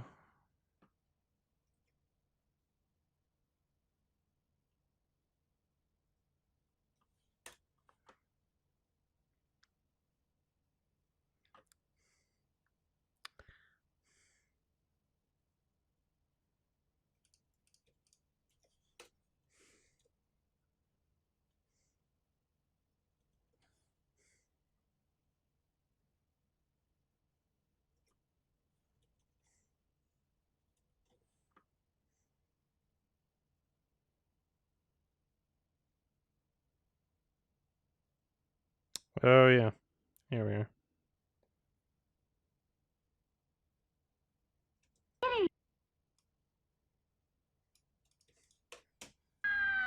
Kitty!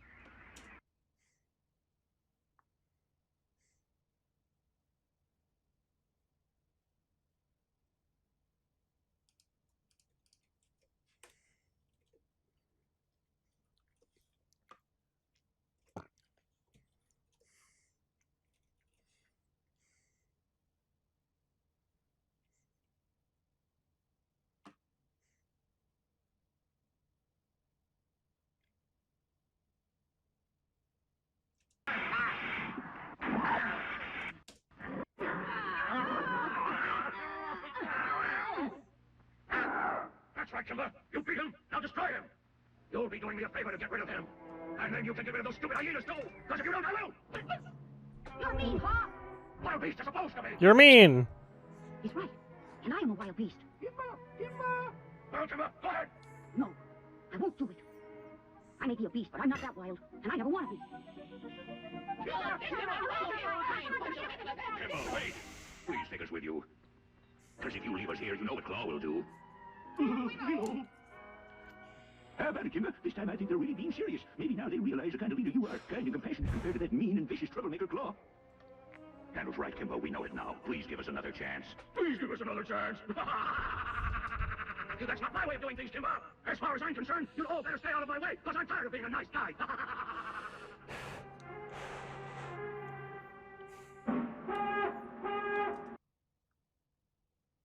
Yeah, they built a fucking amusement. That's what they were building, an amusement park.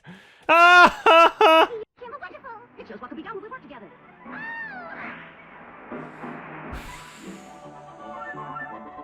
They were building an amusement park.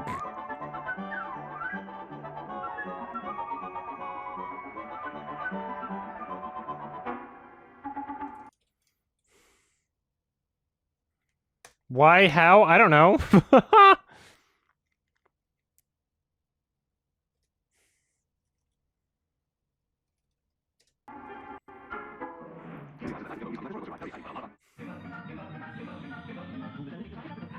Would I bang Claw? No.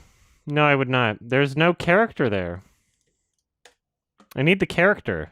Wow! $100? That's a lot of money! So I'm gonna ask for everyone else. How did you get a hold of the footage for those of us who want to watch?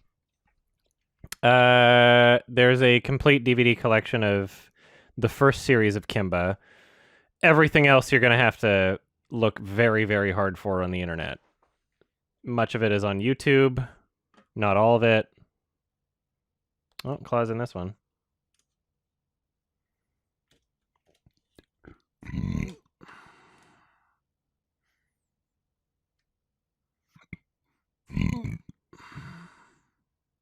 Oh yeah, it's kind of a sequel to that other episode, I guess.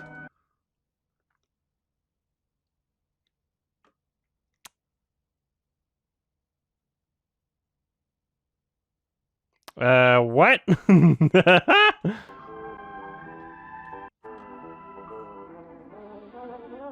Jesse James had listened to me, they'd never have sprung into a tree. Jesse's horse should be remembered more than should he. Kitty is Nala, apparently. Apparently Kitty is Nala.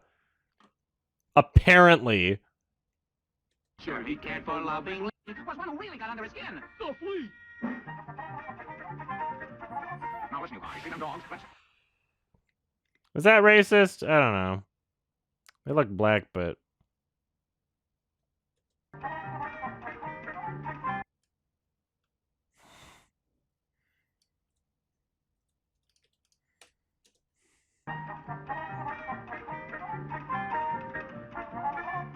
Now listen, you guys.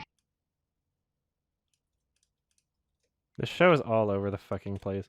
For people to argue that The Lion King ripped off its themes would be to imply that it has a consistent theme, which it does not. It does not have a consistent theme. We're just pretending to be good. They got the young'uns all riled up with promises of fun and led them into a trap. When they were all inside, Boss Claw slammed the big gate behind them and said now he wouldn't have to hunt for his food. Boss Claw makes me mad. Give her, wait for us!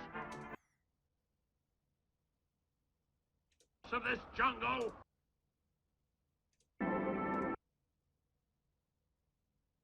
Like me and in time consent. Oh god. Promise to release her. I'm sorry. Kitty. Kitty, my precious, now that Kimber's out of the way and I'm boss of the jungle, perhaps you pay me a little more attention. Why, you might even get to like me and in time. Have fun, son. All And right. consent to be my princess. Ugh. The jungle, perhaps you pay me a little more attention. Why, you might even get to like me and in time consent to be my princess.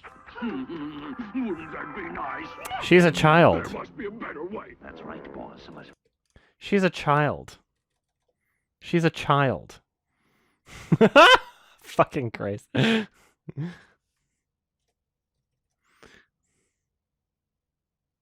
She's a child. It is a very Japanism. Roses are red, violets are blue. If you like pretty posies, I'll pick them for you. Come away!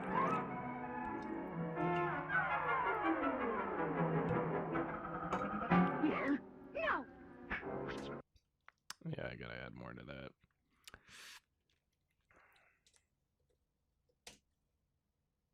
Oops. Yeah, this is the wrong.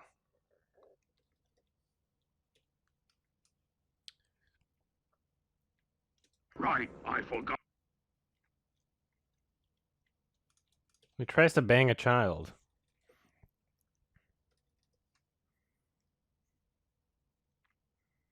Alright, what do we got here? We got a fight scene.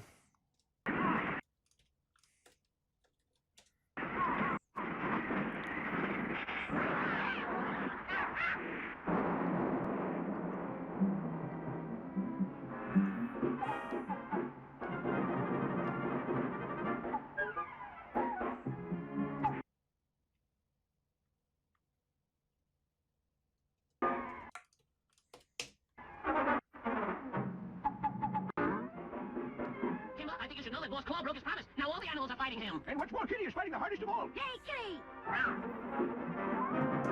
Yay, kitty. Come on, let's go!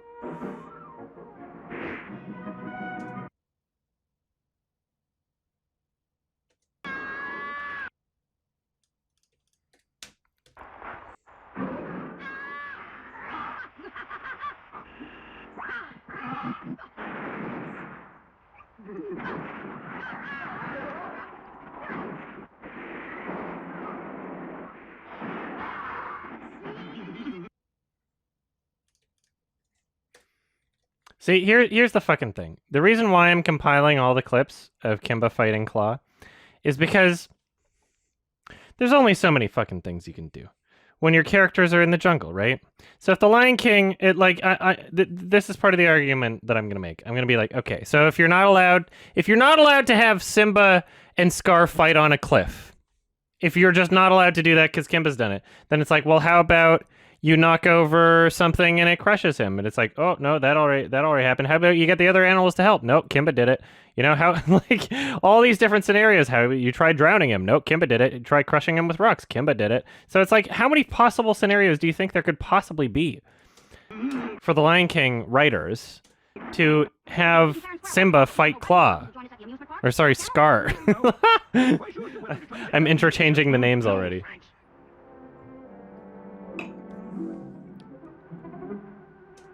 It's like really limited options here. All right. Episode 36.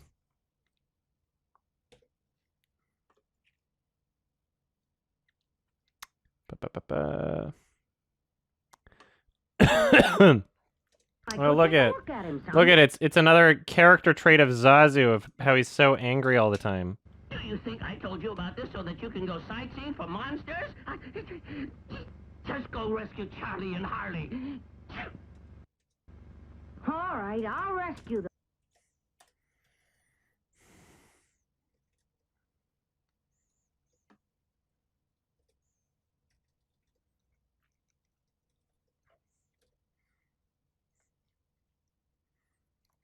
Yeah, they got a restaurant. Oh, are you gonna get more cliff action here?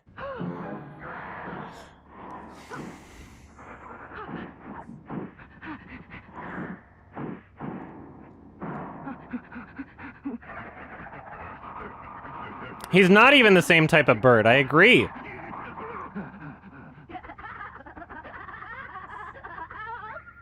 Well, we got more cliff.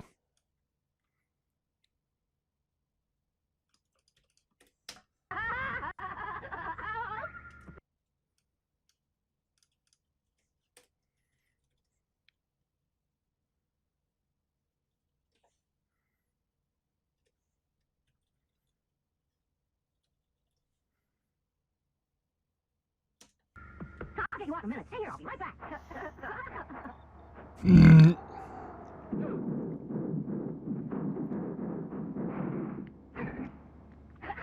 Stop laughing at me. I didn't mean to make fun of you, but you look so funny when your beak's stuck. Who asked you to come and help? Well, you could be a little more grateful. All right, thank you, but what are you doing in my valley? I came to rescue a couple of good friends of mine. They're supposed to be here exploring someplace. Oh, you must mean those two cheetahs. I took them prisoner. The minute they saw me, they froze right there on the spot. I guess I just paralyzed them with fear. And I didn't mean to hurt your friends. It's all right. Let's go and release them. Gee, it's nice to have friends. I wish I had some friends to talk to in the valley. I'll be your friend if you want. Colossus, my name.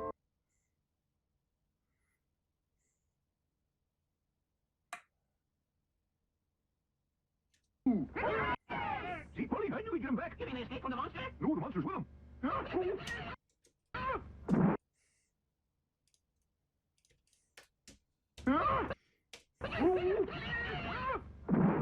What's he look like? You mean the monster? Like a regular monster.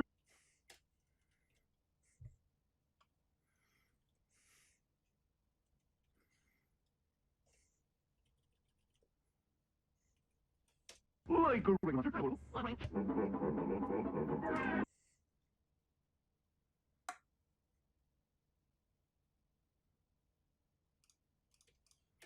So many of these episodes are like so fucking boring too. I mean, like it's an exhausting show no matter what you fucking do, honestly.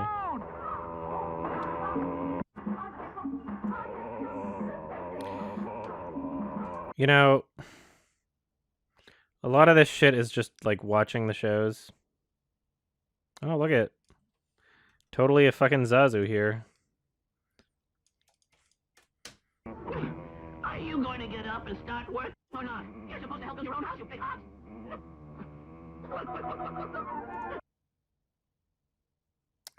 Totally the same character, guys. He's totally Polly is Zazu. It's the same character. Totally the same character. Look how many clips I have of him being angry. Look. Look how many that's his character. I fucking hate people so much. I hate people so much. I hate everybody. This is stupid. This is stupid. I can't believe I have to even say this shit. I can't believe I have to make this argument because people don't do their own fucking research.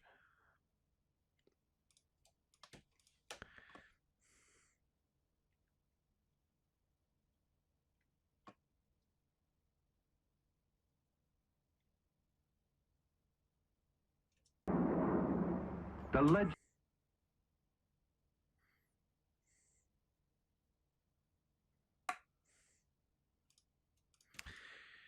$37.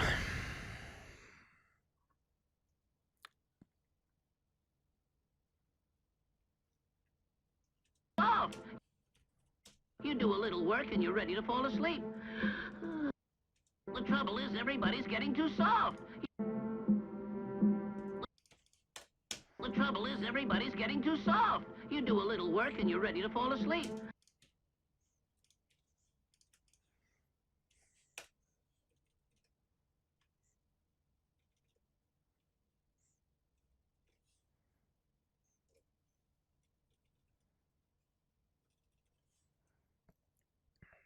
Hmm. Hurry, let's get those rocks in place as fast as we can. Just remember, I'm right behind you. We'll beat this yet. I don't believe we'll be able to get water.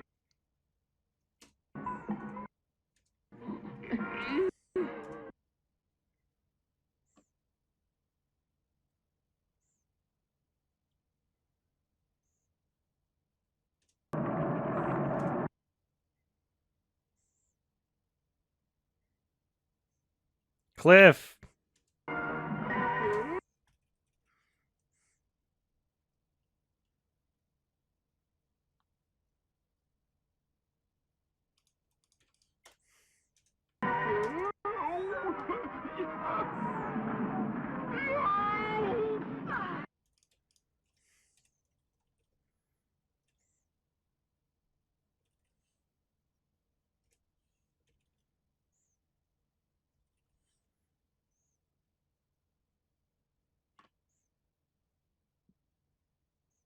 Find out the reason why.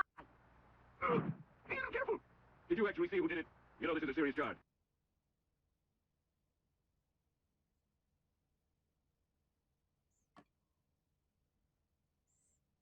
The Hippo Valley?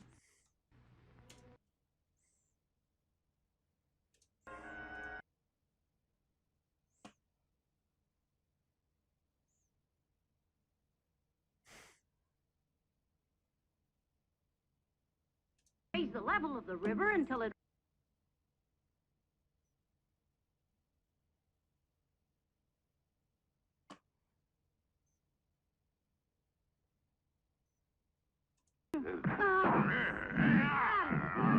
Hippos are assholes. Oh, Claw's back. Which episode is this?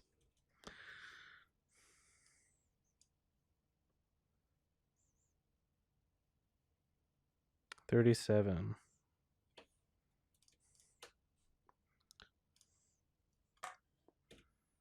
More frequent towards the end.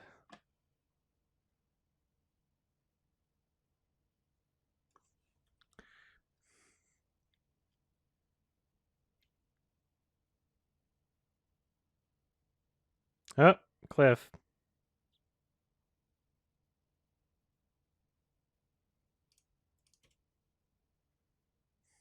All over again.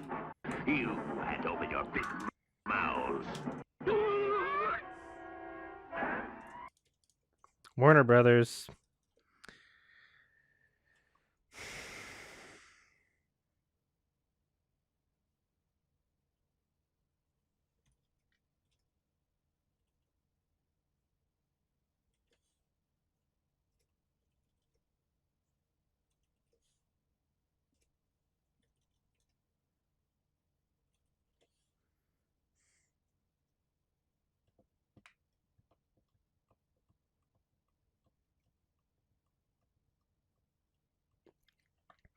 Salamander, I mean, I haven't been testing it as much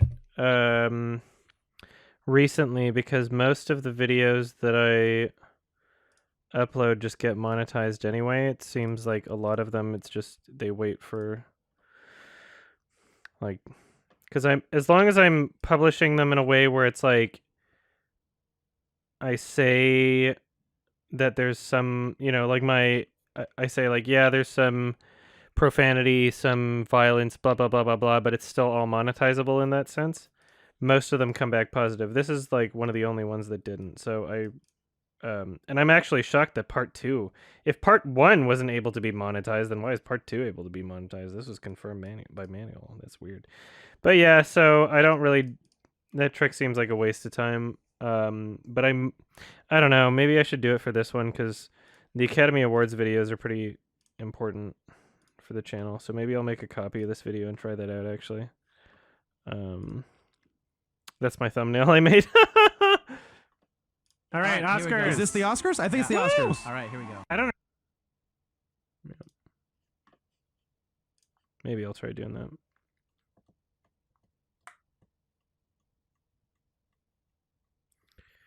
Oh, by the way, Salamander, in the previous Kimba videos I did,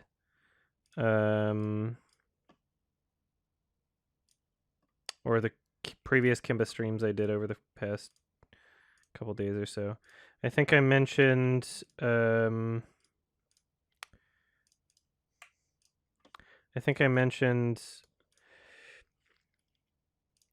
Jungle Book. Maybe don't include those in the highlight.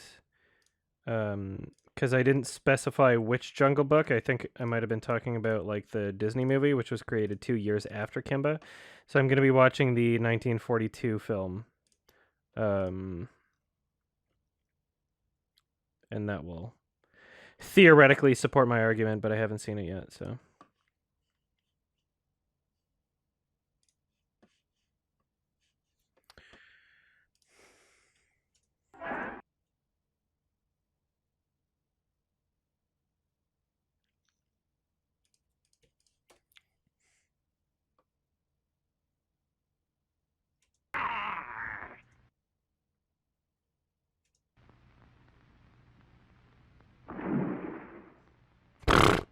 That'll hold him.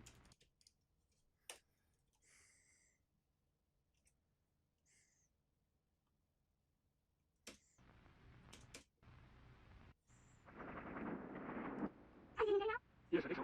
What happens like this? Kimbo?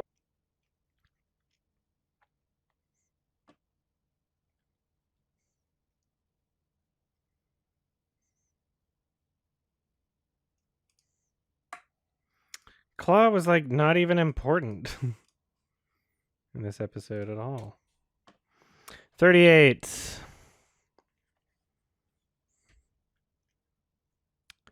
Check and re-upload if it's there. Oh, is there one that's in the manager that you haven't published yet that's uploaded? Don't worry if it's something that's already published. It's not like that important.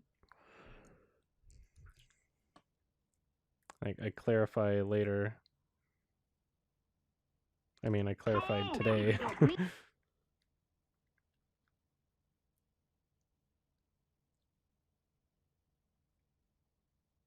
That rhinoceros has very bad manners. Let's give him.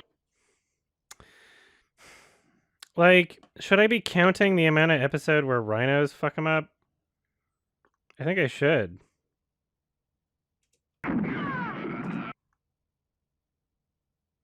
Because it seems like Rhino is like more of a consistent villain than Claw. For land's sakes, there goes that volcano rumbling again. Hi, Yellow. Think that volcano's going to erupt? Huh? Let's hope not, Harry. The way I see it, there's only 2 things you can do if a volcano's going to erupt. 1 is to run now, 2 is to run later. Ooh.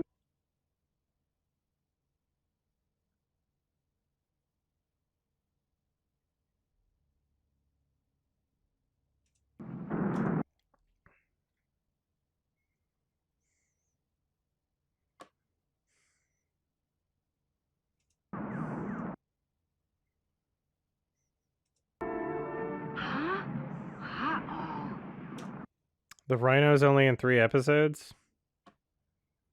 Are you sure? Are you absolutely fucking sure? Because that does not sound accurate at all.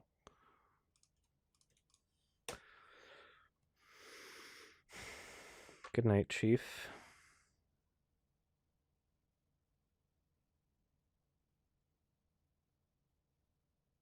Oh, this is the one with the stampede. Ha ha ha!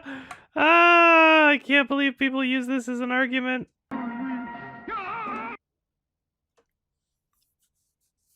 I can't believe it. Calm down.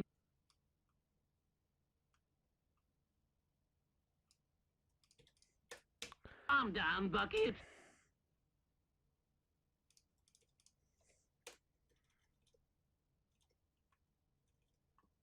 No, I think it's been more than 3 episodes. There he is. Hey, thanks for your awesome work. I appreciate the time and effort you put into all your videos. Have a great night per day. Thank you so much. I appreciate it very much.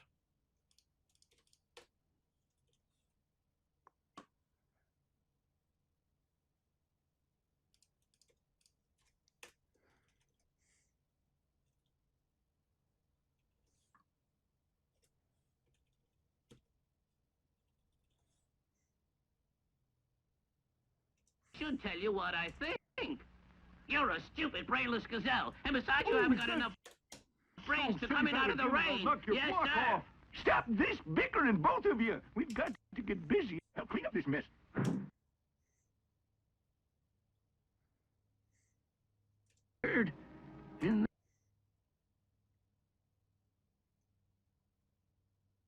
Have fun, son. It's so funny that, like, this is used as the example of, like, oh no, the stampede from The Lion King, this is the same. Because, like, when I watched it, I didn't even know, like, I was taking notes of, like, similarities. This was not one that came up as I watched the show. It's fucking ridiculous that people would try to say that this is anything similar. That's ridiculous. I'm sorry, that's fucking retarded. Like, oh my god. I can't believe it. People are so stupid.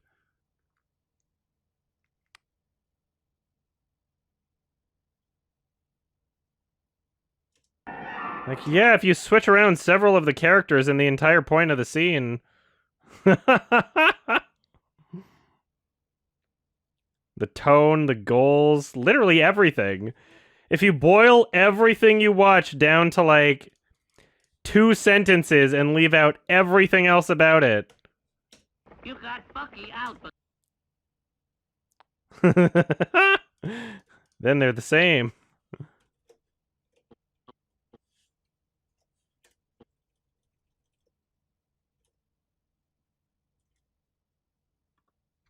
Sonax, you're trolling. I can't. You're not actually serious. There's no way you're being serious.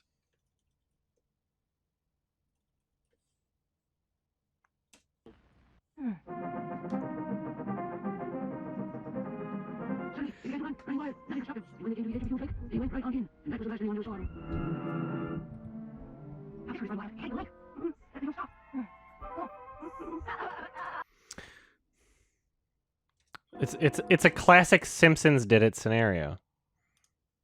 Literally, like, what could the Lion King have done that wouldn't have been done by Kimba? Write a fucking script right now.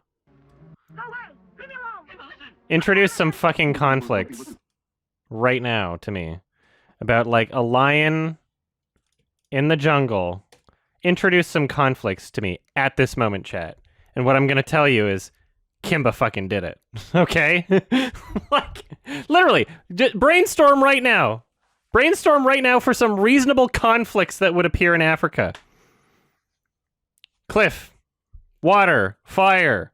What? They did everything. They did everything.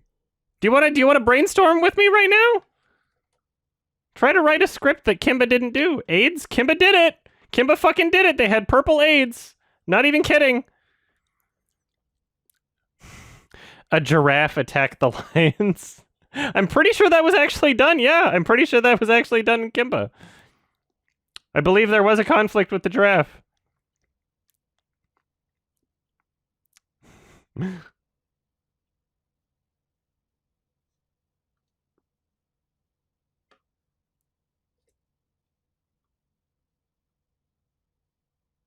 Poor Kimba, something must... I might as well add this clip to the Polly category too, if he's going to be shaking his fist.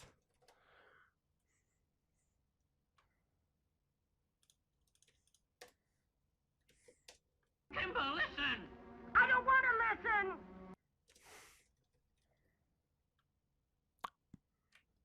You guys ran out of ideas already?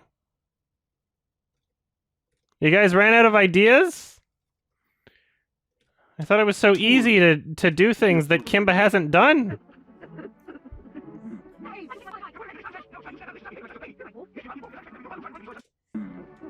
Hey, why you kick my father's hide? To put an end to this nonsense!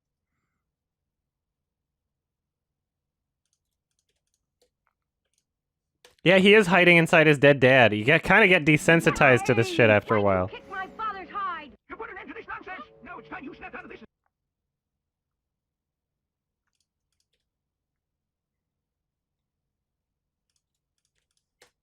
Yes, Kimba. You know, because I expected it was your father who started to break if he saw his son being such a coward. Why aren't you out there trying to save those antelopes, huh? Because we went to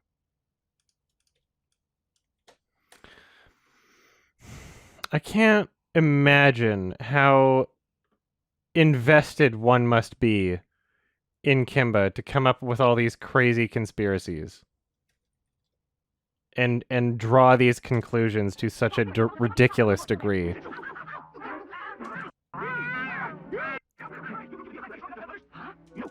You proved you can beat a friend, but are you strong enough to help others? Huh? You know, all your efforts... All right, you proved you can beat a friend, but are you strong enough to help others? Huh? You know, all your efforts may be for nothing, but at least you know you tried. And that's the important part, Kimba, to know you've done everything you can to help.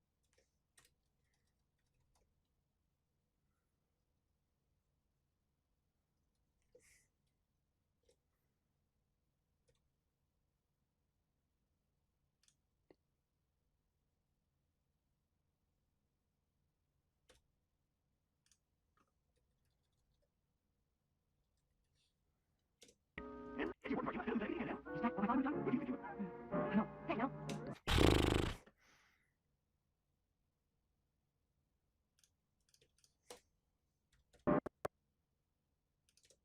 I know. Thank you, Daniel. I want something to eat to get my...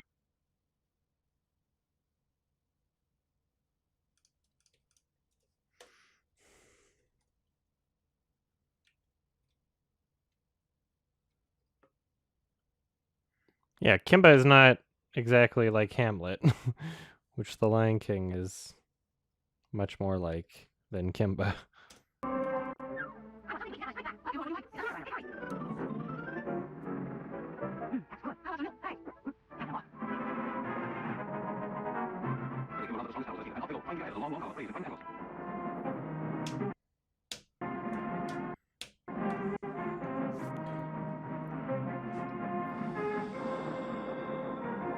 Perhaps it's sheer exhaustion, but somehow the herd seems to be slowing down. If only there weren't so many pushing on, perhaps they could be encouraged to stop and rest and return to more normal behavior. Kimba's hopes to save the herd are rising, but then suddenly... Without warning, a part of the mountain gives way and crashes down. Panic seizes the antelopes, and the stampede is on as they really start running wild.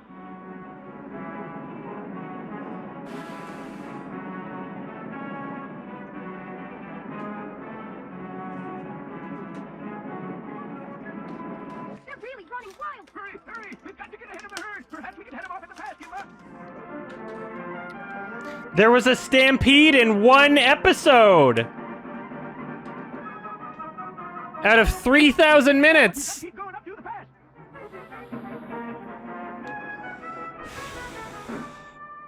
You say Hyena's March ripoff? Where? Are you talking about this shit? 'Cause I disagree.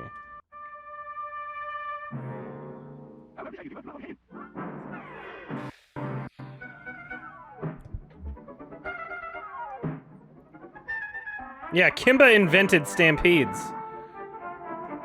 Did anybody die in the stampede? No! Nobody died!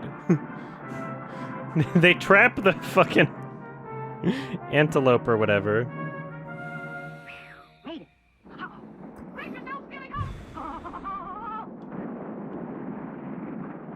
Whatever these are. They're not wildebeest, are they? They might be.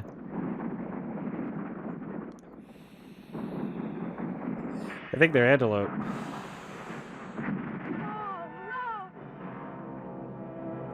Yeah, here's the fucking crazy part. So this fucking, I guess you weren't here. I bought this book on Kindle.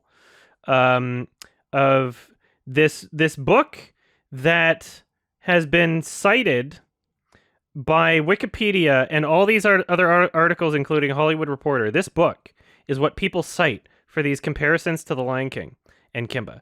And like literally they include this fucking stampede scene in here, the wildebeest stampede, Kimba running wild, the antelope stampede. This is the episode that they're talking about, and this is included on like Wikipedia and all these other articles as, yeah, they wrote a book. The book is called Watching Anime, Reading Manga, 25 Years of Essays and Reviews. And Kimba and The Lion King is one chapter on this.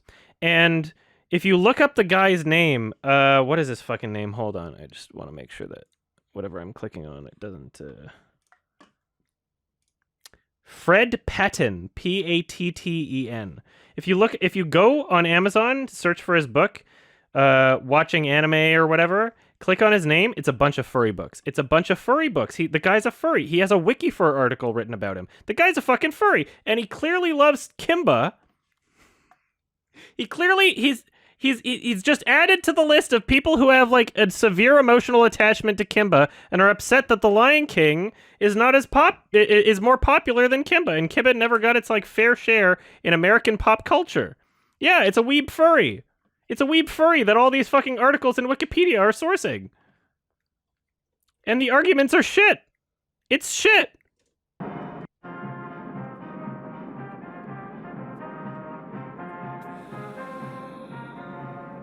And so their argument for including this particular scene is like, oh yeah, remember when Simba was like dangling from a tree? Well, they're part of it for a brief moment in this episode.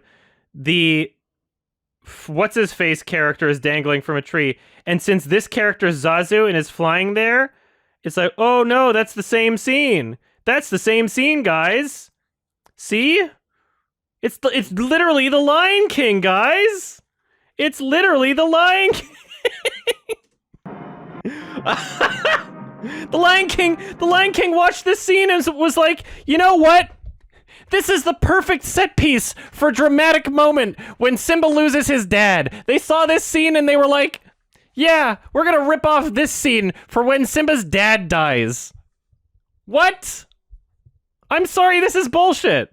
This is absolute fucking bullshit. And the people who believe that this has any weight have not seen the show or are incredibly biased weeb furries.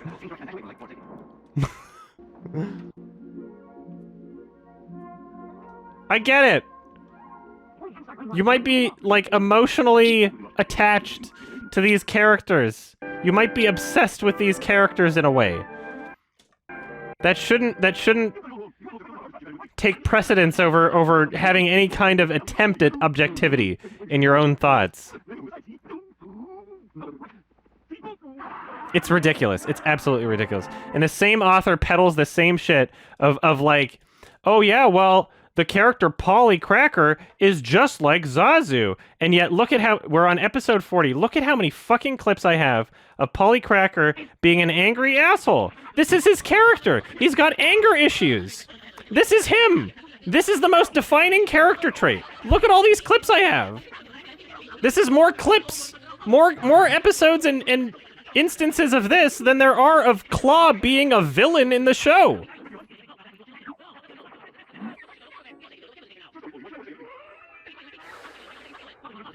Does anybody remember Zazu being anything like this at all? What the fuck? Just because they're birds? This is bullshit. This is actual bullshit. They're not the same character at all.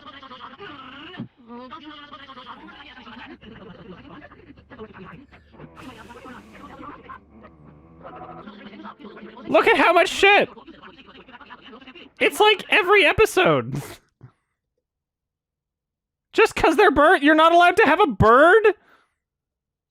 You're not allowed to have a bird in your lion show?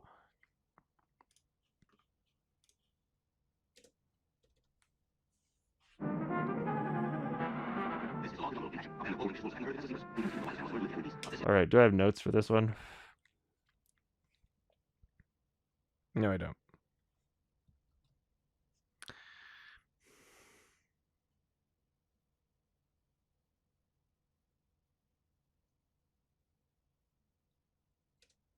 Yes, Kimba, I'm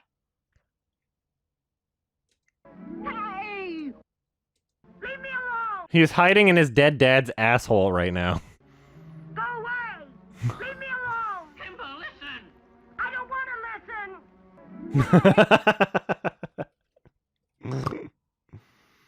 Oh, God.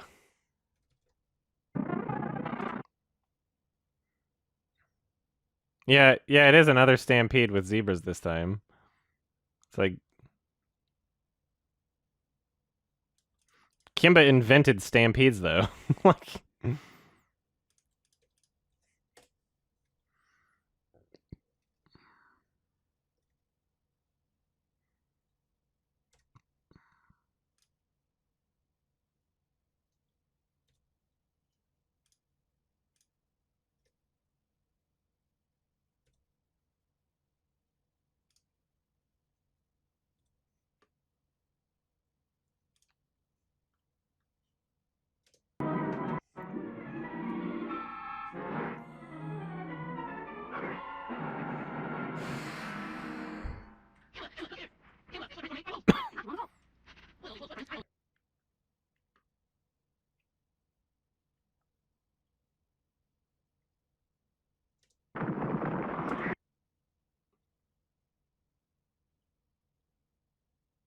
Back just in time.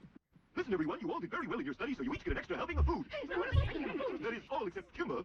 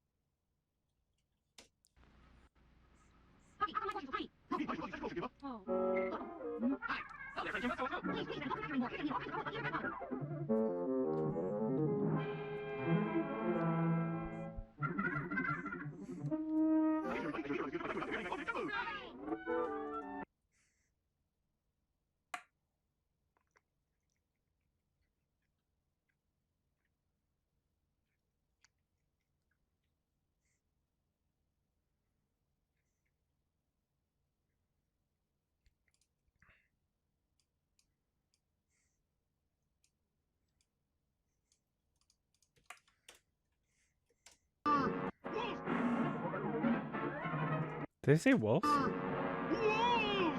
Wolves? Those are African wild dogs. Are they not? Those aren't wolves.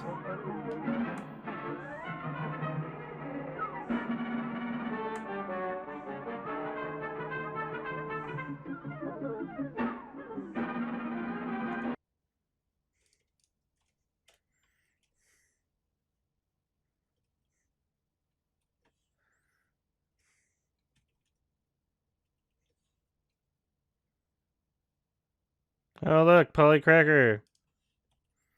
That wasn't nice.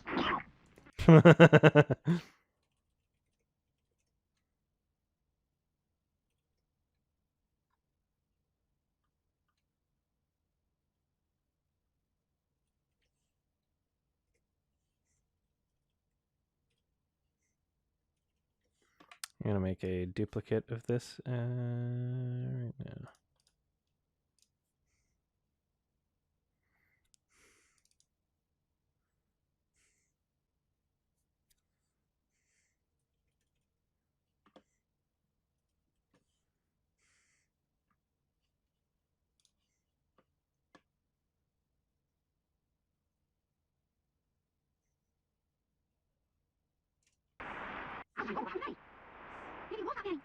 Still.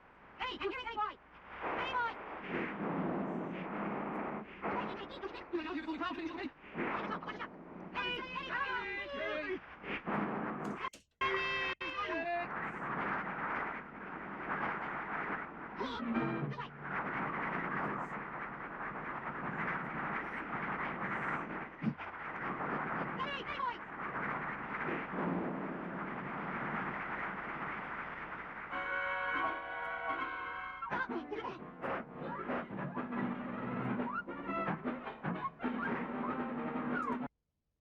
More Cliff.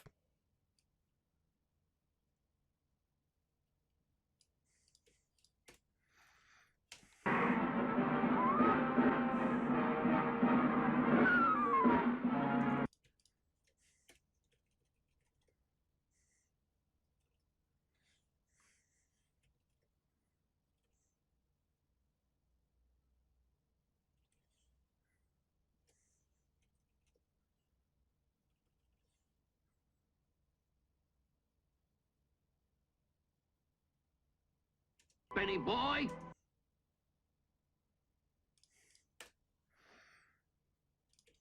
41.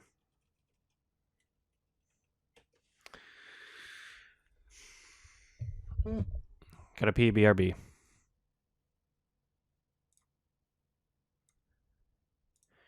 Yeah, I'm getting through a lot of footage here.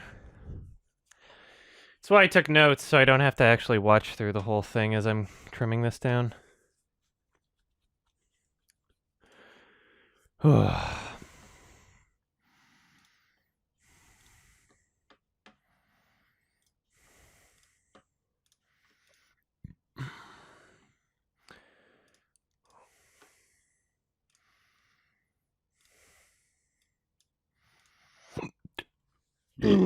Excuse me.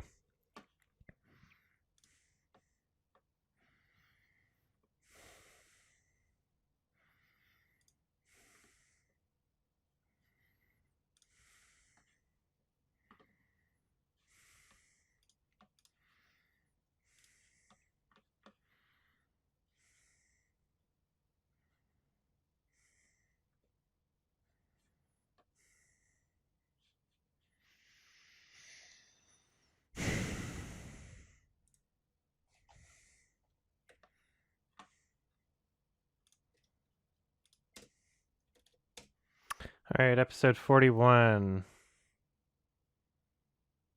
No specific notes for this episode, so we'll just skim through it. See what there is. Tornado. Sandstorm. Wind will cross the face of the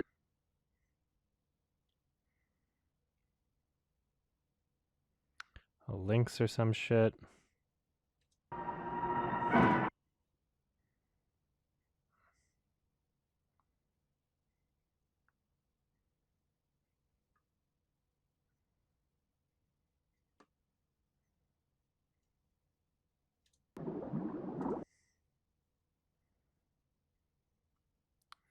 Yeah, there's a warthog.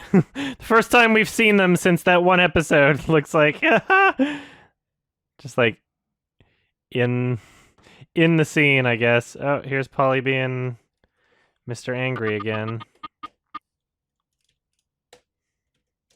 I'm not taking this anymore. Someone had better put a stop to it. Look out!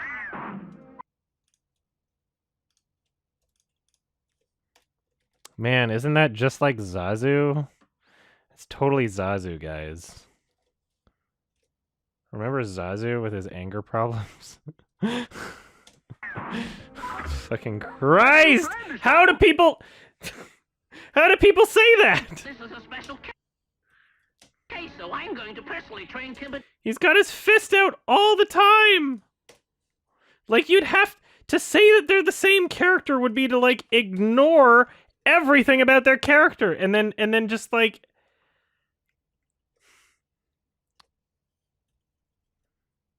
reduce it into just their birds and that's it. What about their characters are the same? That they're friends with the main character? Is that it? They're birds that are friends with the main character? Look at him. Kimba, I know it's very difficult for you. This is ridiculous. That's like literally his pose is fist out.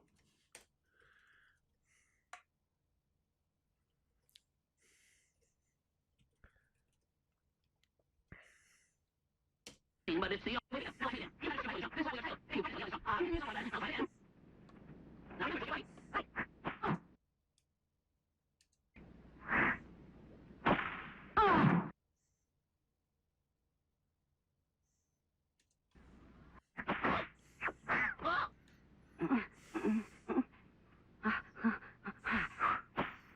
Is Zazu's really Simba's friend though? No, he's like a fucking babysitter.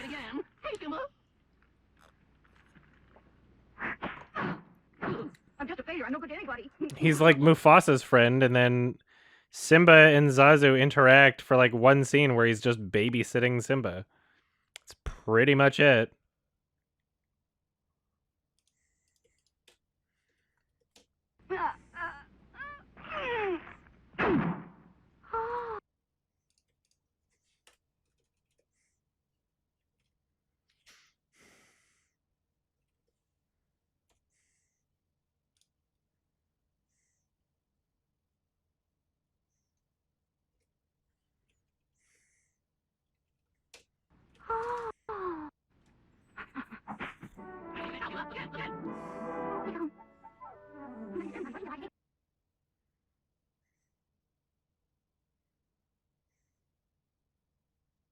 Safe place!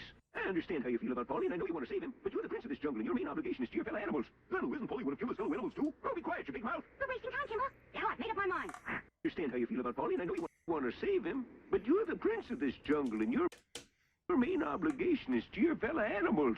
Then isn't Polly one of Kimba's fellow animals, too? Oh, be quiet, you big mouth! We're wasting time, Kimba.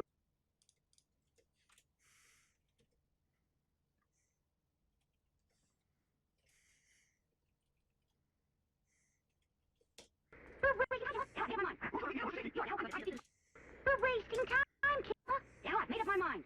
Who's going to lead the animals to safety? They look like Astro Boy because the manga is the same guy. It's the creator of Astro Boy that did Kimba. That's why it looks like Astro Boy. It's the same guy. Tezuka. You came back!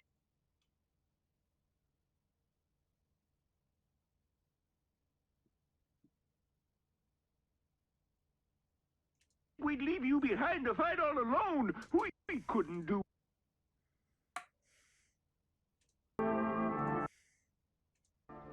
I could use a...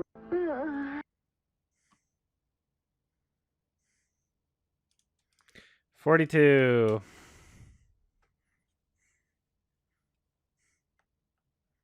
And no specific notes here. Until 44 it looks like, but still gonna skim through it.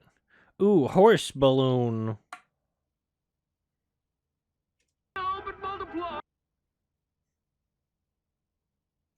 Dinky, get out of there! You're trespassing on some...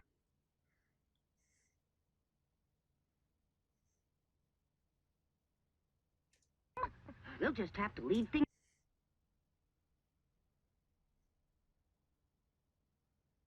They're in a balloon. Flying sky high.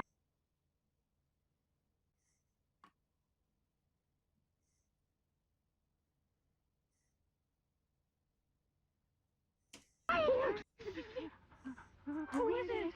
Hello? My name is Kimba. Can't you see me? I'm a bit short-sighted, but welcome to the home of old Jeroboam. Strange that you should drop in like this. I know.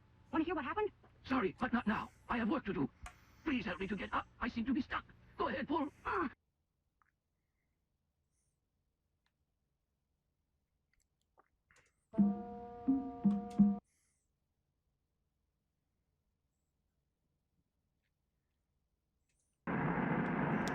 Boring.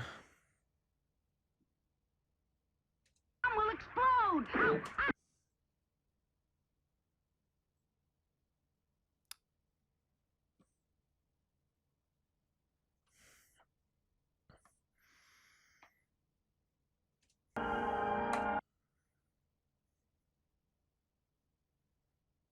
All right, 43.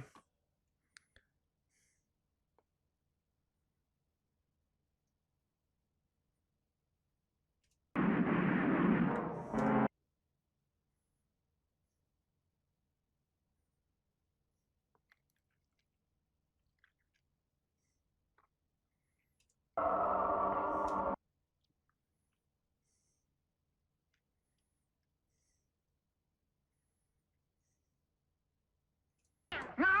I guess it's...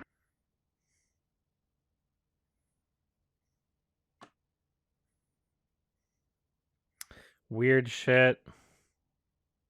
Yeah?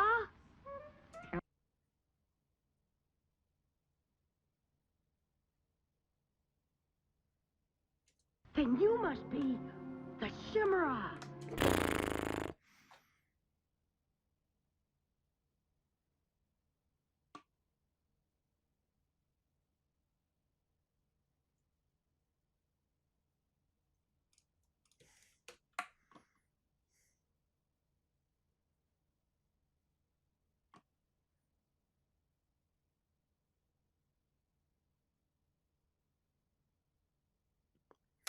Time for more Cliff action.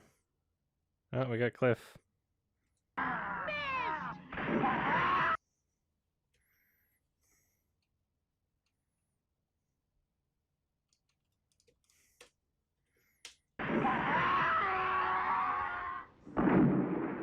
guess that was a pretty good trick. He certainly fell for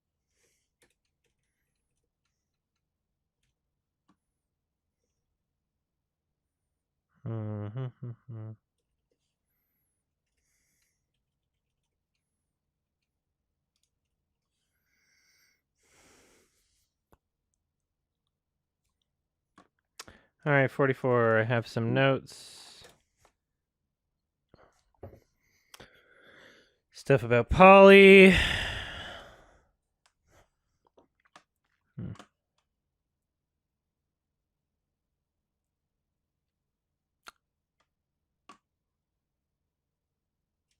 Now, will you please give Roger back to us? Wow. Come on, Kimber, they won't listen to reason. Come on, Kimber, they won't listen to reason. I think we should attack them right now. They may be bigger than us, but we'll outmaneuver them. Attack them from the front, then from behind. Oh, it's too enormous. You remember Zazu always wanting to pick fights with people. Totally Zazu, guys. That's Zazu, all right.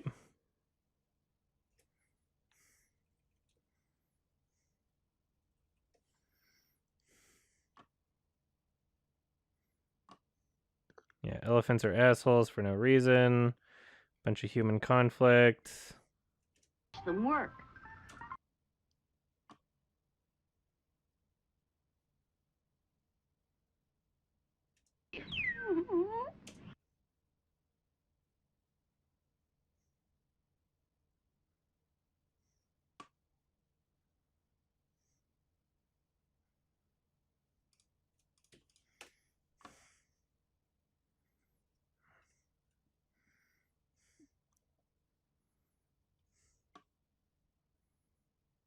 It was a really can be.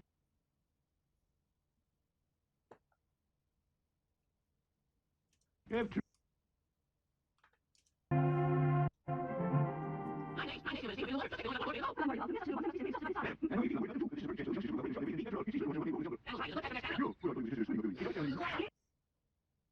Look at him! This is totally Zazu, guys. Daniel's right. It's a good test of their stamina. yeah, but I thought it was a test of their swimming abilities. Is that what stamina means? Totally Zazu, guys. Remember all the anger problems Zazu had? Fuck everybody. You're all fucking stupid. I can't believe how many people argue with me that haven't seen the show. I can't believe how many people are so confident about their position that haven't fucking watched the show. Why?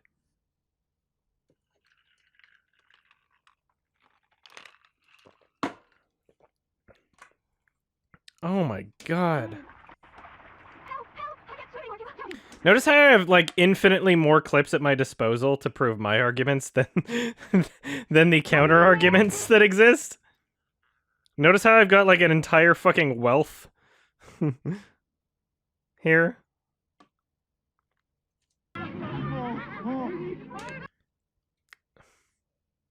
That's the thing, is like, I don't think they heard it from YouTubers they like. I don't think there's a lot of people that have covered this subject. The most popular videos on the subject are not ones from like popular YouTubers, honestly.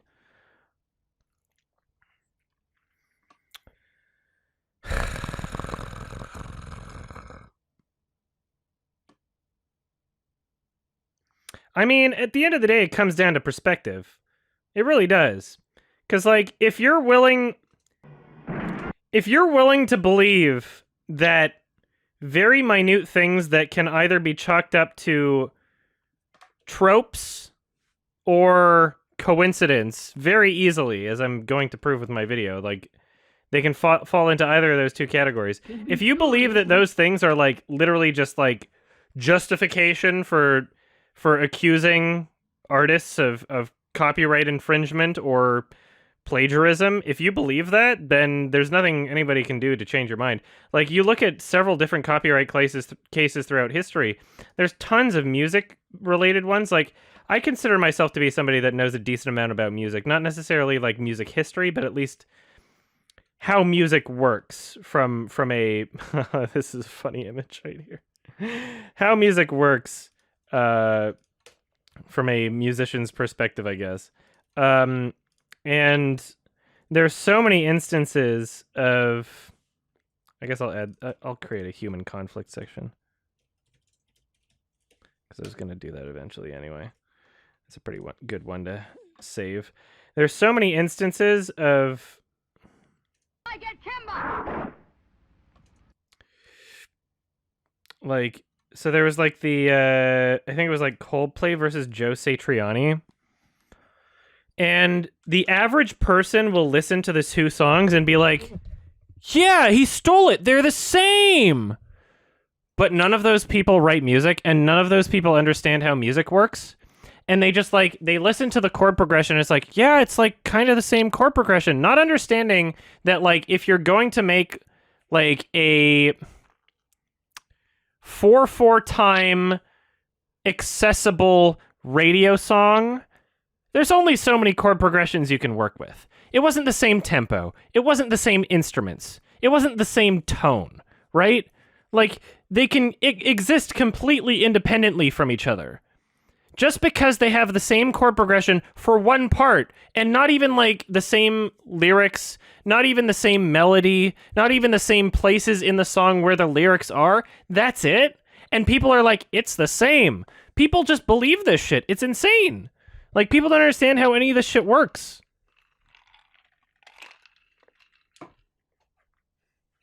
They really don't. A bunch of people who don't create art pretending like they have some sort of authority on what copyright infringement is, or like trying to pretend like they have some sort of authority on like the inner workings of the mind of a person who creates art. Of like, oh, they must have stolen it. They couldn't possibly have come to that same idea independently of the other property existing. Right? It's so stupid. It's incredibly stupid. Aim that rock well, Bucky, and you'll get a hit. People don't understand how this shit works. Music, movies, etc. Like, these are people that don't create anything. They don't understand how the creative process works.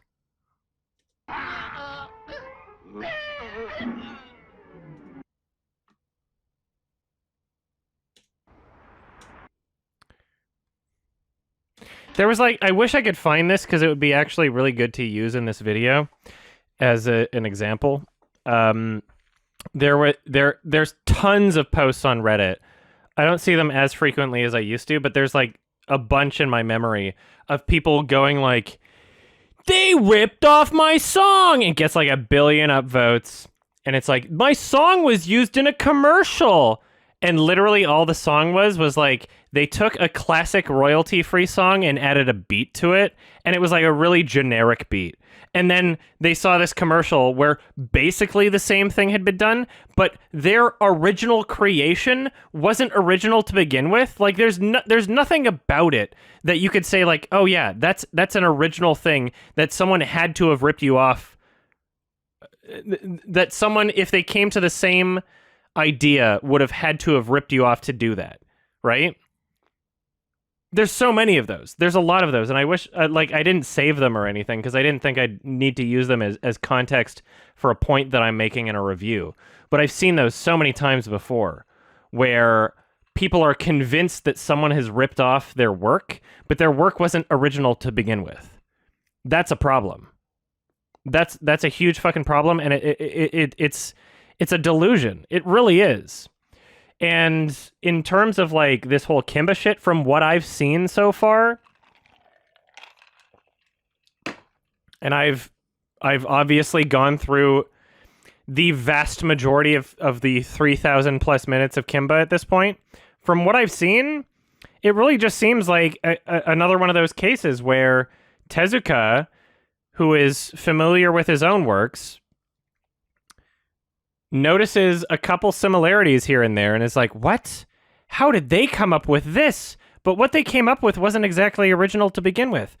Having lions as like the king of the jungle, that's like Aesop Fables level shit, right? Like that goes back way far in time. That's folklore. That's not a thing you invented. People falling off cliffs and fighting each other, that's not a thing you invented.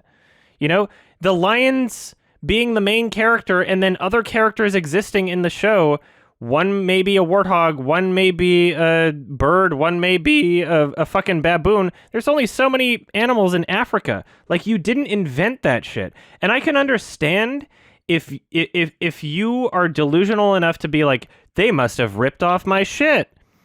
But at the end of the day, it never made its way to court. And I don't think Tezuka brought it to the same degree as all of these dishonest, manipulative YouTubers and article writers have. That's my main argument here, is not with Tezuka, because I don't even think his initial complaint was, like, that extreme at all. I think he was like, oh, there's a couple similarities here. I wish they would have credited me. I love Disney. I credited Disney as my inspirations. I'm upset that they didn't credit me. That was basically his complaint, right? Whereas, like, everybody who heard that and then made these comparison videos where they literally took footage from the 1997 Kimba movie as a comparison to support their claims.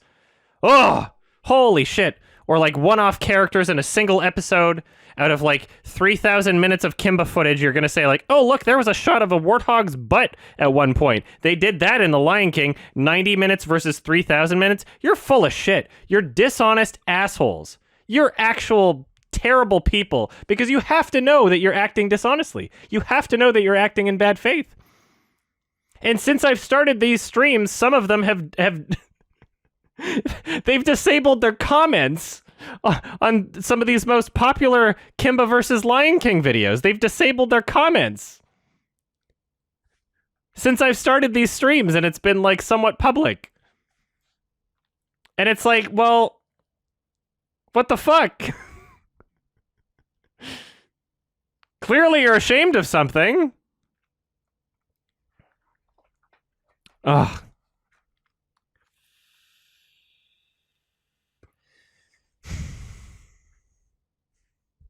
They have to know they're acting in bad faith. They have to know that. There's no doubt in my mind, because they checked their comments before. And everybody leaving comments were like, I can't believe. You know what? When I heard the Lion King Kimba controversy, I thought maybe they just ripped off the name Kimba and Simba. But now, after watching this video, I realized that they ripped off the entire movie. From people leaving these comments who think that Kimba is a single 90-minute film, not 3,000 minutes worth of a bunch of bullshit. It's an entirely unfair comparison. I think that is absolutely bullshit. And I am fucking ready. I am eager for someone to make a gigantic Reddit post who has actually seen all of the show, or any of it, because it seems like everybody that's been arguing with me over the past 3 or 4 months has not seen the show, and I'm waiting for someone to be arguing with me that has actually seen it. It's fucking ridiculous. I can't believe people are so stupid. It's ridiculous. Why are you arguing with me if you haven't seen the show? How can you be confident in a position that you know nothing about? You're repeating, you're parroting what other people have said. This is stupid. But yeah. By the time my video is made, I'll have done all the fucking research. I've done like 90% of it. There's only a few stones left unturned at this point. Which is why I'm so confident in my position now, because I've actually done my fucking research and watched the shit. Watched the shit. Read the fucking books. Downloaded the Kindle of people making these arguments that are sourced and cited on the fucking wiki, okay? Like, I'm doing my fucking research. Jesus Christ.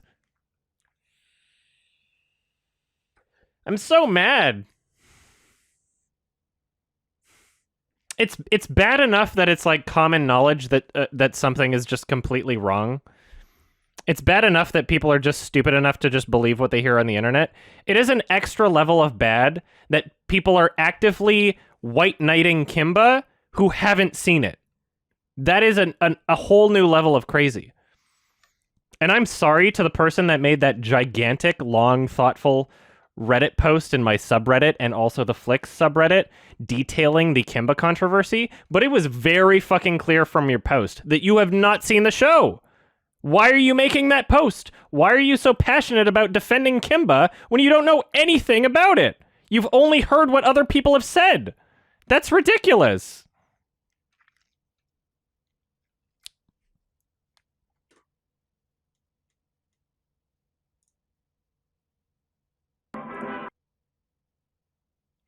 Oh, no. No, I haven't seen that.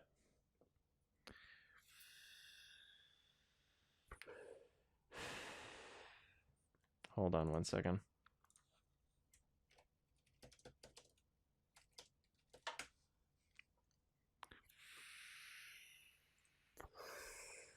I hope that none of you are harassing this person. I hope that that's not why they turned their comments off. Because when I looked at their comments, even after I'd like seen their streams, I didn't see any harassment. I saw some like criticism, but I didn't see any harassment. So I hope that nobody's harassing them. I don't think anybody is. Give me 1 second here. I'm going to send this link to myself.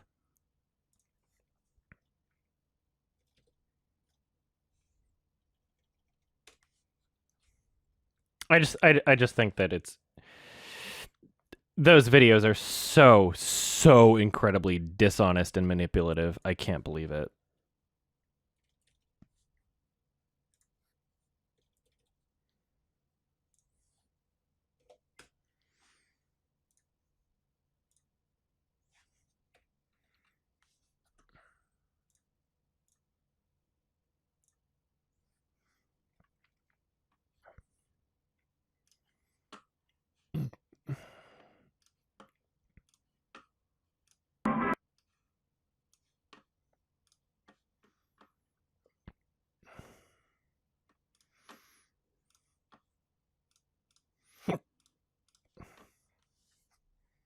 All right.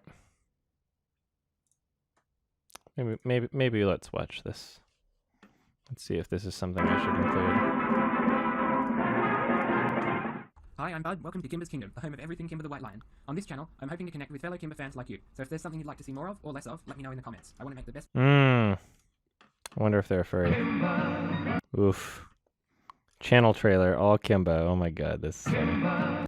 Join Collectibles and analyze the messages behind Kimba the White Lion. Oh and no! The storytelling and animation. Fanboys are so funny. I'm so sorry. I feel bad because I'm basically bullying autistic people right now, but it's so funny. In today's video, I'll be sharing an exclusive interview with Alicat, YouTube's resident Kimba superfan. On their channel, they upload videos about the history of the Kimba the White Lion franchise, as well as other classic works of animation, and short clips from the original Japanese version of the series. I'll put a link to both their channels in the description. I highly recommend checking them out if you're into Kimba or just animation in general. By the way, apologies for the bad audio quality during the interview. And by the way, I wanna make absolutely clear, I'm not shitting on Kimba in its place in history.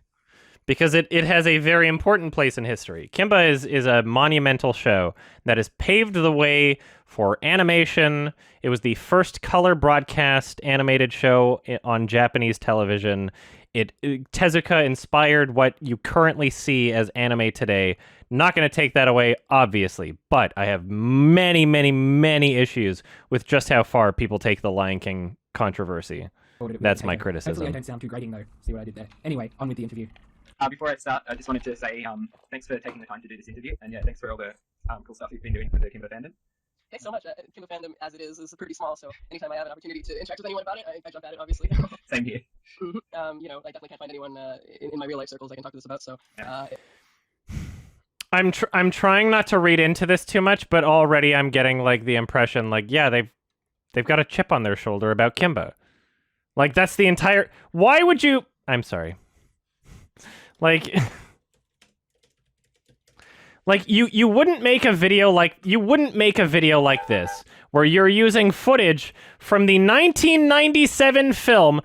Did you see how quickly I was able to skip to a point in the video where they were using footage from the 1997 film that came out 3 years after The Lion King? Yeah, that's because, like, it's a third of the video. There's no way you would make something like this unless you've got a chip on your shoulder about the Lion King for being a popular thing that people can talk about, when what you really love is Kimba, and you're sad that you can't talk to anybody about Kimba. You're sad about it. That's whatever. That's fine.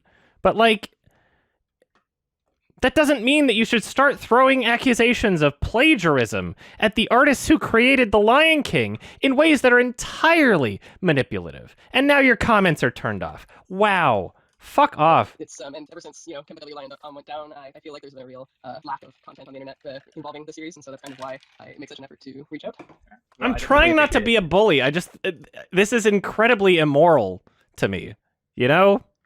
Like, this is a smaller YouTuber, and in a way I feel like kind of bad, because, like, I'm directing some negative attention towards them. But, like, this is a big issue. Like, without this video, I don't know if many people would believe the Kimba controversy as what they think it is right now. Without this video and other videos exactly like it, look at this shit. See this white line down the center of this? Look at the Hollywood Reporter. Look at the first thing they use. Look at this. This is from the 97 film. They don't know that. They trusted this person who made this comparison with this white line down the middle. This is their editing, and it spread to other articles. Huffington Post. Look at this. Look at this. Oh, where is it? Is this the one? No, it's not. It's not Huffington Post. Where's the other one? Oh, look at this. The white line down where did they get this footage? Where did they get this footage from in this article? Where did they get this footage from? You have to know that you're doing something incredibly immoral here. You have to know that. This is from the 97 film. Nowhere in the article does it mention that, because they don't know. They trust that you've done your research. But you're being dishonest and manipulative. You're being a liar. You're lying to people. I'm pissed off. And this is why they've disabled their comments, because finally, after fucking 2 years, I guess, somebody did their fucking research. Oh my god. Sorry. I'm fired. I'm so mad. Together we can sort of, I guess, bring the fandom back a little bit. Yeah, that'd be awesome. All right. So, first of all, how long have you been a fan of Kimba the White Lion? Well, I first saw Kimba on public access TV when I was a really young kid. I think it was 2003 or 2004. At the time, I only had 4 TV channels, and one of them was called Access Television. It's a rural Canadian channel, and it screened episodes of the 1993 dub on kind of a random schedule. They put episodes up when they had nothing else to play, and it never had the same time slot, so I'd have to try my best to catch it whenever I could. But I fell in love with it immediately and went online as a young kid and found the Craig Anderson's Kimba the Lion fan site soon afterwards and got really into it. That's awesome. So, I understand you have like a pretty big collection of Kimba the White Lion merchandise. What are some of your favorite items in that collection? Well, first off, I love collecting Kimba because there's not really that much available, so it's really hard for me to go overboard and fill my house with stuff. But it kind of feels like a treasure hunt with how rare some Kimba items are and how, like, not often you find them. My favorite item is definitely my vintage Kimba bookshelf from the late 60s. They're an obsessive fan. They have an animal avatar. Dude, I get it. I'm a furry too. Okay? I get it. There's tons of obsessed people in the fandom. This was your show. This is what you had as a kid. It probably made you a furry. I get it. You want to have more people that you can talk about Kimba 2.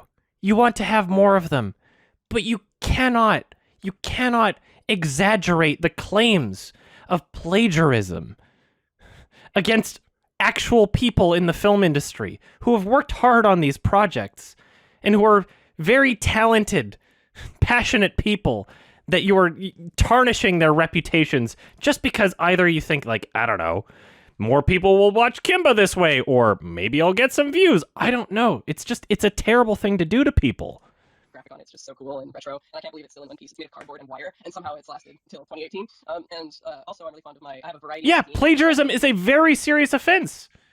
And when you create a video like this, you're kind of being like, well, whatever, I can accuse anybody of plagiarism. Blah, blah, blah. Doesn't matter. They're not me.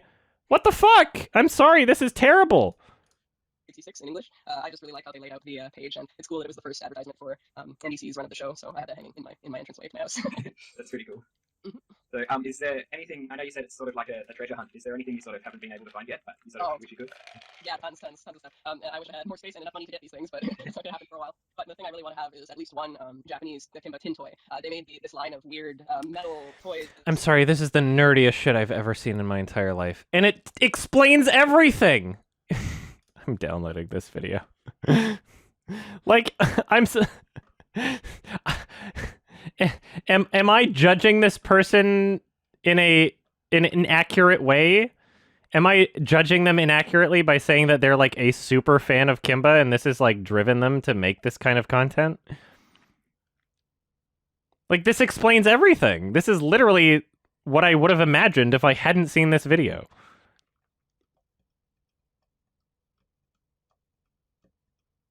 Oh no.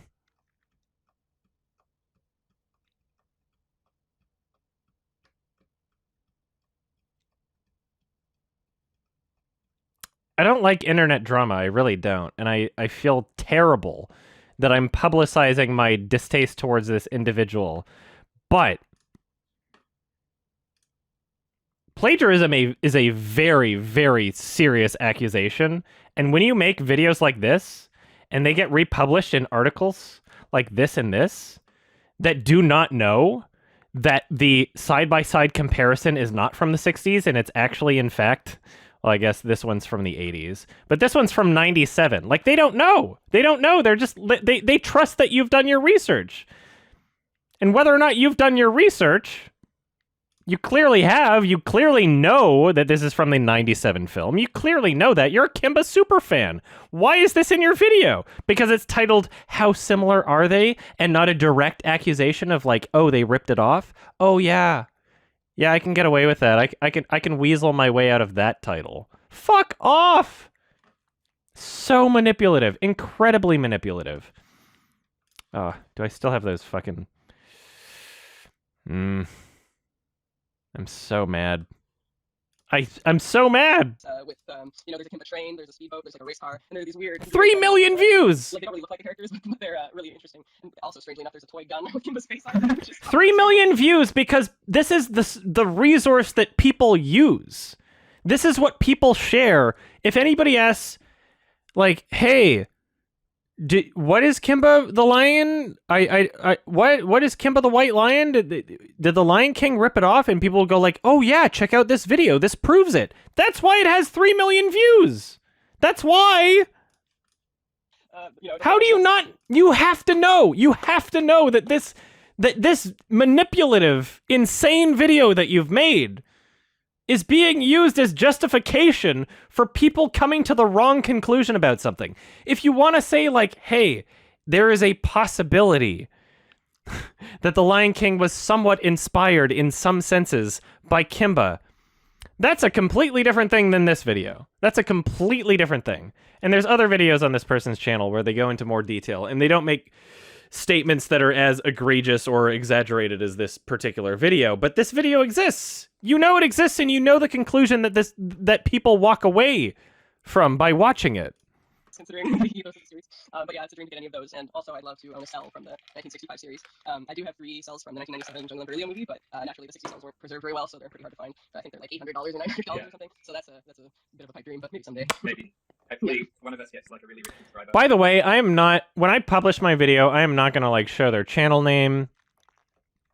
I understand that I'm already directing like some negative attention towards them right now, but like, I'm not a drama-oriented person. I'm gonna be talking about the type of video that they're making, and I'm gonna be showing clips from it. But I'm not gonna be directing hate towards them and saying like, "Hey guys, tell them like what you think," sort of thing. Blah blah blah. I'm not the type of person at all. But I'm still mad. I'm still mad. More money than sense. Yes, not the eccentrics. Gotta remember that. So, about the show itself, what is it that you like so much about Kimber the White Lion? What is it that sort of makes it go from good to great? Well, nostalgia definitely plays a role in why I'm so passionate about it. But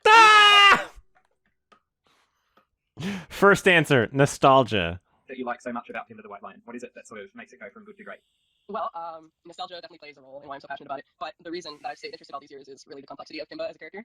He's an extremely flawed protagonist and really easy for me to sympathize with. As a vegetarian, seeing a cartoon character struggle with their instincts and feelings about hurting and killing others for food is a really unique and special thing for a story from the 1950s, I think, let alone today. Kimba has a vision of the future that he can never really accomplish. I'm a bit of a political utopian, and there are very few shows I can think of that aren't afraid to admit that social progress takes a lot of trial and error, a lot of failure, but then it still retains this kind of like optimism that a society can always do more to reduce the suffering of others. Kimba repeatedly fails to convince the members of his kingdom to work together, and his utopia is never actually realized at the end of the story, but... I heard his Zootopia, but I think she said his utopia. But repeatedly fails to convince the members of his kingdom to work together, and his utopia is never actually realized at the end of the story. Why is it so fast? Because I'm watching in 2 times speed, that's why.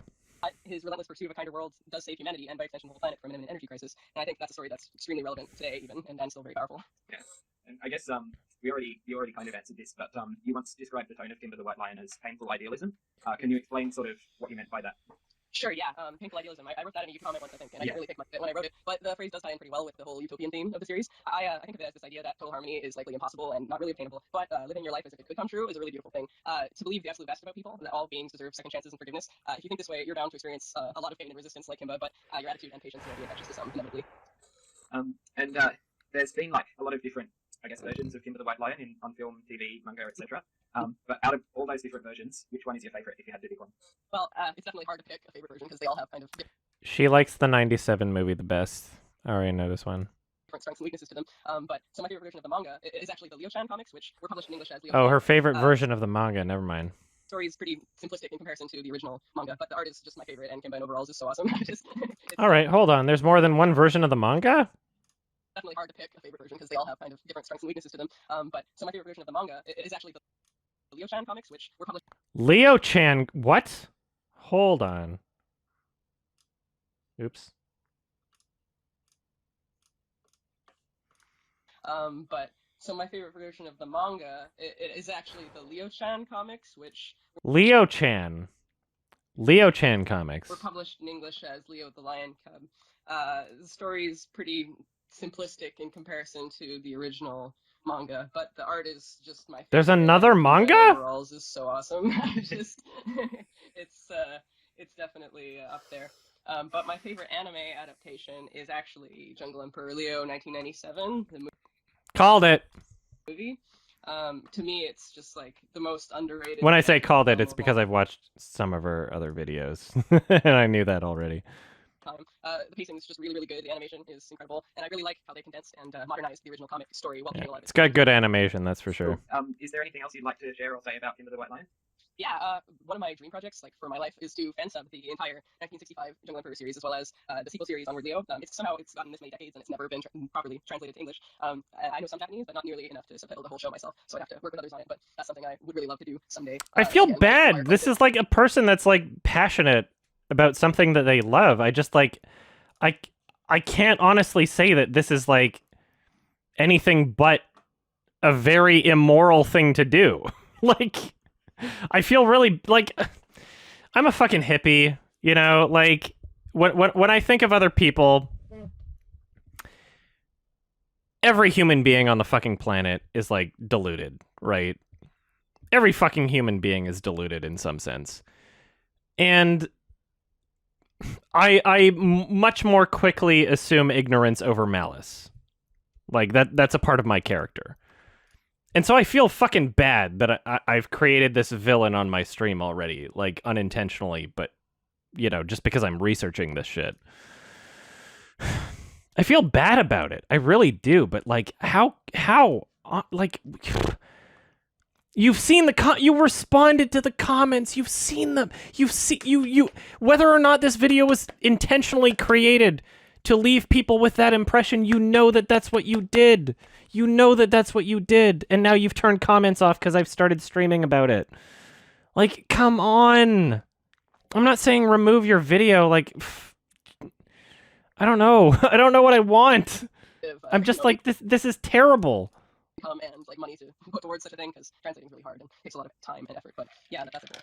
So I'm just going to say, if there's anyone in the comments who either is fluent in Japanese or just has like more money than sense, like I said, definitely consider helping out with that, because anything you can do, like, it'd just be really cool. I'd love to see it translated as well.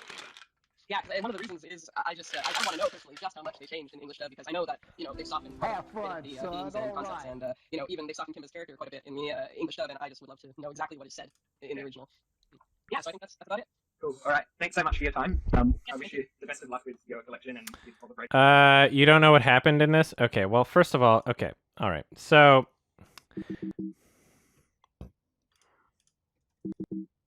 hold up.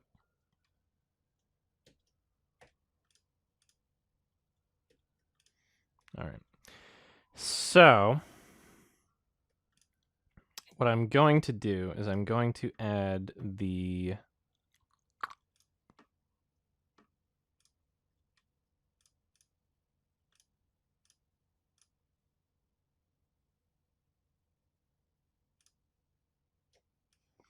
videos from that channel into my timeline here.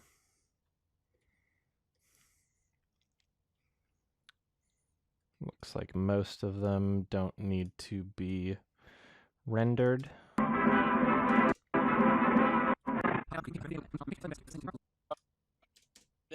It never had the same time slot, so I had to try to schedule it. But I don't know the online as you get down. The fans seem to be like, So first of all, how long have you been at Kimba Online? Well, I saw Kimba Online. What are some of your favorite items in that collection? Well, first off, I love Kimba because there's not that much available. So is there anything? I know you said sort of like a treasure hunt. Is there anything sort of coming in with like that? Yeah, tons. I was more chasing things, but I don't really have is at least one Japanese characters. They're just doesn't make much sense to read, but actually still work. It's like really right up. It's like more money than sense. So about the show itself, what is it that you like so much about Kimba the White Line? What is it that sort of makes it go completely right? Well, nostalgia plays a role. All right. And then, yeah, the other videos they've made. I've made a few videos on my channel. Yeah. So I'm going to rewatch a couple of these. I believe I've seen this one before. About what I like to call the Kimba Simba controversy. That is the idea that The Lion King is heavily inspired by the classic anime King of the Jungle, also known as Kimba the White Lion. Recently, I've realized that I've spent plenty of time discussing the similarities between the works, but very little time discussing Kimba itself. Yeah, so this is basically like a love letter to the '97 film, which she is completely familiar with and uses in this video, which is just ridiculous. I'm sorry. I'm trying not to be mean here. I'm trying really, really, really hard not to be mean here. So yeah, she talks about how this is her like favorite version. I don't know how many of the other videos I've seen from her.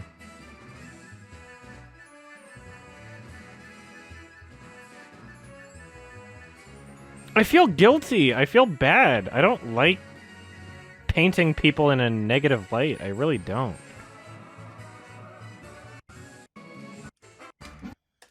Alright, that's not a video I need. Alright, let's look at the title here, actually. Jungle Emperor Sage... Yeah.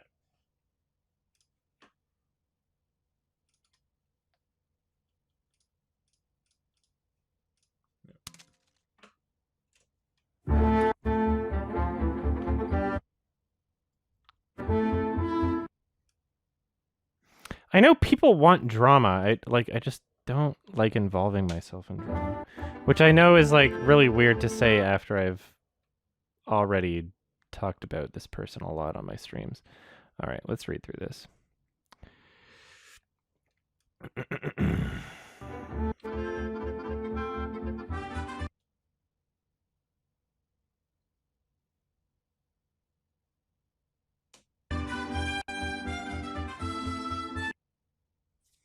All right.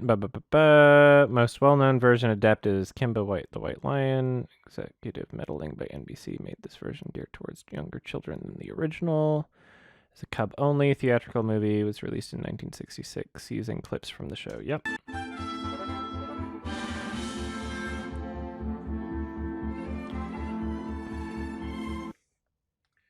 All right. Alright, so there was a second manga. Shit, how am I gonna find that? I've downloaded the first manga. How am I gonna find this shit? I definitely need to watch through all of it, right? So. And this is pre-Lion King, so I'm gonna have any kind of argument. Well, anybody in chat, let me know if you can find this second manga. Is that what she was talking about in the,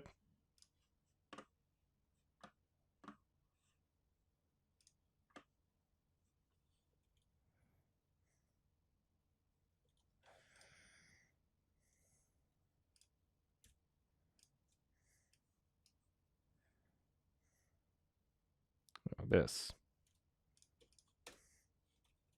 Weaknesses to them, but so my favorite version of the manga it is actually the Leo-chan comics, which were published in English as Leo the Lion Cub. Leo the Lion Cub, published in English. The story is pretty simplistic in comparison to the original. All right, so I'm gonna have to read through that shit, I guess. God, too much research, man. All right.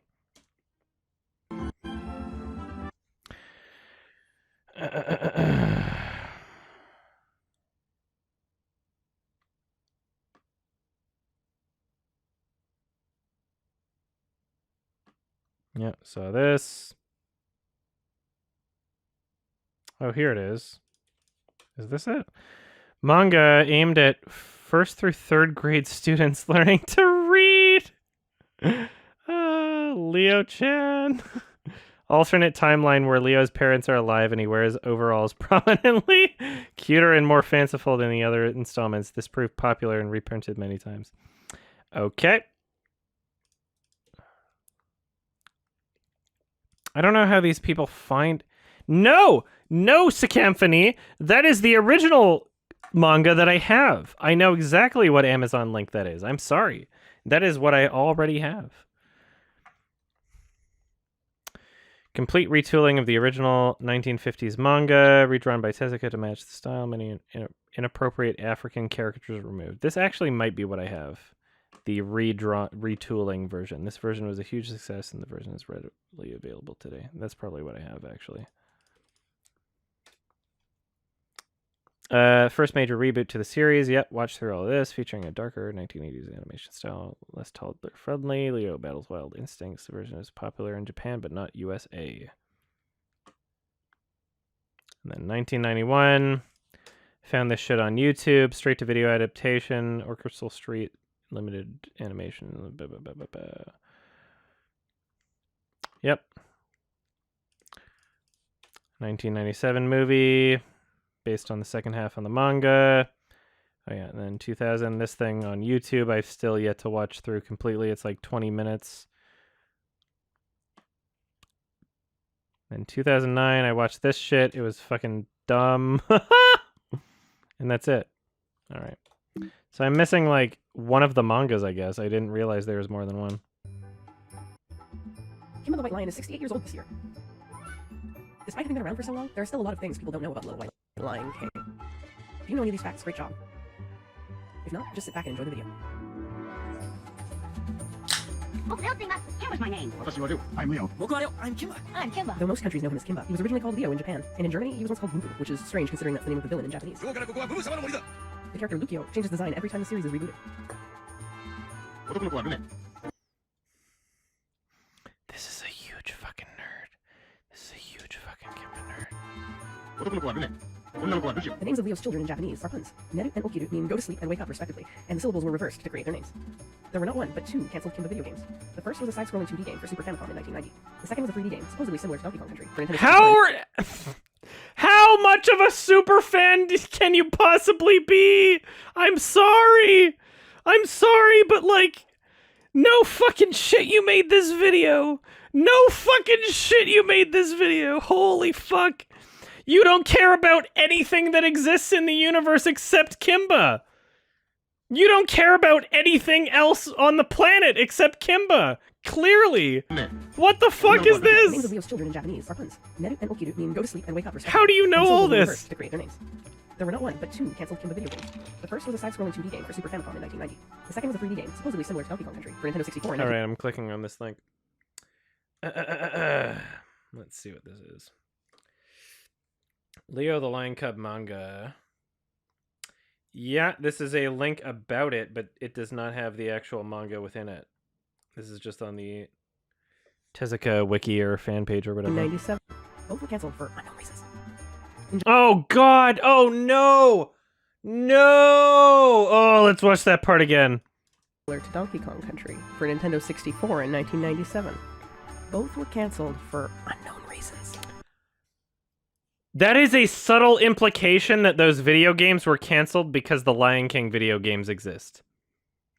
That is a subtle... That whisper and then showing the Lion King video game. She has a bone to pick. She has a chip on her shoulder. Those video games were canceled because the Lion King video games exist. Let's look at the... Okay, let's do some fucking research right now. All right, what were the years of these Kimba games? I need to find these out. Kimba video games. This is ridiculous. I'm sorry, this is like parody level. This is ridiculous. All right.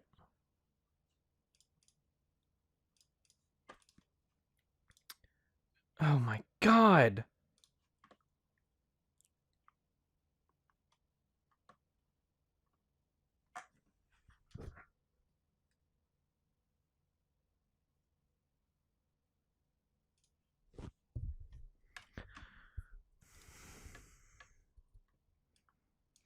One of... Oh, my God. My God, one of... Oh. It was going to be released... I'm so mad.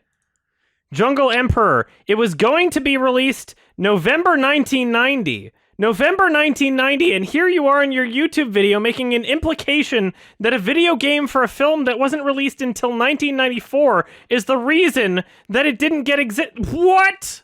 This is bullshit. This is bullshit. I'm sorry. What the fuck? 1990 is 4 years before 94. I don't think the Lion King video game was released until after the movie. I don't think it was released until after the film. Why? Oh my god, you've got such a chip on your shoulder. You hate the Lion King. You honestly hate it. You hate it because you love Kimba, and you're mad that the Lion King was successful and Kimba wasn't. I mean, Kimba was in Japan. But, Jesus. The second was That's the wrong game? Well, she says both. She says both. Both were canceled for unknown reasons. She says both. So what do you mean? The wrong, like, the other one? Because she says both. So yeah, there's one released later.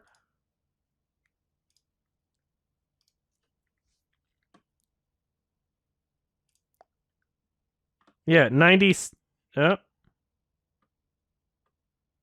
Nintendo 64. 1997. Yeah, that's the one after. But she says both. She says both. And then just points to the Lion King as though there's some massive conspiracy that the Lion King was responsible for canceling their games when it didn't exist. It didn't even exist yet. I'm sorry, that's bullshit. That's incredible bullshit. The second was a 3D game, supposedly similar to Donkey Kong Country, for Nintendo 64 in 1997. Both were canceled for unknown reasons. Are you just gonna, like, whisper the Jewish conspiracy or some shit? Are you gonna, like, put 3 brackets around the Lion King? What is this? What is this kind of implication? When you're doing shit like this, then I can't possibly believe... I can't possibly believe that this video was made with, like, ignorance instead of malice. This was totally malice. You hate the Lion King. Oh my god. You have a bone to pick. Holy fucking Christ. Oh my god. And Leo was the mascot for a baseball team called the St. Thomas Sabin Lions. They wear Leo's face on their jerseys and often play animation clips created especially for their ball games. Just like, have your fandom, enjoy your shit. Don't lie. Don't lie about things. What the fuck? In the first episode of the You can't even claim ignorance because you're a Kimba fan. You know all of this shit. In the first episode of the American Kimba dub, we learn that Kimba's father named him on his deathbed. You can call it Kimba. But in the 1980 dub, Leo the Lion, Leo has this to say about his old name. My name was Little Coward, or in the language of animals, Kimba. Strange name for a dad to choose on his deathbed. Not only that, but Kimba was never a coward. In Germany in the early 90s, the second king of the jungle made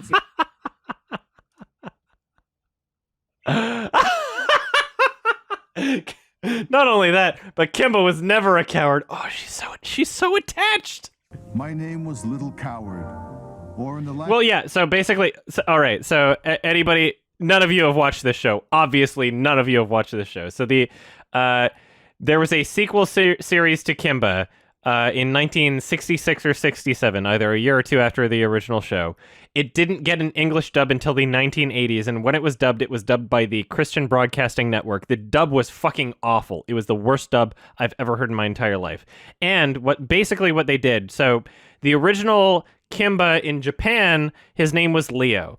And then for the American version, as you've heard, the person through NBC that was localizing it for America was like, okay, we need a different name. They decided, oh yeah, Simba is lion in Swahili. We'll change it to Kimba because it's more marketable. So that's why he's Kimba and not Leo. And then when this series got created, because it was under an entirely different group of people, basically they were like, oh, well, let's keep his name Leo. But then one of the people that was creating dialogue for the show was like, oh, no, we need to explain, in case people have seen the original American show, why his name is Leo instead of Kimba. So they added in some bullshit into the show saying like, oh, yeah, my name used to be Kimba because it meant coward, and now I'm a big boy.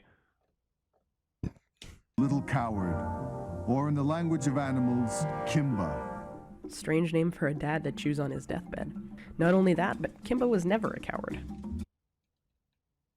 Kimba was never a coward. It's like... There's such a very clear emotional attachment. Very clear emotional... Uh-oh. Uh-oh, you're right. I might like this video. Oh, God. Hold on. I see this title. I'm not going to be happy with this, am I? All right, hold on while I send this to myself. This is... You understand why I'm making my own video about this, right? Why it can't just possibly be within the Lion King review. There's such a gigantic rabbit hole that I've fallen into that, like, apparently nobody else has, except for, like, diehard Kimba fans that are willing to lie about the Lion King. Because they love Kimba so much and they're mad at the Lion King. Fucking Christ. This is ridiculous. This is ridiculous. This is absolutely fucking ridiculous. All right. I'm so mad. I'm so mad. Should I check out all the videos from this channel? Like, God.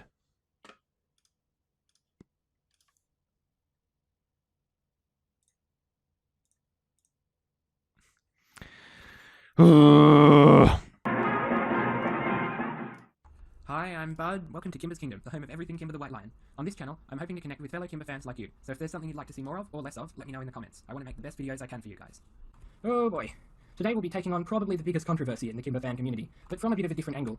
We'll be looking at copyright law and how it led us to this situation where Kimba the White Lion and the Lion King fans are at each other's throats, and how we can fix it so this doesn't happen again. First of all though, why is there a controversy? What's this all about? Well, before I get into this, I want to cover my tale a little bit. I love The Lion King. Along with The Land Before Time, it's my favourite movie franchise as a kid. So I'm by no means hating on The Lion King. Both the first and second films were beautifully animated with strong stories and great music. You can tell the guy's a furry because he likes the second Lion. That's a dead giveaway. If somebody says, I like The Lion King too, furry. It's my favourite movie franchise as a kid. So I'm by no means hating on The Lion King. Both the first and second films were beautifully animated with strong I mean, stories if the and animal avatar didn't give it away already, but... music. But it is awfully suspicious that The Lion King features almost exact copies of several characters from Kimba the White Lion, including but not limited to a gang of cowardly hyena thugs who work for the main bad guy and provide comic relief, an evil lion who views himself as the rightful heir to the throne and wants to take it from the main protagonist through violence and manipulation. Please don't say a wise but Zazu. funny old baboon who acts as Oh no, that's bad. That's bad already. advice to the main protagonist. Oh man, that's bad. Oh no! Ah! Why does anybody think this? Why does anybody think that Zaz... Oh, I need to hear them justify this. Wise but funny old baboon who acts as a mentor figure, giving advice to the main protagonist and telling him off when he's immature, and a small tropical bird who's the advisor to the king and considers himself cultured and refined, but is constantly the butt of jokes. And if that's not You are... Oh. I never used the term reductionist much before. But this is reductionist. The only way you can make the comparison between Zazu and Polly is if you boil it down to the most basic elements to the point where it's not a true representation of the character. It's not a true representation of the character anymore when you get to a point where you say that Zazu and Polly are the same character. I'm sorry. Either you don't understand the characters and you didn't pick up on anything about the characters, or you're just being dishonest and you want to believe that Disney ripped off this film. And it's fine. And I can understand if people believe that Disney was inspired by some parts of this movie. That's fine. That's totally logical and plausible. But to go to this degree, I don't understand why people push it to a degree that is so out of reality. I don't understand that. Why does it need to be times a billion of what the original complaint is by Tezuka? I don't think Tezuka mentioned... I'm going to have to do more fucking research, but I'm pretty fucking sure Tezuka didn't mention these two birds. I'll have to find out. I could be eating my own foot right now, but if Tezuka mentioned those two birds as being the same characters, then I'm going to have to disagree with him too. Right now I don't, based on what I know about his original complaint, but if he... If he says that Polly and Zazu are the same character, I'm going to be furious about his original complaint and what it spawned, because that is bullshit. That is absolute bullshit. So I want to cover my tale a little bit. I love The Lion King. Along with The Land Before Time, it was my favourite movie franchise as a kid, so I'm by no means hating on The Lion King. Both the first and second films were beautifully animated, with strong stories and great music. But it is awfully suspicious that The Lion King features almost exact copies of several characters from Kimba the White Lion. Look at that pose, I'm sorry. Tee-hee. Exact copies of several characters from Kimba the White Lion, including but not limited to a gang of cowardly hyena thugs who work for the main bad guy and provide comic relief, an evil lion who views himself as the rightful heir to the throne and wants to take it from the main protagonist through violence and manipulation, a wise but funny old baboon who acts as a mentor figure, giving... This is pushing it. They're entirely different characters. Advice to the main protagonist. They're just the same animal, really.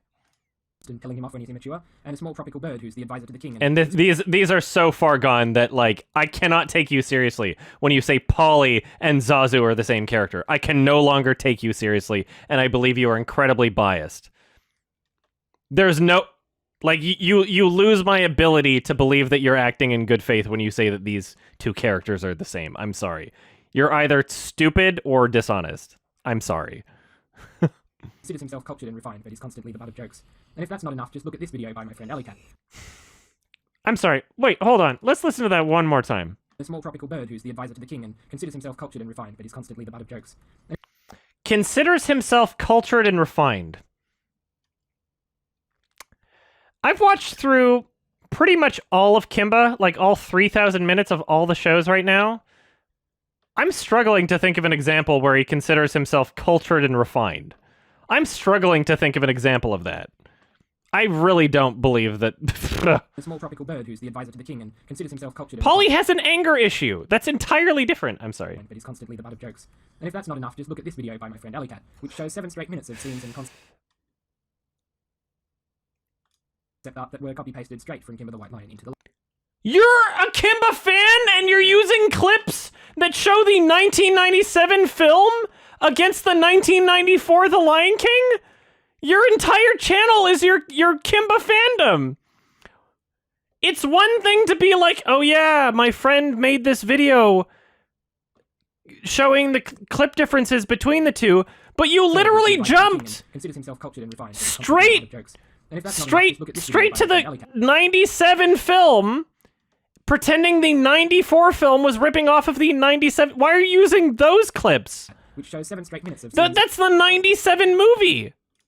Concept art that were copy-pasted straight from Kimba the White Lion into the Lion.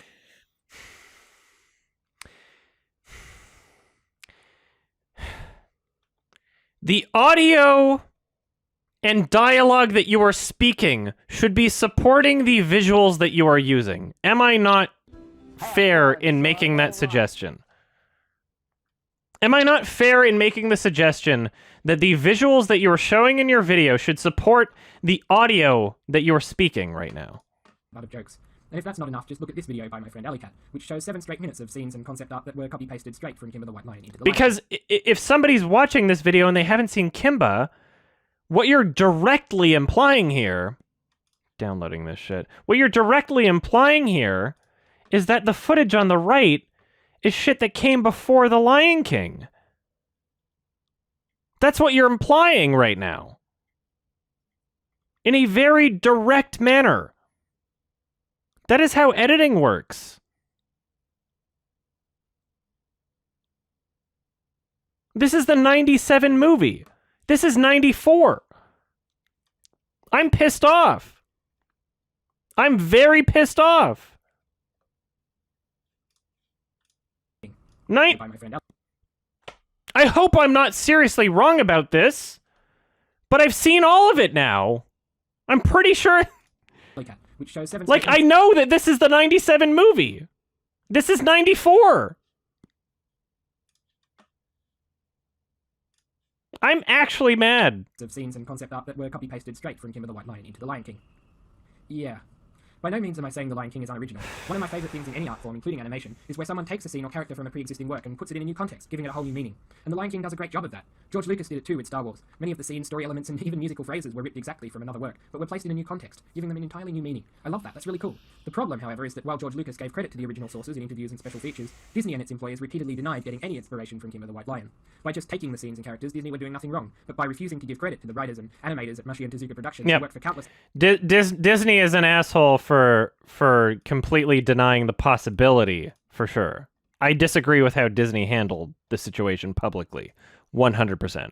No argument there. My argument is when you say in your video, The Lion King ripped off concept art and visuals directly from Kimba and show the 97 movie. Video by my friend Alleycat, which shows 7 straight minutes of scenes and concept art that were copy-pasted straight from Kimba the White Lion into The Lion King. What the fuck? You have to know this. You're a Kimba fan. Your whole channel is Kimba. Yeah. You have to know that. How do you not? What? King is unoriginal. One of my favourite things in any art form, including animation, is where someone takes a scene or character from a pre-existing work and puts it in a new context, giving it a whole new meaning. And The Lion King does a great job of that. George Lucas did it too with Star Wars. Many of the scenes, story elements, and even musical phrases were ripped exactly from another work, but were placed in a new context, giving them an entirely new meaning. I love that, that's really cool. The problem, however, is that while George...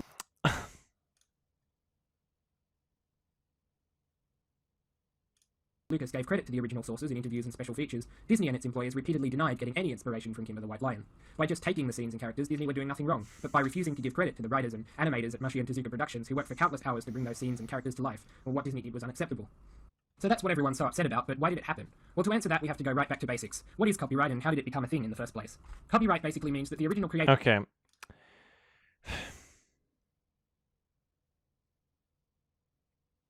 I wonder if this person's going to mention the differences between American and Japan in copyright laws.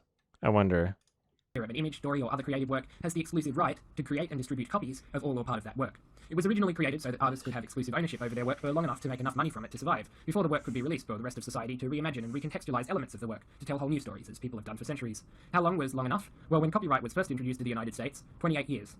Yes, that's right, 28 years. If copyright law was still being implemented the way it was originally intended, no one would even own Star Wars by now. Anyone would be free to create new stories and even completely disagree with how copyright law is gone, 100%. New movies with the characters and scenes from Star Wars.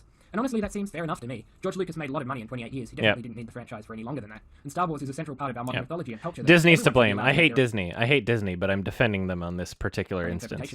And this isn't just my personal feeling. A peer-reviewed, evidence-based 2009 study by the economist Rufus Pollock found with 95% confidence that the ideal length of a copyright term for both artists and the economy as a whole is between 0 and 38 years. So what changed? If the length of copyright terms was originally 28 years, and evidence suggests they should be 38 at the very longest, why is the length of copyright in almost every country on Earth now the author's entire lifetime plus 50 years? Yeah, how did this happen? Agree. Ironically, Disney is how this happened.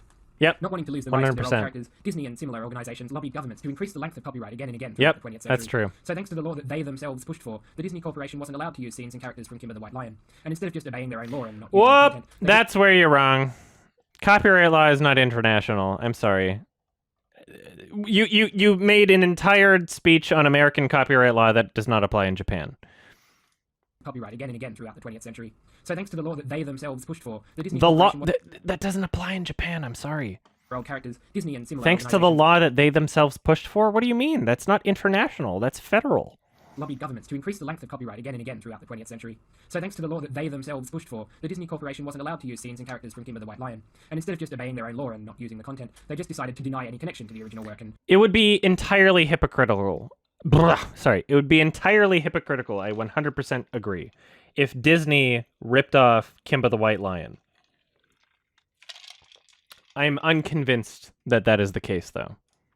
Figured the fact they could bankrupt a tiny studio like Tezuka Productions with repeated appeals would be enough to discourage any potential lawsuits, which it was, of course. Tezuka Productions have never pursued legal action.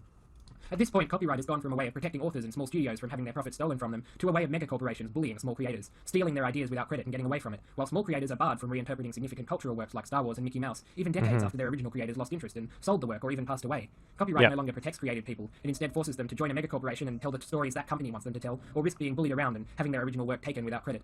So how do we fix it? Well, in terms of the law itself, we need to change copyright law so that after 38 years at most, anyone is free to reproduce and reinterpret a work. I agree. But indefinitely after the work is created, anyone who does reproduce or reinterpret it should be required to give credit to the original creator. If that was the law in 1996, then Disney would have been free to create The Lion King without any fear of legal repercussions if they admitted to taking scenes from Kimba the White Lion. And Kimba the White Lion would have received the credit it deserved and perhaps been introduced to a whole new audience. So we need to fix the law and... Again, people just upset that Kimba didn't get the promotion it deserved. White Lion. And Kimba the White Lion would have received the credit it deserved and perhaps been introduced to a whole new audience. So we need to fix the law and make it like that moving forwards. But the more fundamental problem here is with our legal system. Big corporations can effectively buy their way out of legal trouble. As long as people have to pay for legal fees, corporations are able to just bankrupt any ordinary person or small business that wants to exercise their legal rights, even if the corporation is legally speaking completely in the wrong. Alright, hold on, I'm gonna look at this image here. So Astro Boy's at the bottom here. Corporations are able to just bankrupt any ordinary person or small business That's a part of like the idea here that is perpetuated by this controversy is that like Tezuka just didn't have the money. Tezuka didn't have the money to pursue Disney in court. And yeah, Disney's a huge company. I understand. But it's not like Tezuka was like some poor person. Like Tezuka was like the godfather of anime, right? Even if the corporation is legally speaking completely in the wrong, they can get away with it under the current system. We need to change our justice system so that whichever party spends the most on legal fees in a case needs to pay the other party in the case enough to cover the difference, so that neither side has given themselves an advantage. So in this case, if Tezuka Productions took Disney to court, Tezuka Productions had say $1 million they were willing to spend and Disney had $10 million, then Disney would give $4 million towards Tezuka Productions' legal expenses and both parties would spend $5 million. That's each. weird. No one would have an unfair advantage and Disney wouldn't be able to bankrupt Tezuka Productions with repeated appeals. The case would actually be decided based on the evidence and arguments both sides provided and not based on who had more money to spend. With both of these improvements to our legal system in place, a mess like the Kimba the White Lion / The Lion King drama will never happen again, and we'll have a fair system to protect all the world's artists and encourage creativity. A system that I'm sure... Yeah, I'm sure it is, like, I think it might be possible to do some sort of, like, international lawsuit, but I think that's more complex than what this video is suggesting. A system to protect all the world's artists and encourage creativity. A system that I'm sure Kimba and Simba would be proud of. Look at this furry art. Ooh! 2 minutes of black screen. Very artistic. Alright. I'm mad. I gotta pee. BRB. I am so upset.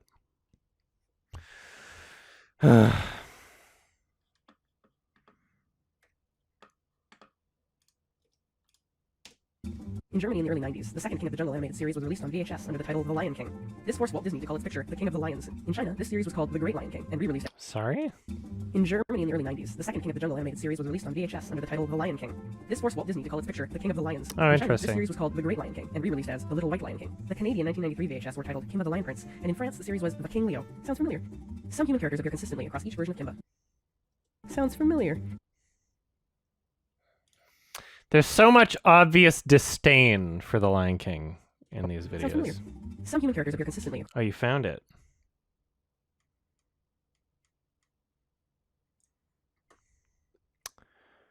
Oh, Leo the Lion Cub. So that's one of them. Okay. All right, so there's... I've got the... Let's see. The 65 manga individual episodes of the 1965 series adapted to comic form. That's what I'm missing then. So Leo the Lion Cub, Leo Chan. I guess I will be buying shortly. Thank you for the link. In Japan, Leo has called the House.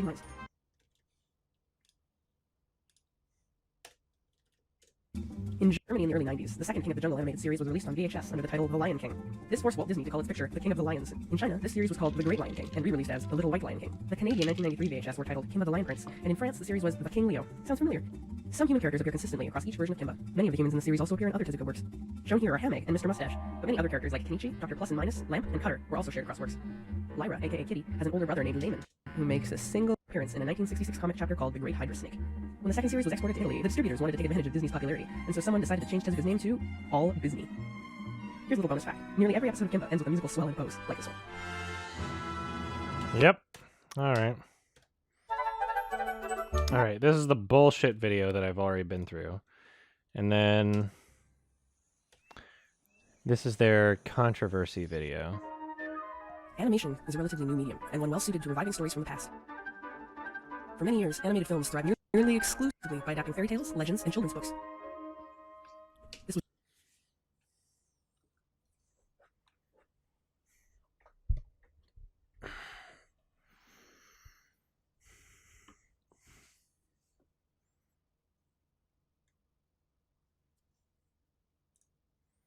Oh shit, the racist version?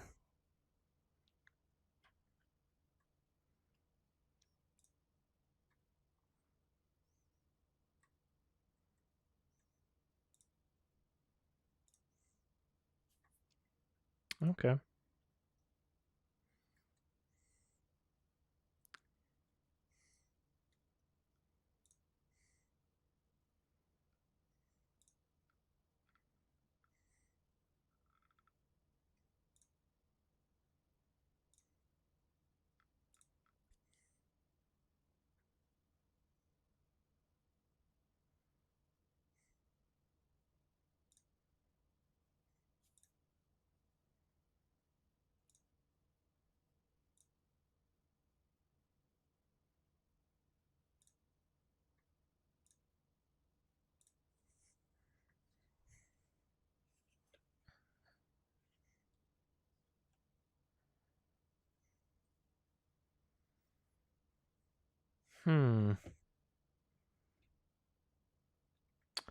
One second here.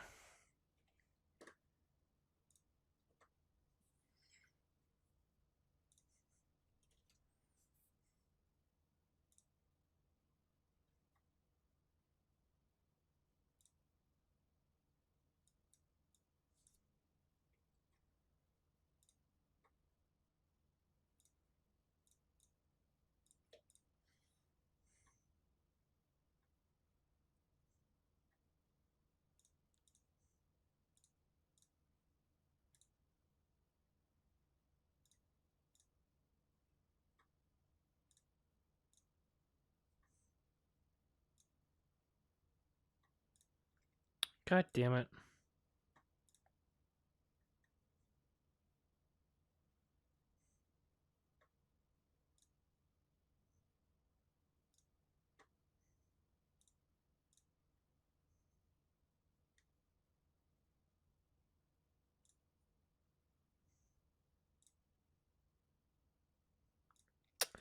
As soon as I log into my account, it won't let me buy it. As soon as I log into my Amazon.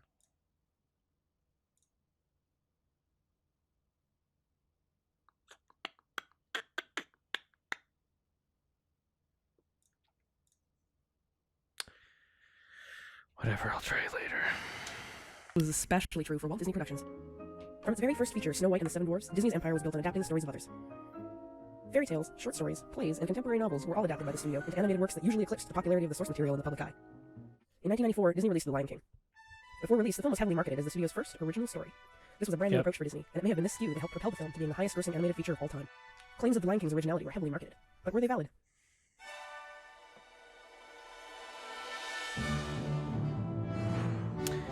Don't use clips from the 1997 film, please. Stop using clips from the Oh, it's so manipulative. Jungle, also known as Kimba the White Lion, was created in 1950 by Japanese comic artist Osamu Tezuka. First a comic book, then an animated series in 1965. King of the Jungle follows the story of Kimba, an orphaned white lion cub who must reclaim his kingdom and continue his late father's Just be honest about it. Just say it. dynasty.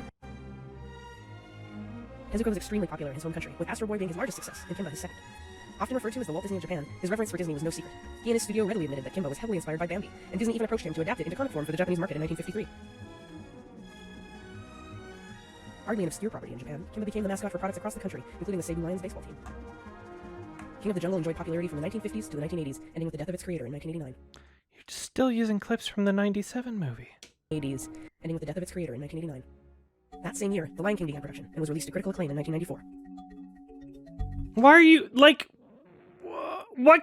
You're not being honest. You're not being honest at all.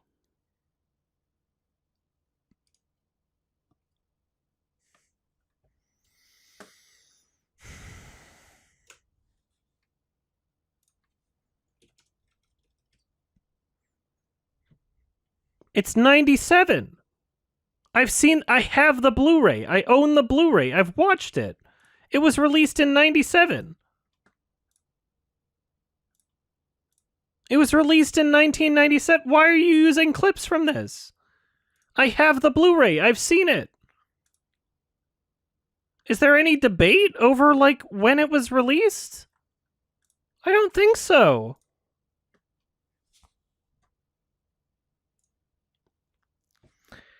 This is insane. This is absolutely insane. This is the 97 film.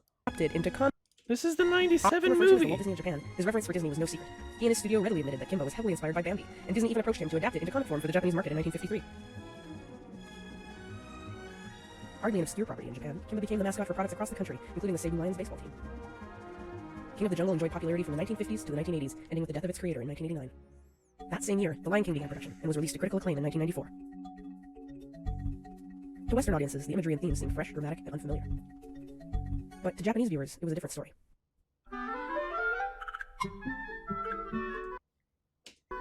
This is pissing me off. Oh no, a baboon! Oh my god. One episode!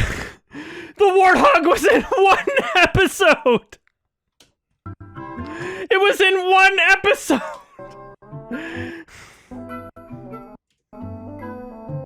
Okay, uh-oh! Okay, good. You did say 1989 on that one. Good.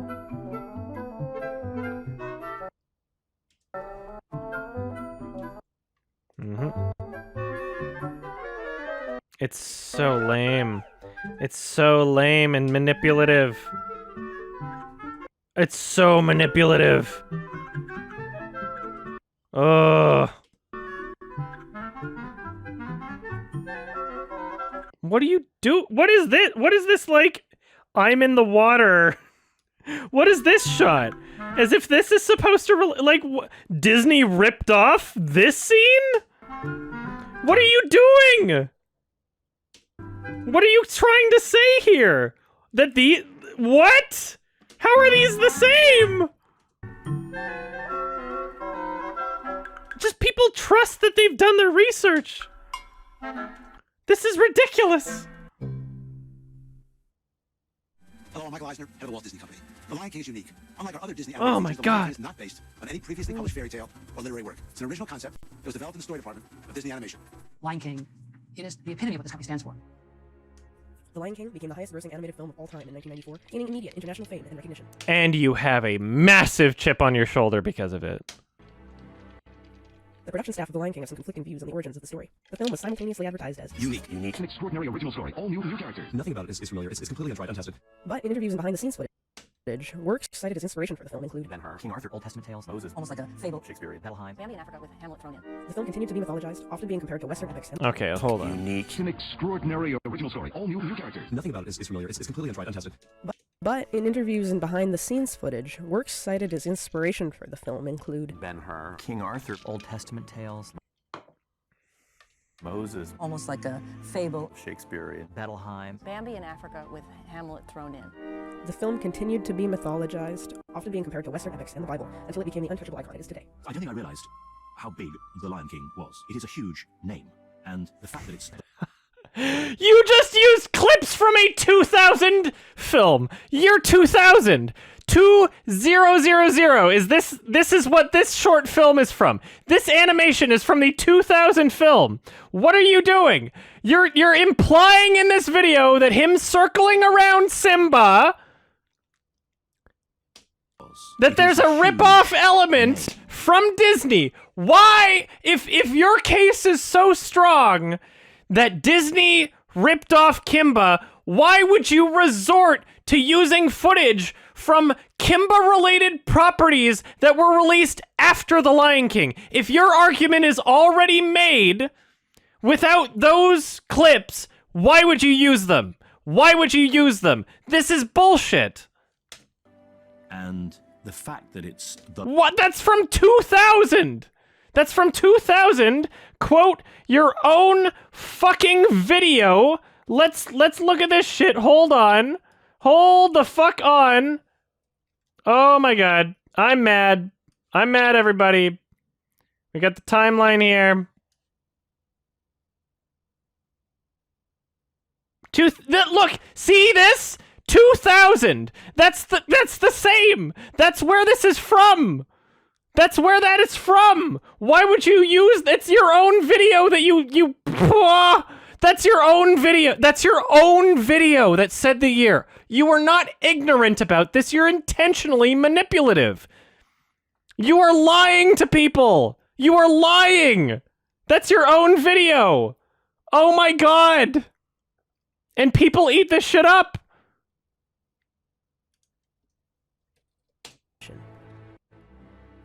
The production staff of The Lion King have some conflict.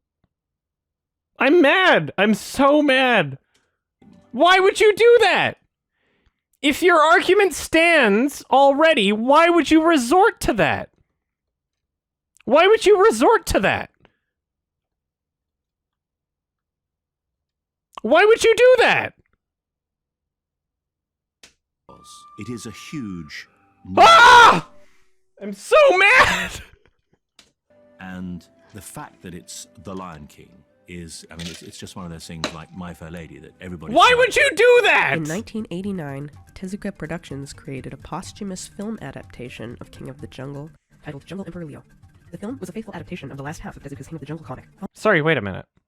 Of Productions created 1989, Tezuka Productions created a Ooh, they didn't create it in 1989. They started production in 1989. They didn't create it until 1997. Stop lying to people. I hope you mentioned that. In 1989, Tezuka Productions created a posthumous film adaptation of King of the Jungle titled Jungle Emperor Leo. The film was a faithful adaptation of the last half of Tezuka's King of the Jungle comic, following Kimba as an adult lion with cubs. The film's 10-year production was troubled, however, and it wasn't released until 1997. There you go. Thank you. Troubled, however, and it wasn't released until 1997, 3 years after The Lion King. Julian Grant, organizer of the Fantasia Film Festival, reports that the Walt Disney Company filed a cease and desist order against them when their festival added Jungle Emperor Leo to their 1997 lineup. Yep. Bullshit that Disney did that. I don't think Disney is a good company either. Complete bullshit that Disney would make a cease and desist letter towards that film. No argument there. 100%. That is not an excuse to lie to people. Though Jungle Emperor Leo was released after The Lion King, both films began production in 1989. Despite the season. So what she's doing here is she's like implying a grand conspiracy by showing these clips together. She's like, yeah, it was released in 97, but the people at Disney that worked on it, see how these clips are exactly the same? There's two lion cubs and a bird. See how they're like the same within the context of the film especially? It's like The Lion King just ripped it off. Even though it didn't get released until 1997, Disney, they had moles at Tezuka Productions, and they had spies to steal the valuable concept art, to steal the valuable animation from a project that was not even deemed to be successful because it's so valuable. A shot of two lion cubs with a bird, that is invented by Kimba. Nobody's done that before, and it's such a valuable concept. As soon as they saw this piece of animation, they were like, got it, ka-ching, that's some gold right there. We're gonna make sure we make a conspiracy and delay Kimba by 10 years so we can steal it for our 94 movie, The Lion King. What the fuck are you saying? This is bullshit. Though Jungle Emperor Leo was released after The Lion King, both films began production in 1989. What are you implying? Despite the cease and desist order, Jungle Emperor Leo screened to a full house, though this would be the last North American screening the film ever received. To this day, the Walt Disney Company's official stance is that nobody on the team has ever heard of King of the Jungle or Osamu Tezuka. This seems unlikely. Yeah, 100%. It seems unlikely. I'll agree with you there. Matthew Broderick, the voice of Simba, says he was familiar with Kimba before production. Matthew Broderick is not an argument. A voice actor saying that he was familiar with the original Kimba show and thinking like, oh, when I heard Simba, I thought they said Kimba. That literally doesn't mean anything towards your argument. And I don't know why this is such a popular argument among the Kimba conspiracy theorists. Matthew Broderick, the voice of Simba, says he was familiar with Kimba before production. Roy Disney himself also referred to the Lion King's protagonist as Kimba on a Prodigy message board 1 year before the film's release. After the film's release in Japan, Tezuka Productions acknowledged their discomfort with the similarities between the works, but did not have the funds to file any lawsuits. Did not have the funds. Tezuka Productions was fucking broke. The similarities between the works, but did not have the funds to file any lawsuits. The controversy received little press coverage outside Japan, with the notable exception of a nod from The Simpsons. You must avenge my death, Kimba. I mean, Simba.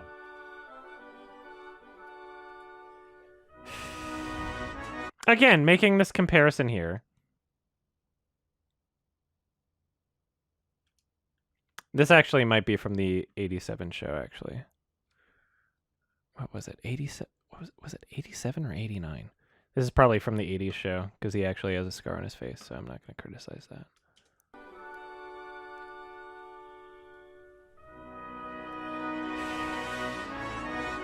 Yeah.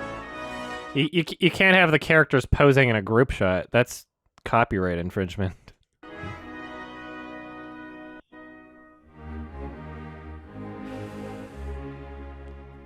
Though The Lion King may be a global icon, Kimba still captivates Japan in some ways.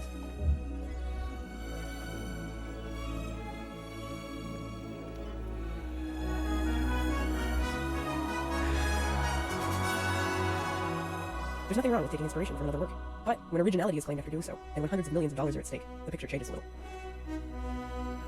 Stop using clips from the 97 movie! I'm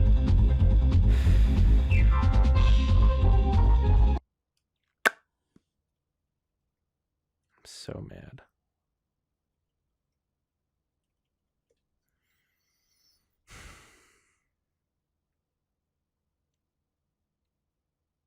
Guys, this is bullshit. This is bullshit. I guess I'm gonna watch this clip. Old Boy's from the 2000s, I believe. It's a Korean film. And South Korean film.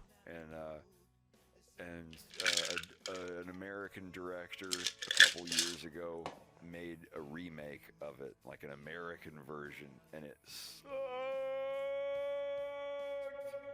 Thank you for the fucking Adam emoji. Thank you. That is my favorite video. My favorite video that Adam Johnston has fucking made on his channels. Bless his heart. I love him to death. I want to join his podcast thing. Oh, yay!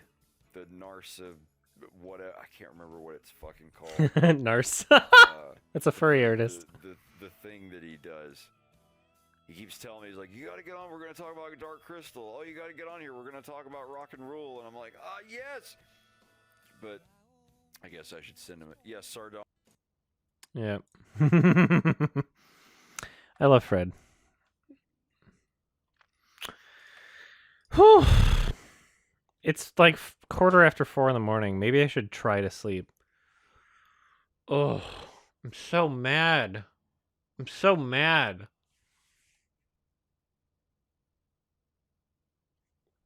I should try. I should try. I don't know if I can, but I should try. What the fuck is this? What the fuck is all this bullshit that nobody has done their research on? Nobody. Nobody's done their research. I'm so pissed off.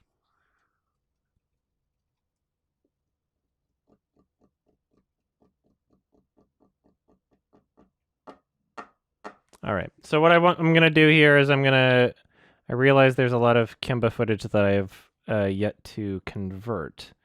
So I'm going to leave that converting as I go to bed. And it will convert while I sleep. And that is a good thing to do.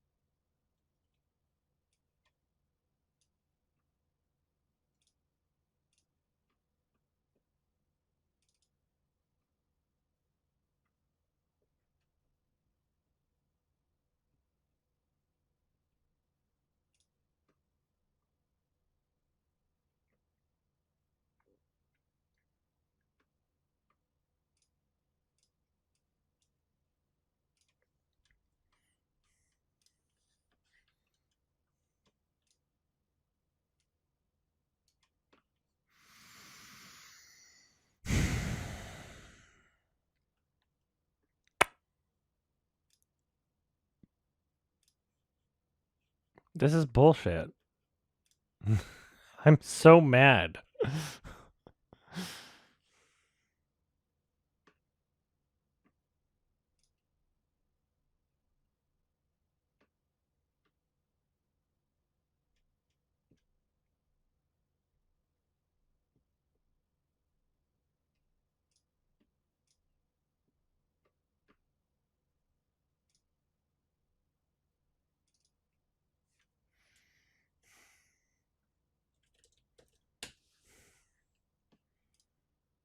All right.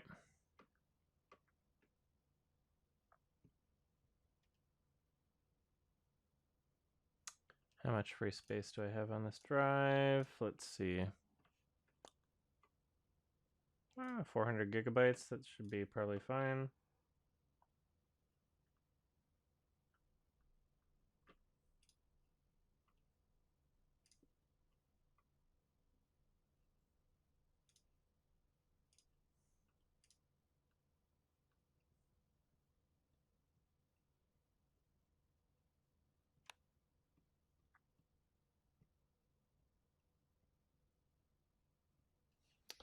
Let's see. Hold on a moment here.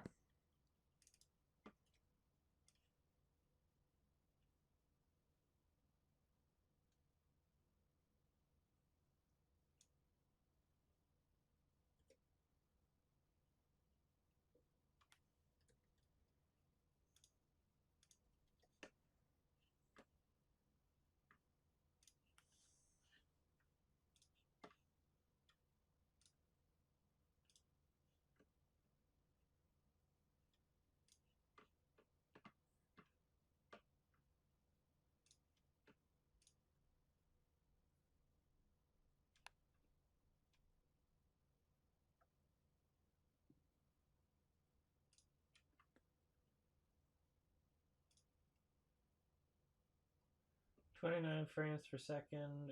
Okay. Let's see.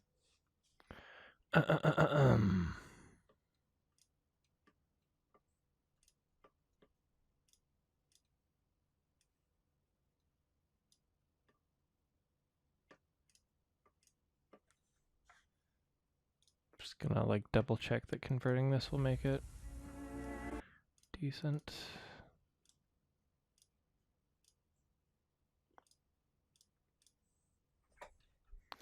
I'm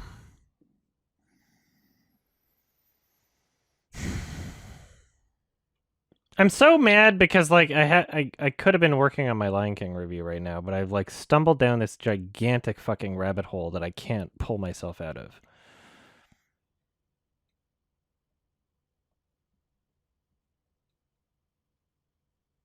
So annoying. All right, let's see.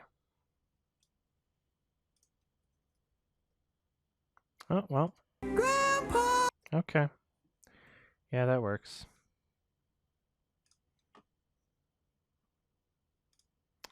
Okay. I guess I'm going to leave this converting, and it should be good while I go to sleep, and I might do like an exercise stream tomorrow, and then I'll be back to this shit. This is ridiculous. Good night, everybody. Thanks for hanging out. Peace. Bye.